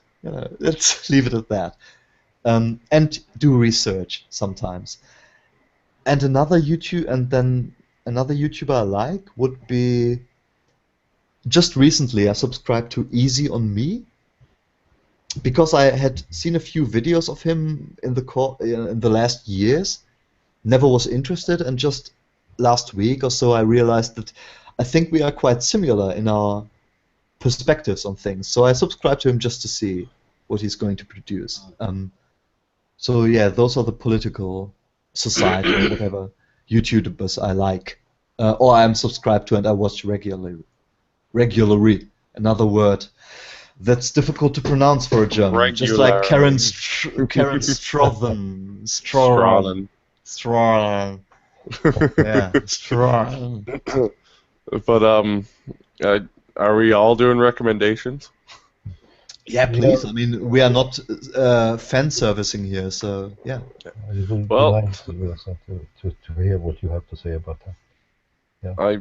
I personally, again, just take it as a granted that to some degree I'd agree with some of the things on their channels, but I never agree with anybody wholly. Yeah, sure. Carefully. So, Black Pigeon Speaks is a very decent channel. It goes. Can you say it again? Black Pigeon Speaks. Okay. Some of the stuff is a bit out there, but a lot of it is relatively on point. Angry Foreigner. He's pretty fun. Angry Foreigner? Yeah, he's Swedish. He does videos in German, or not German, English sometimes. Angry Foreigner. Okay, I will remember that. He's very funny. He's my kind of comedy. Just shortly, please continue, all of you, recommending people. I'll again listen to you, but I'll be gone for a second. All right? Yeah, okay. Cool.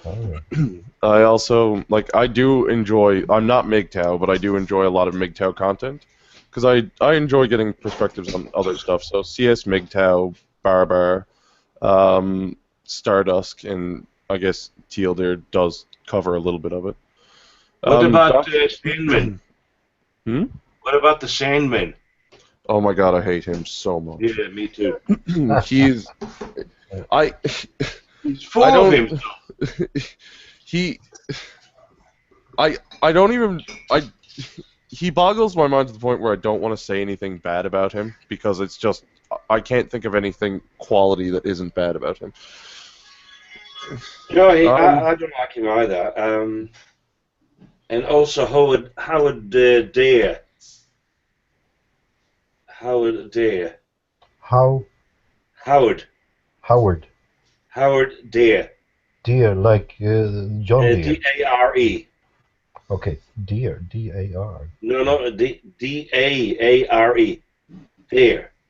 Dare? Like, I dare you to hit me, something like this. Okay, Dare. Dare. I'd also look at channels like Dr. Randomer Cam and the Honey Badger Radio. They're MRA channels. They're very good. What else is here? I tend to like the MRA channels. Are they any of them? Hmm? Are they MRA channels? Yeah. Okay. Karen Strawman did a few on hers, but she tends to just work with the Honey Badger Radio channel more. If you want to get in like a alt-right perspective, I'd suggest Millennial Woes. He's probably the most reasonable person, and I take views from all over the political spectrum, right? I don't want to. Millennium what? Millennial Woes.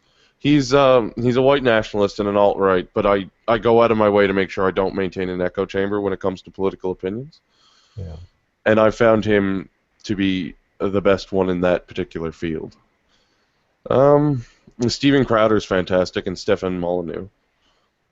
That guy T, and I'm suggesting too much. Amos? Yeah.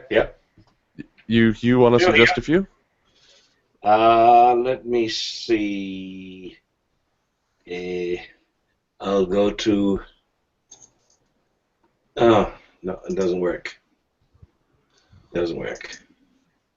Okay, let me see what I have here. I'm looking at one channel that I really love because he's very clever too. Is Mr. Deity? Yeah, I know. Yeah, Mr. Deity. He now starts going on Islam and things like this. I like him. Has he recently started to make some issues about Islam, or he started with Christianity and then he's going after Islam now? Well, he now more criticizing things because he was playing God, right, Mr. Deity, and it was very clever. I mean, he's an atheist, and it was very clever, and I like his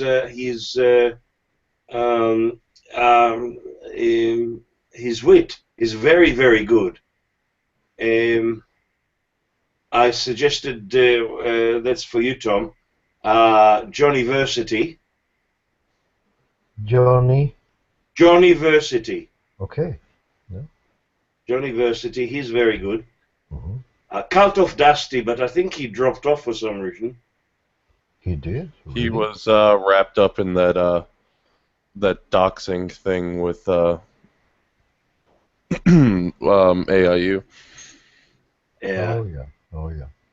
But as I said, I haven't seen anything new of his on YouTube. Pat Condell. Yeah, I know. You know Pat Condell, okay? Yeah. Oh, anybody interested in something? Is someone about Black Lives Matter? Sure. Yeah. Colin Flaherty. No, I haven't heard. He wrote "Don't Make the Black Kids Angry." He's very good. You get depressed with him. Oh yeah. No, you get it. I like Blair White. Billy Bong. Okay. Billy Bong. It Bong. Australian. No, Billy he's Bong. actually from the Bronx. He's from the Bronx. Okay. But they call him Billy Bong. Okay. I like Bene. How do you spell that? Bene. B-E. Yeah. Double N. Okay. E. Yeah. Double H. Oh, Bene. It Yeah. sounds like Arabic.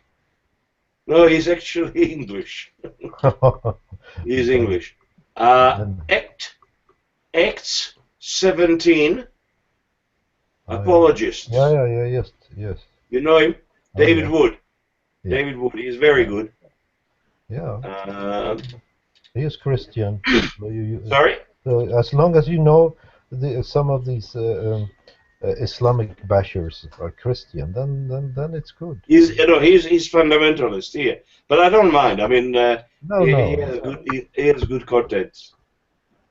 Anybody know where the black pigeons speak? No. Yeah. Yeah, I suggested black pigeons. Yeah, you did. Yeah, that's true. Okay.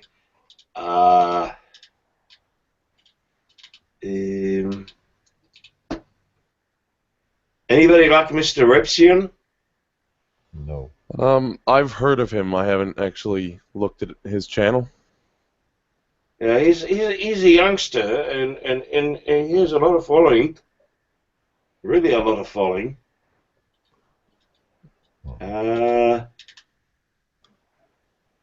Pat Condell, I said, out of the InfoWars, I would recommend Paul Joseph Watson. He is good. He is good. Yeah, he's very good. Political Islam, that's a must.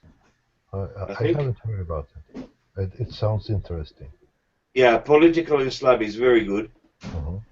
Ramsey Paul is Ramzpaul. Ramsey Paul. Yeah, I've seen it. Like the label. Yeah. Yeah, he preach nationalism. That's the best way to restore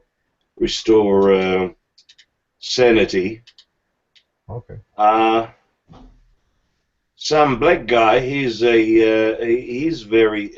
good if you into the Black Lives Matter and the blacks. He is really good.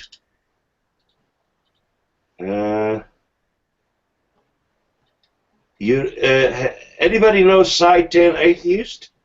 Oh yeah, that's funny. Really. Yeah, very good. Really funny. The non-believer, I said.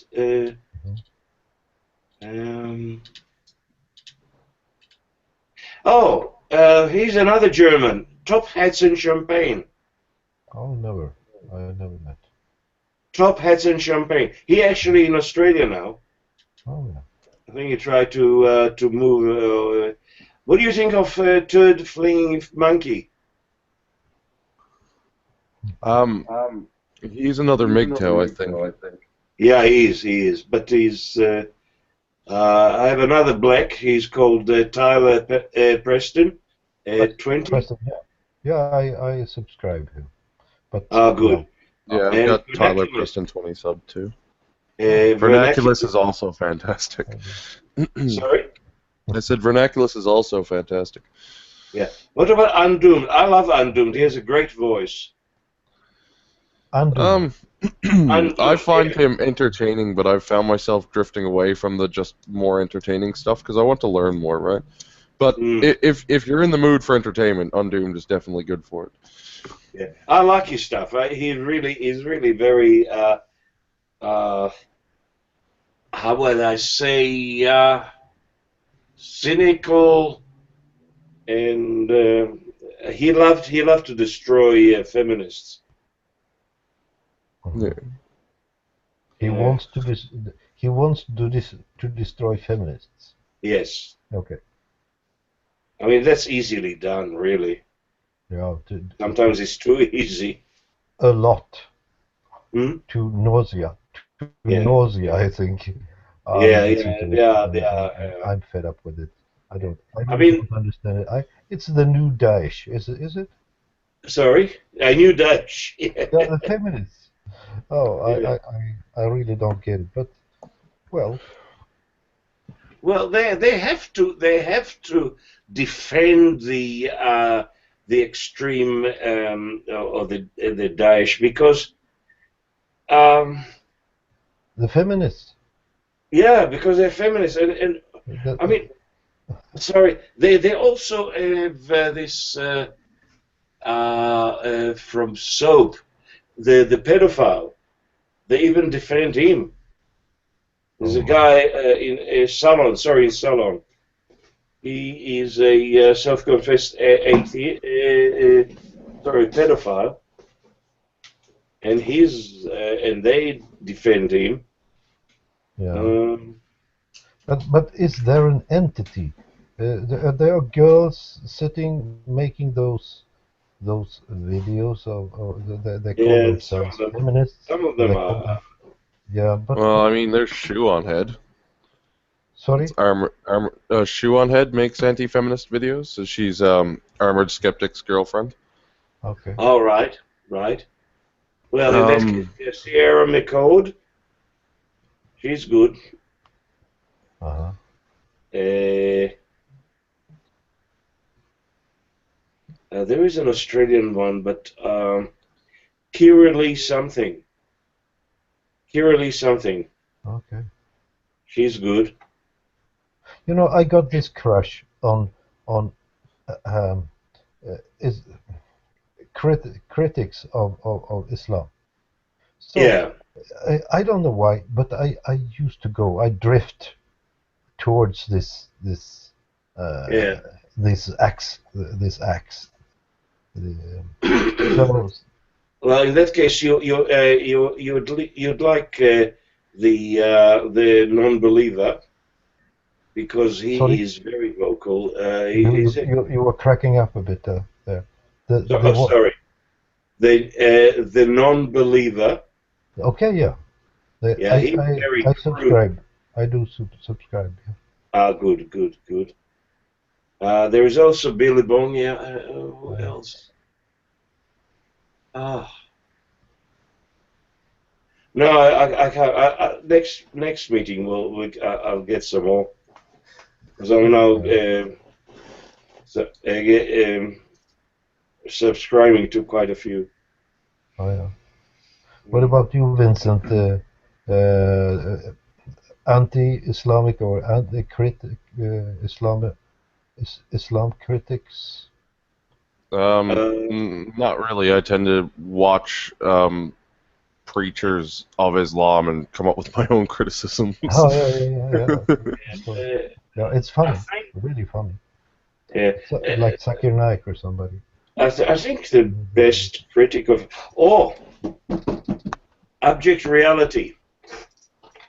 Abject. Abject reality. I mean, I suppose Introverted Smiles is good. He's actually an ex-Muslim. Yeah, I know. Yeah, But really, I appreciate abject that reality. guy. Really, I don't know if he is the one that does it or he mirrored it, but there is a ex-cleric, a Muslim ex-cleric, that actually begged the Quran. It's everything that is wrong with it, and he goes. I mean, he has about 30 or 40 Jajabor. video. Is Yeah. it the Bangladeshi guy? Is it him? Sorry, From Bangladesh I have no. originally? No, I don't. I think so. Yeah, I think so. Well, he Oh, called another one. Another one is the Masked Arab. very good. Yeah, he's really, The Masked really Arab. it's Yeah, and fantastic. he used to be. No, he cut his. He used to be stop spamming. I think that Yeah, was his, stop spamming. He now had the Imam mother, Imam father, Imam sister, Imam son, daughter, but he moved his stuff from there to those. yeah. So that's where he is now. It's Uh, good. It's really good to hear because yeah, you're sitting over there, you sit in Canada, and I hear this, and I appreciate basically the same thing that you. yeah, okay. No, Yeah, that's really yeah. funny. There is. I used to like Bill Maher, but he became too socialist for me. Well, he always has been, He but I was mean, always he's a more billionaire, advantageous. multi-billionaire, but he's socialist. yeah, but he focused on Islam for a while, which was a nice change.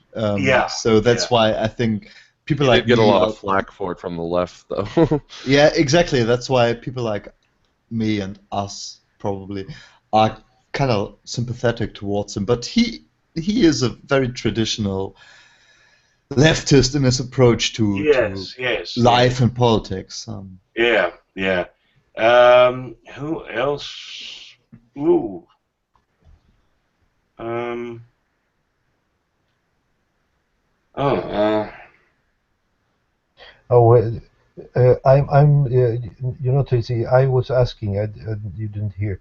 I Uh, heard it. I was oh with yeah, you all the time. okay, yeah, okay. Just didn't speak. yeah. Well, what was the question? I'm sorry. My question was, have you got? I'm drifting towards these YouTube accounts that makes an issue of Islam, critics of Islam. Well, I like them, and like Uh, Vincent said, there are funny sheikhs too to listen to, Hmm. and make your own critic. That's for sure. mm. Yeah. Um, uh, Was there a question, or because you addressed? Well, I wanted to know what Vincent and Amos used to listen to guys, regarding Islam. I have to feed my cats breakfast, so I'll be out for a few minutes. Yeah, I Okay. heard them for a while now. Yes, I know, I know. I'm actually surprised they didn't jump on me. Okay, Right, I'll see be you in a soon. couple of minutes. My cat is sleeping here. She All right, guys. talks as much as the average like loud dog, so I'm surprised she's being so quiet.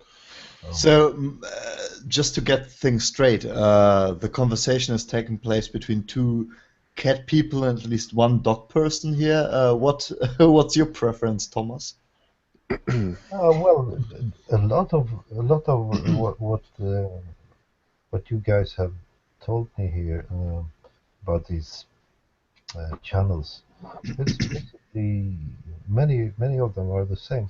Of course, I listen to the Atheist Experience, to like the superstars like Sam Harris and Dillahunty, but I tend to drift to listen to people who knows a lot of things about Islam and I try to dig in it. Yeah, Very I much. don't know whether there's an English translation. I will look it up right now. But I just read a book by a German Egyptian author who is called Hamid Abdel-Samad. Wait Well, a yeah, second. I follow his talks. Sometimes he has some kind of um, talks, some kind of invited to TV shows, and I listen to him. But All right. he has got into this work with his own channel, which is called Box of Islam or something, Uh-huh. and he doesn't speak neither German, which I can follow, or English. All right. I just read a book from him, which was very Yeah, interesting. I've heard I'll about it. Yeah, link I've it heard in about the it. final video if I edit it tomorrow at some point. Yeah. It's about Um, Muhammad, isn't it? which was about basically political Islam and Okay. the historical parallels to European fascism, in regard to the Muslim Brotherhood and organizations like that. and it was very interesting. And he's a very interesting. I mean, Yeah, I didn't even know he had a YouTube channel, which is great. he has. All right, in comment that Arabic. on the In video Arabic. tomorrow. Box of Islam and Hamid TV. You can search on Hamid TV, and then there we go. Ah, yeah. He's really good. I'm back. Are the cats fed? Huh? Are the cats fed? Oh, nah, it's too cold. They sniffed at the door and then I'm not going out. So, but they are fed anyway. So Yeah, I'm more of a dog person, personally. Sorry? I'm more of a dog person, personally. All right. I like the servile attitude to life, I think. Cats are kind of bitches. Well, this cat is just like a dog, so. But I mean, I enjoy both animals. I can't own a dog because we have hardwood floors. Yeah. All right. It's the Anybody same wants mini teddy bears, biscuits, cookies? What? Oh yeah, I'm eating melon right now. I would offer you some, but Gold bars bubbles. yeah, I'm still drinking my gin tonic. The Mm. good thing is, when I started, maybe it's because you have to grow used to speaking English again, you know, after a couple of weeks. But the more I drink, the easier it seems to be for me to speak English without constantly looking for words and second guessing what I just said, whether the grammar is right and everything. Just curious, TC, have you ever taken the Myers-Briggs test? The what? Myers-Briggs test? What is that? It pins you. It puts you in a category between like 16 different things. It helps you like define strengths and weaknesses of what's kind of been loosely dubbed a personality type. Oh yeah. But it locks in at 20 years old and only varies under stress. So it's actually interesting to take. I've taken one, and I have a friend who studied it for about 3 years. I remember he can look at people, listen to them talk for about 10 minutes, and tell you what kind they are. Well, I've never seen him get it wrong.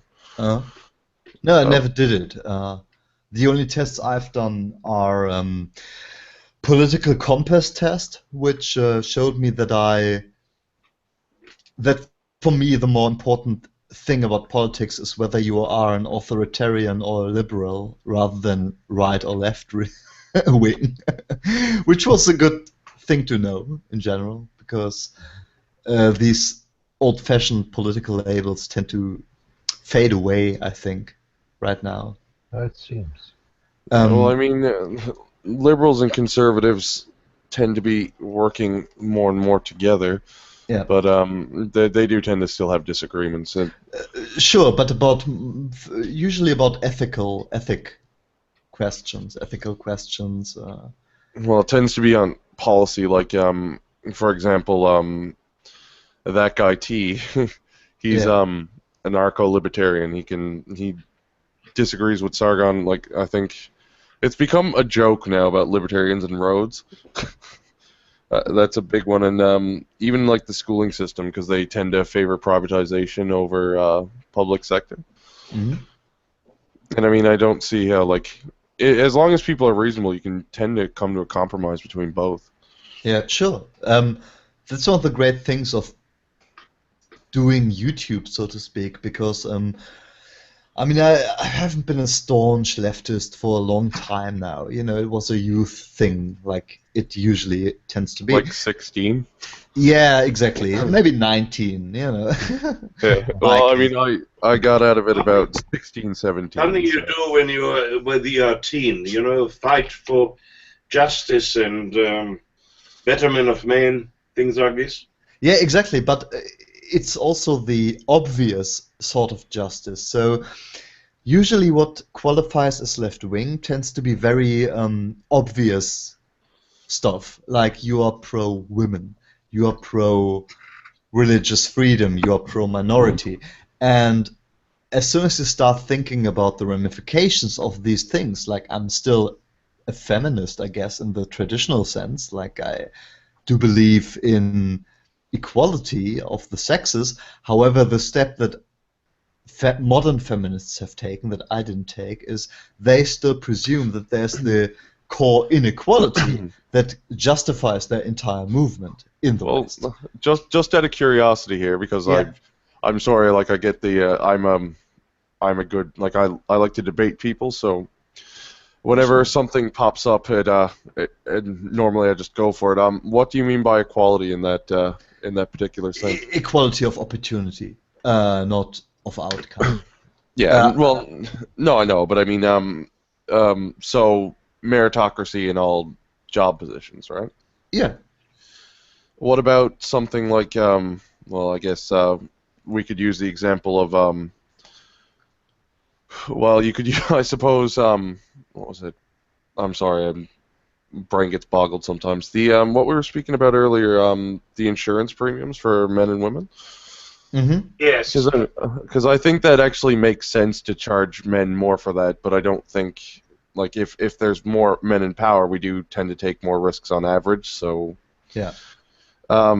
Complaining about there being more men in higher positions seems, you know. Yeah, but on the other hand, how many women you see cleaning sewers or That's another. But no. But that's what I mean. I don't think that they should be able to complain if that stuff and the gender wage gap too. And well, I mean, That's not bullshit. that they shouldn't That's be bullshit. allowed to complain. Yeah, I know.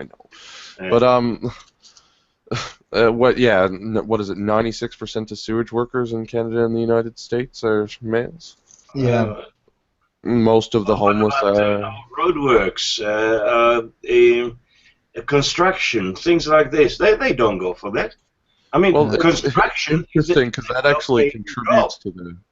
Sorry. We're usually talking about attractive jobs when we are talking about equality, and but from a feminist standpoint. Those jobs are the high-paying jobs. We're that's not funny talking about people who are helping you move from one place to another and carry your sofa up the stairs. Yeah. But I mean, it's funny because the more risky, like manual labor jobs tend to pay a lot more, and they do help contribute to the myth of the wage gap, right? Yeah, Sure. exactly.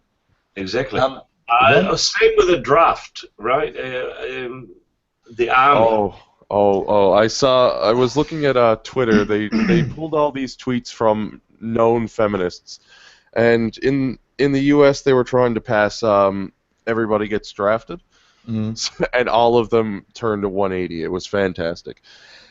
All the comments on it, what's wrong? You don't want equality? I mean, personally, I'm against the draft, but the same thing is happening in Germany right now because I said earlier before Thomas joined. There's the discussion in big politics about, kind of getting a grip of your resources, and part of that was maybe reintroducing the draft, which we got rid of 4 or 5 years ago, before my time, after my time, I'm sorry. So I was still drafted. And the discussion may turn out to go into the direction of gender equality, because of course when you are talking about people who choose to be in the military, you are usually feminists or whoever will say, yeah, women have to have that right, no matter that if you are in an actual war the likelihood of them being raped is higher, whatever.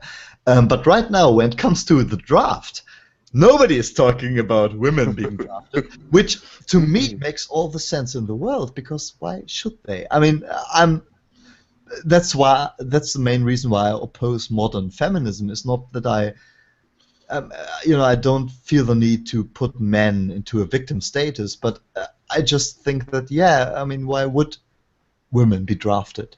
For the most part, most of them. Well, as you know, Israel, draft is compulsory. You have to go to the army.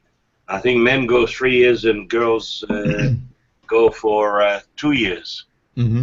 And there are very, very few combat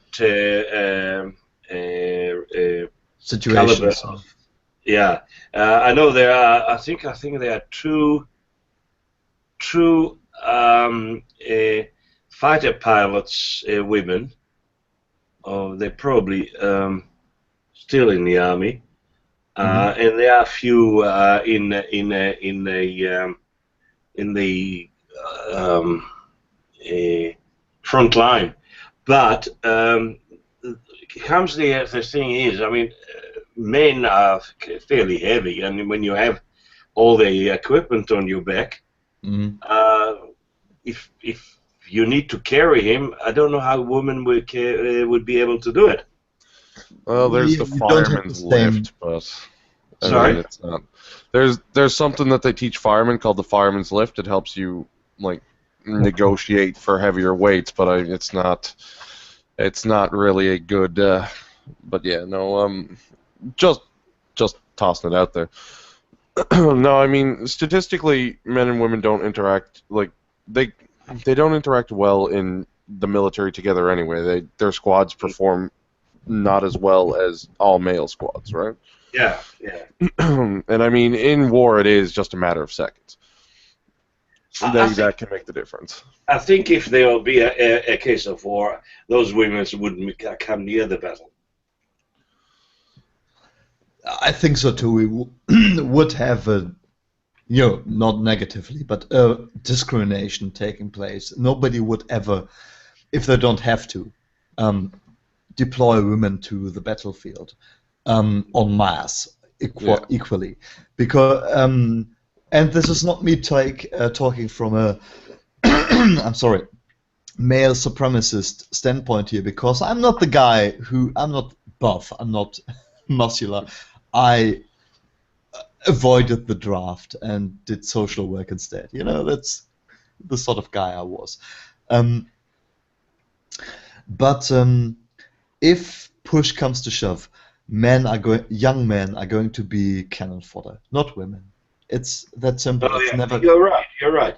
Well, that comes down to. Oh, sorry. You go ahead, bud. You see, there is always a risk that if they got caught behind the enemy line, their life would be not worth living, because they'll be probably mass raped. Yeah. And probably tortured for I don't know what. And it is quite a reality there that could happen if women happen to be caught behind enemy lines. Yeah. So the feminism in Israel, and I'm actually out of touch at the moment, because all my contacts at the moment are busy with their little lives, so I don't really know what's happening. But again, it's the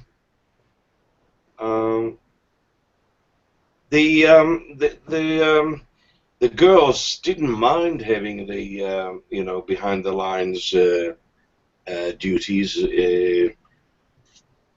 support and things like this. Oh, sorry.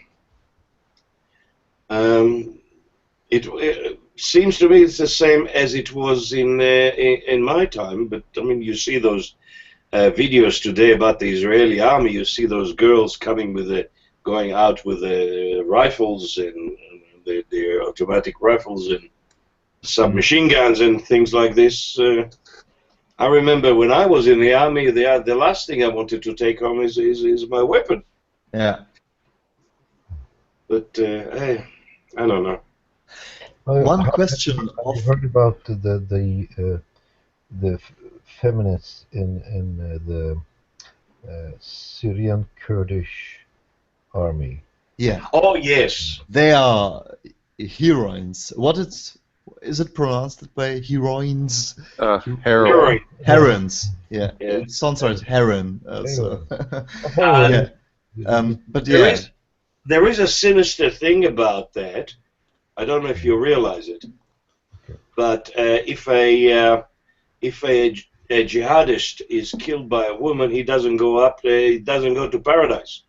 Yeah, I think it's the only way to counter the meme that jihadists have on their side of we love death more than you love life, which is the to say, all right, we have women fighting with us on our side, and if you are killed by one of our emancipated, if you will, women, you are not going to paradise. No, you're not. Yeah, you're a fucking pussy, mate. Yes. That's what you have to teach jihadists, really. I would like to see if that would be scriptural. I'm not sure about that. It might be some kind of. No, it's true. Well, didn't give me the hadith. I would be very grateful. I think that's more to do. I mean, I read the Quran like all Abrahamistic texts completely, but I'm just rereading it in a more organized way, taking notes and everything right now. And it seems to be one of these things where you have a mixture of culture and religion, where there is a degree of, not using feminist talking points here, but patriarchal structures that kind of make it worse to be killed by a woman. I wouldn't be surprised if that wasn't in the Quran or in the Hadiths at all. Yeah, we'll see about it.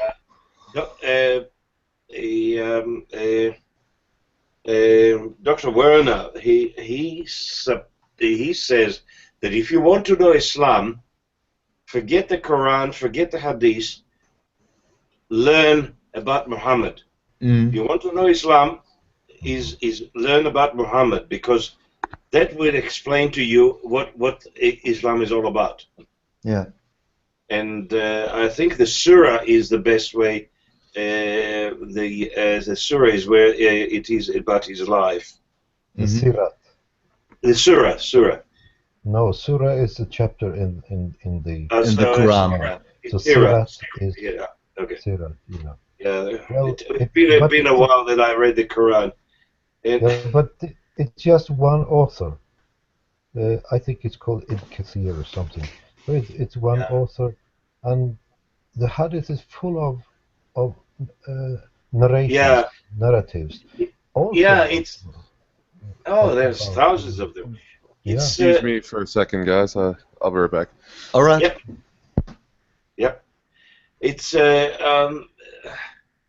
It's like the Bible. I mean, the Old Testament. There was all in a way of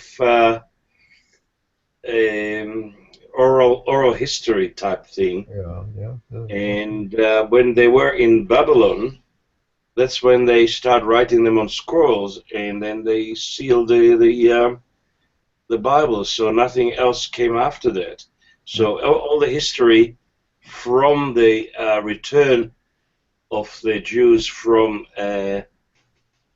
Babylon to Judea again, all this history is not in the Bible. They call it the external books, which give you the continuation of what happened after the first diaspora. Amos, by the way, if you can, because I read the Torah as the Old Testament, part of the Bible. So if you have a translation or online or a source for the official Torah, whatever you want to call it, feel free to send it to me, because I actually want to read, because I'm familiar with the Torah just as the Old Testament. So just some time in the future, if you want to send me something. Okay. Look, I read Hebrew like a native, you see. Well, you have to, in my time, I don't know what now, but I read, we had to, I read the the Old Testament cover to cover, and then, sorry? I just said yes, sorry. Yeah. And after that, I came to Australia, I read the New Testament and then the Quran. And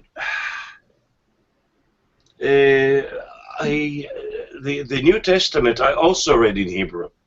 So Yeah. you know, it was written in Hebrew and Greek. So I read the Greek translation in Hebrew. Mm-hmm. The Quran I read in English. But then again, they say, "Oh, you have to read it in Arabic." Yeah, I'm not gonna that's study Arabic. that's the you don't know how funny Life of Brian is unless you watch it in English Yeah. argument. It's like, yeah, you may not appreciate the puns and the poetry, but you Yes. can Yes. understand what it's about, essentially. Yeah. So I mean, that's bullshit. If the book is so perfect that you can understand it in any language, why go to that apologetic excuse that you have to read it in in Arabic? Yeah, it's a cop out. Yeah. Yeah, the same. I had an argument with a Christian. No, you have to read it in the Hebrew and the things because that's the real essence. So I said, well, I was born in Israel. I didn't realize changing the language changed the message. So I said, what part don't you understand? I can explain it to you. And they just left home because they came knocking on the door. By the way, these are the guys. They didn't know Hebrew though. So I don't know. The only thing I'm familiar with, as far as I don't speak Hebrew. The only thing I can understand is Yiddish, because it's very much based in. Yeah, it's a bastardized German, Slavic, German, Polish. Yeah. Yeah, I never spoke Yiddish. I don't know why. I just thought it was a how shall I say? It's a local. I just didn't like it. I just didn't like it. Yeah, I like it because it always sounds cute. Because if you listen to German, the accent is fantastic. I have the accent. You know, great, but I don't speak Yiddish very well, and actually, I don't speak Yiddish. I don't speak it either. I'm familiar with some vocabulary because where I grew up, where there's a lot of big Yiddish influence in the language, local language in Germany in that area, and it sounds cute, in comparison to German. High German is very not strict, but clear in a way. Yeah. And Yiddish always has this tone. Yeah, I know. It's very, very. It always sounds like somebody is making an apology, apologizing for something. Well, I don't know. I know. I grew up with this all around me. They were talking Yiddish. Didn't understand the word. And the great thing is how much of an impact Yiddish has had on German literature, maybe. I mean, even Goethe, Johann Wolfgang von Goethe, wrote pieces in Yiddish. Little. I mean, just as a joke, I think. But he wrote little. What it's called if a preacher preaches. A little solemn sermons. Sermons in Yiddish. Which you can always understand as a German if you try. They try to preserve this language in Israel. I know there is a theater. A good friend of mine runs the theater, the Yiddish theater, but it's a dying language. Yeah. Yeah, it is a dying language. I mean, in America, less and less people speaking Yiddish. Even the ultra-Orthodox, I think they're starting to lose it. It's in Sweden, it's the official minority language. It's registered. It's we have a couple of them. We have the Sami language. We have the Rom language, like Zigeuner. Uh-huh. Okay, and we have Finnish, because we All right. occupied Finland for 900 years. Oh, So okay. we have some pay to do back. But it's really, and we have this mixed Finnish, Swedish, Meänkieli border language, and we have Yiddish. Oh, right. And we have No, Yiddish. here in Australia, the official language is not even there is no official language in Australia apparently, none. Mhm. No, it's not the official language. It's not by law the official language. Everything is in English, but it's not the official language. And would you believe on the census, if we're talking about this, there's nothing in no Judaism. If you want to put the Jew, you have to put it under other. Really? Yeah. You could never do that in Germany. You could never just, you know. No, here it is. But yeah, the Jewish people here say, "Oh, come on, who cares, right? Yeah. Who As cares?" it should be, Yeah. but. But yes. By the way, what's your, because this is a phrase I've become familiar with through Sam Harris, I think, in the last year. What do you think about Jewish atheism? What's your opinion on it? Because it's a very interesting cultural phenomenon, I think, this tradition. Actually, the most interesting thing is, I'm not talking about Jewish atheism in other countries. I'm talking about Israel, Mm-hmm. and apparently that is growing tremendously. But there is a big resistance actually, because for what I found out on the internet, there is a lot of born-again Jews, and they are, what did I say? They're going to be they are more creationists than creationists. I'm Okay. serious. The Well, it thing should that come naturally. come But, up with, I mean, Jews never believed in hell or heaven or hell. yeah. They don't believe it. But these ones say you go to hell if you don't convert. So they took a lesson from Jesus Yeah. there. Yeah, it was something like that.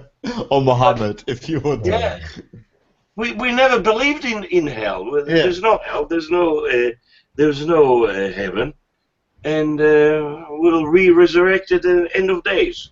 Yeah. Which I believe are coming according to the creationists any minute. So I don't know. What do you think about the de facto alliance politically between U.S. American? I'm always making the distinction because I have a Canadian here, but U.S. American evangelical Christians and their professed solidarity with Israel, because my understanding of it is from various sources that it's kind of dishonest. That the idea is that very roughly, that the trouble in the Middle East, in Israel, Palestine, all that shit, that it's basically stage one of Armageddon. That's why there's such a great solidarity to Israel, towards Israel, within the American Christian right. Yeah. Because all the Jews will be slaughtered, and the good Christians will have rapture and all this bullshit. Yeah, which is so pro-Jewish. Yeah, that's why. Yeah. There's a great. Do the hard work for us. I'm sorry? Do the hard work for us. Fight for us. There's a great quote in The Sopranos, which is after, I like television shows. And next to Rome, which was a BBC HBO co-production set in ancient Rome, which is great, not from a historical standpoint, but as a TV series. The Sopranos are, I think, top-notch television. And Oh, yes. there's this one character who's involved with the mafia, Hash, who is a Jew, and there's one episode where they're confronted with evangelical Christians. All right. And his wife, he's a Jew, and his wife says, well, whatever bullshit they're spouting, they're great friends of the Jews. And his reply is, you just wait. Which, to me, seems to summarize the whole pro-Israel, pro-Jewish trend we see within evangelical Christianity right now in the US. It's not the same in Germany, but in the US. Is that your impression too? Because I'm actually interested, because I'm very much influenced here by left-leaning sources. I have to. Okay, we are not really concerned with this. Okay, if they want to donate or whatever, support Israel, fine. We don't take this bullshit seriously, right? Yeah. You can wait for Armageddon to happen. Yeah, well, we don't believe in that bullshit. Yeah. So, but you got competition now from oh the yeah, Muslims, of course. Muslims. Yeah. From the Muslims.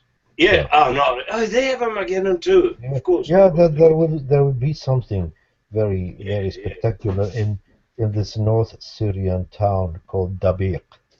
Yeah, something like this. Yeah. Yeah. But what? And Jesus has a big role to play, like a warrior. In this Yeah. Well, big, as you know, we're not very big. apocalypse. We're not very big on Jesus. No, but seemingly the Muslims are.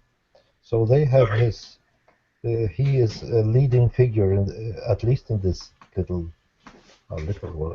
big apocalypse. It's some stage in this, and the town is there. The ISIS is nearby, and something is happening now. So wait and see, boys. There will be the day of reckoning. I see. Yes. What's happening in America? I believe that the Christianity now, because of all the social justice and all the problems that they have there, religion becomes secondary. Mm-hmm. You don't hear much on the evangelical things, and they're not involved in politics anymore, or you don't see much of that. What is actually surprising is the resurgence of religion in Russia. Yeah. Well, it comes naturally, I think, if I may join in here. If you look at the history of Russia, you had the Tsars, who were, the absolutist rulers, and who were put into their position by God. Mhm. And after that, you had Lenin, who was kind of a radical communist, obviously, but as a person, he didn't start his own personality cult. That really started under Stalin.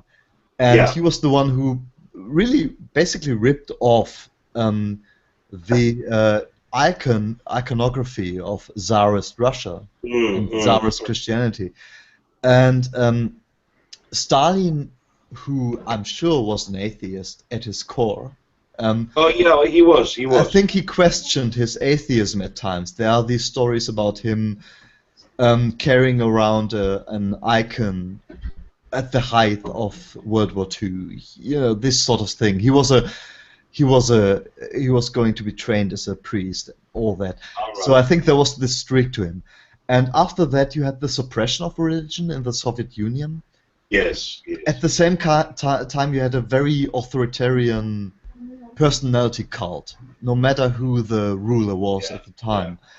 And now that Putin has taken over, whom, as much as I would hate him if he was my head of state in terms of internal politics, I am kind of soft on him when it comes to global politics, because I think he is a rather level-headed player on global politics. He is doing his thing overall, very roughly. But he has re-established the Orthodox Church heavily. Yes, but this thing has never really been ended. You know, the connection between Russia and the Orthodox Church, no matter the persecution that has taken place, has never been fully cut. Even Stalin had his the patriarch of the Orthodox Church with him all the time. This has always been happening, and Putin is kind of pandering to the more conservative and socially and religiously conservative feelings within Russians. And that's why Russians like him. I actually know quite a few Russians who are able to explain to me why they like Putin. And none of them like Putin for his internal policies. Nobody likes him for that. Or most of them are pro-gay, and they say, well, it's shit what he does. But all of them will say, well, we had Brezhnev, you know, and we had Gorbachev, and it was shit. And he managed to, you know, get the country on track again. And he's a bit too conservative, maybe here and there.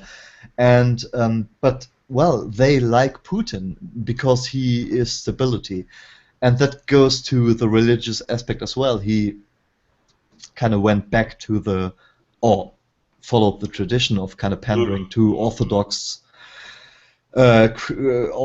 Christian religiosity, and All right.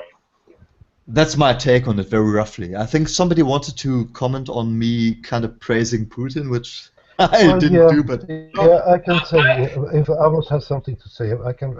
Yeah, sure, go. Come on, Amos, no problem.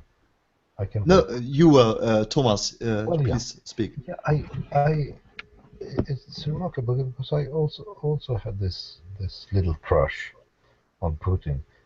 Why? Because he stood up to, as I understand it, the U.S. plans of trashing Syria. Yeah. That's my take. I might be wrong, but that's the way I look at it.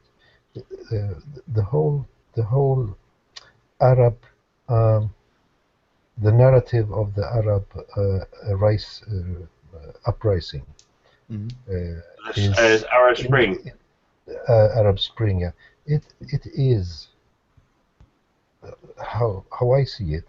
It is a U.S. In the interest of the U.S. They have things to do with it. Yeah, and it never worked, as you can see. Yeah, it didn't work in any country they tried. It didn't work. Well. The good thing is, again, there are certain countries you don't hear of.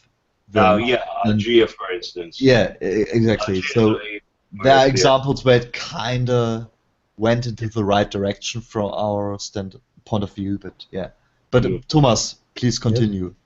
Well, it's not much more to say. He stepped in a situation where a secular sultan, Bashar al-Assad, who is the upper class name, who is assembling the rich people of Syria and the influential people of Syria, but he is secular, and he is not. He is, well. It's like when you vote in Sweden, you vote for the second worst asses. I mean, that's democracy for you, yeah. Well, representative democracy, anyway. Yeah. And it's always because of Putin and Assad and the Jihadis. Which do you prefer? That's who people. That's what people do generally. I think so. But I think here's the thing that you need to understand about the difference of policy between Putin and Obama, for example, or the mainstream West narrative.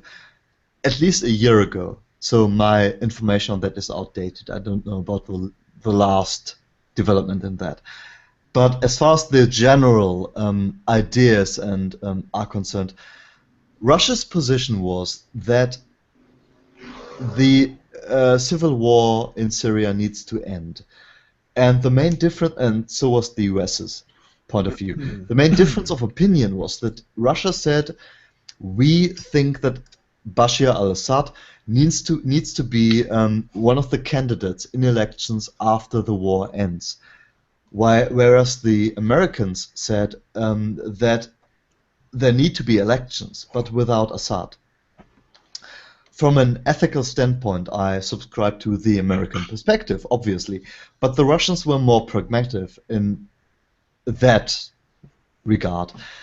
And since then, they've done their own campaigns, which is crazy because there's so much common ground between the West and Russia, if you want to use the dichotomy, because I think that well, depending on whatever the political developments in the US are going to be, there is a chance that Central Europe, Europe, may be somewhat more sympathetic towards Russia. We've had that development in the past as well. And there is a possibility that that might take place. I'm not going to celebrate it, but to me it seems like Russia is a more pragmatic player. I dislike Russia when it comes to their internal politics, to their policies about gay people, etc. Absolutely. But when it comes to global politics, they seem to be rather level-headed and pragmatic, amoral, if you want to, kind of be judgmental about it. Whereas the US are kind of passive under Obama, at least, kind of not really wanting to get involved at all, and Russia is filling the void, really. Well, I don't agree on that, because now, can you imagine such a democratic role model as Obama? He is a fan, or maybe a reluctant fan of and helper of Saudi Arabia, and what they do in Syria. Well, American weapons flow. First, they go to the rebel peninsula, opposition, the peninsula, and then it goes to the Jihadists. Yeah.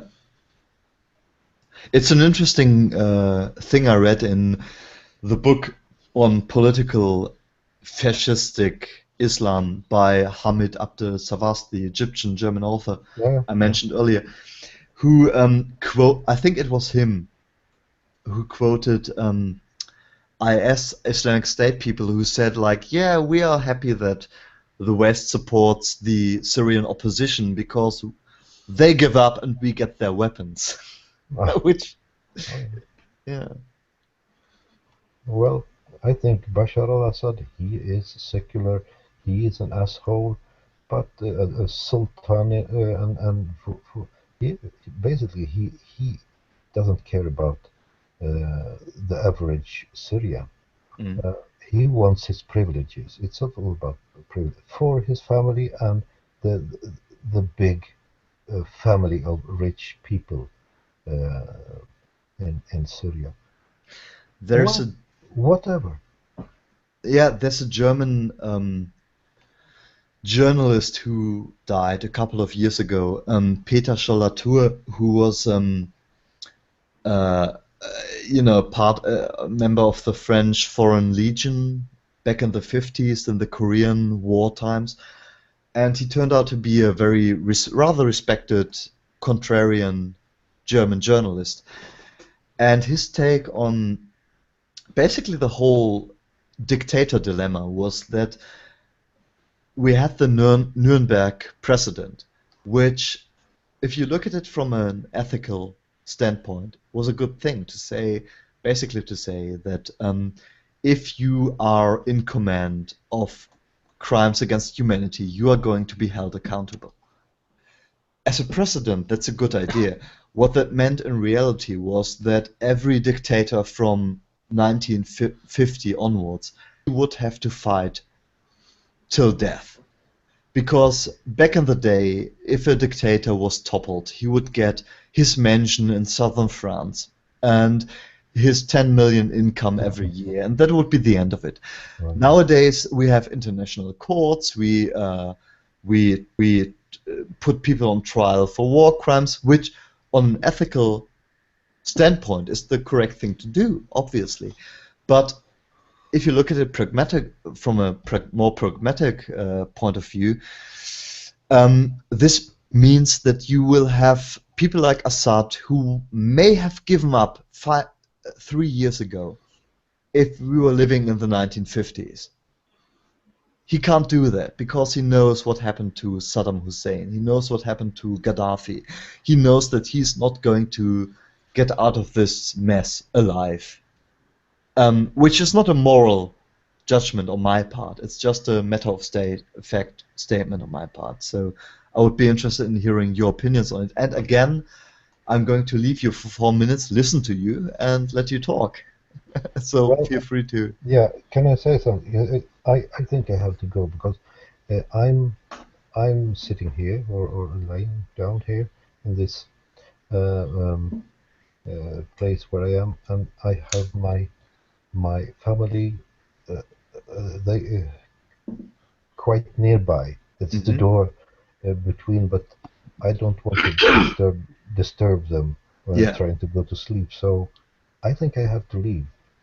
Well, we'll do it another time. I really enjoyed this hangout, by the way, because the thing I'm is, just falling asleep now. yeah, the thing is, I have watched quite a couple of hangouts, and I realized that 6 people are the maximum of people to join, because if you have more than that, everybody is talking over each other.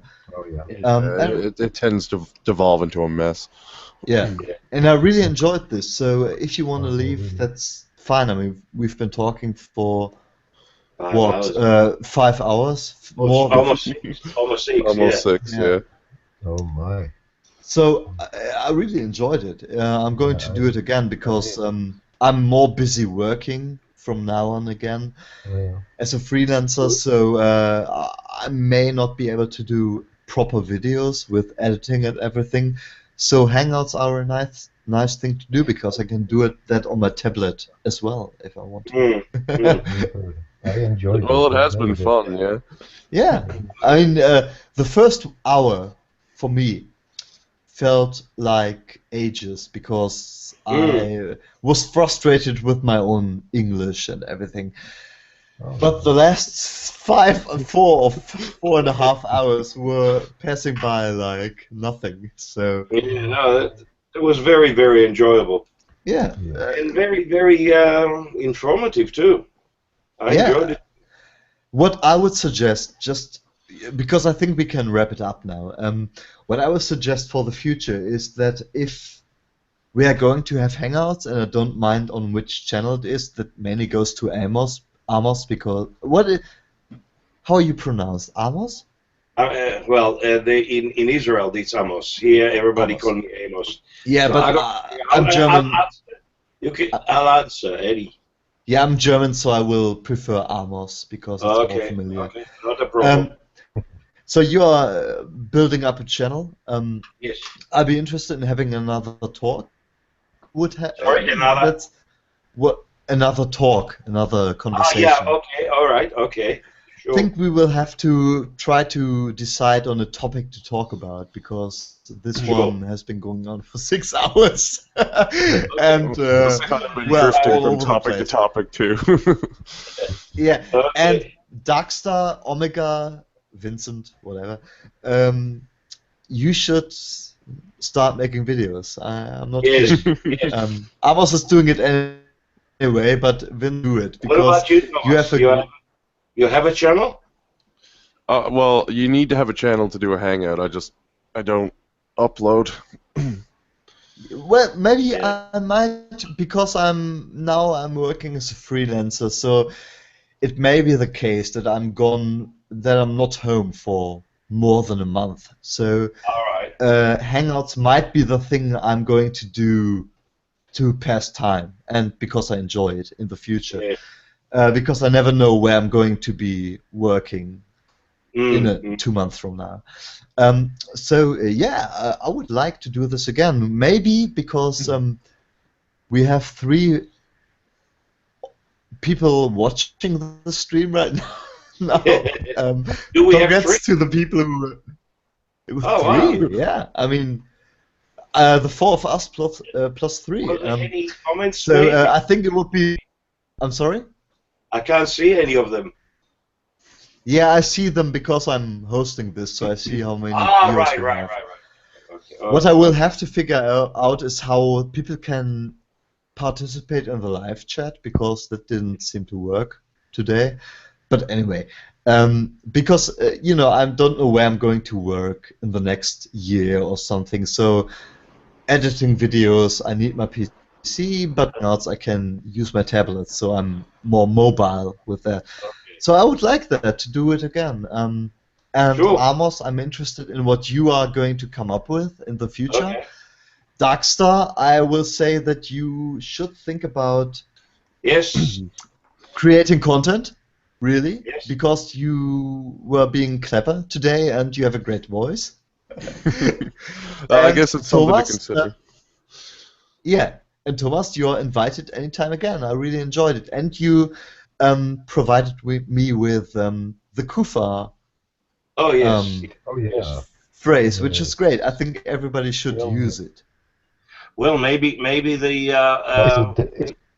could call our group the Kufas or something like this. Well, as The an Kufa alternative to Alliance. The Kufa Alliance. the four Kufas, as an alternative to the 4 we'll horsemen find who have died. This Kufa thing is developing. I promise you. Yeah. It will be, Anyway, something to will think be about. awesome. Yeah, I have to. I appreciate the invitation, of course, and I would like to stop now. I have to go to spend and I'm not talking. So You were Okay. breaking off right now, but I think you said Yeah, something yeah. like It's only you me. need to go to bed at some point because you're building your sauna. but By the way, Finnish, I mean you're Swedish, but Finnish saunas are the best. My first sauna was the Finnish one that goes up to 150 degrees Celsius or this something. is the one. They're That's great. Higher wood. Yeah. So Yeah.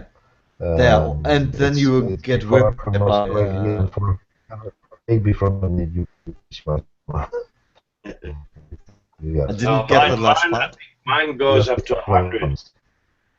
Mine goes up to 100. Oh my God. So, just to wrap this up, please, if you want your channel to be linked, send Yes. me a private message. So I Okay. will link you.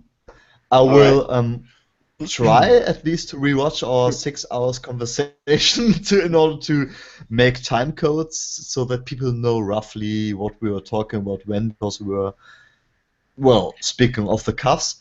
And in future, I mean, did enjoy this. I would like to, I don't know, if we had specific topics to discuss. I think Yeah, it sure. would be a more coherent listening experience for people who watch this. But yeah, it was great to speak to a person from Sweden, All over the just world. north of me, and Australia and Canada. So I enjoyed it. Are you posting this on your channel? It's being posted automatically because I'm doing Right. So if you go to your channel, they already be there. Yeah, exactly. It takes- all I'm going to do is I'm going to edit the description box and put links into it and all that, you know. Yeah, all right. After it ends, it tends to take a little bit of time before it actually fully uploads. So All you right. might- refresh a few times. Yeah, I'm going to sleep now too. So, and Darkstar Omega, no matter what you say, I'm going to push you towards making videos. I don't care what you say. Well, I'll see what I Chef. can do. Yeah. Otherwise, Okay, I am already falling asleep, and it's already 8 o'clock in the morning here. Oh, yeah, it's 11:30 where I am. So I was. By the way, one guy who couldn't join us today was the guy who was stationed at the North-Southern Korean border. Ah, right. Trump supporter. Great guy, as far as I can say. Although I disagree with him politically. But yeah, I hope if you listen to this, Josh, next time we're going to find a date to talk, because I was looking forward to it, and you, I guess, were busy defending freedom. Yes. That seems like a legitimate get-out-of-chat free card. It's a cop-out, but a legitimate one, Yeah. So, guys, it's over now. Was nice meeting you guys. You too, sir. Nice. Again, yeah, I enjoyed it, and if you want your channel to be linked, write me a private message on YouTube or via mail, thoughtfulcontrarian@yahoo.com, and I'll link you. Okay, not a problem. All right. I'll do that. And we must do this again sometime, specifically with topics next time. I would love it. I'm looking forward to it. Can I also ask if you can somehow sub me as well? I'm going to sub you as soon as you send me your new channel name. I'm going to sub you. Yeah, thank you. No, yeah, sure. I'm interested. No, as I said, I'm going. I have the letter to the German people. I have this already written and everything. Yeah. So sure. that will be my next project. Probably I'll do it on the weekend. No hurry. And we have a bit of a problem because we are selling. We are downsizing our house because we have a big house. Mm-hmm. So we're going to sell and buy something smaller. So I don't know how things will be. Well, they'll be interesting at times, but I'll make an effort to do at least one a week. Yeah, I mean, I just publicized my email address to YouTube, but you guys have my email address. Yeah. So feel free to write. I'm not checking it every, I don't know, 3 days, whatever. But I'm looking into it. So feel free to write. I enjoyed. There's a reason why I chose you 3 people to join the conversation. Great. So. Okay. All right. Yeah. All right. So whoever wants to leave, just feel free to leave. I'm going to go offline right now. Okay. Yep. So goodbye. Goodbye. Goodbye. Bye.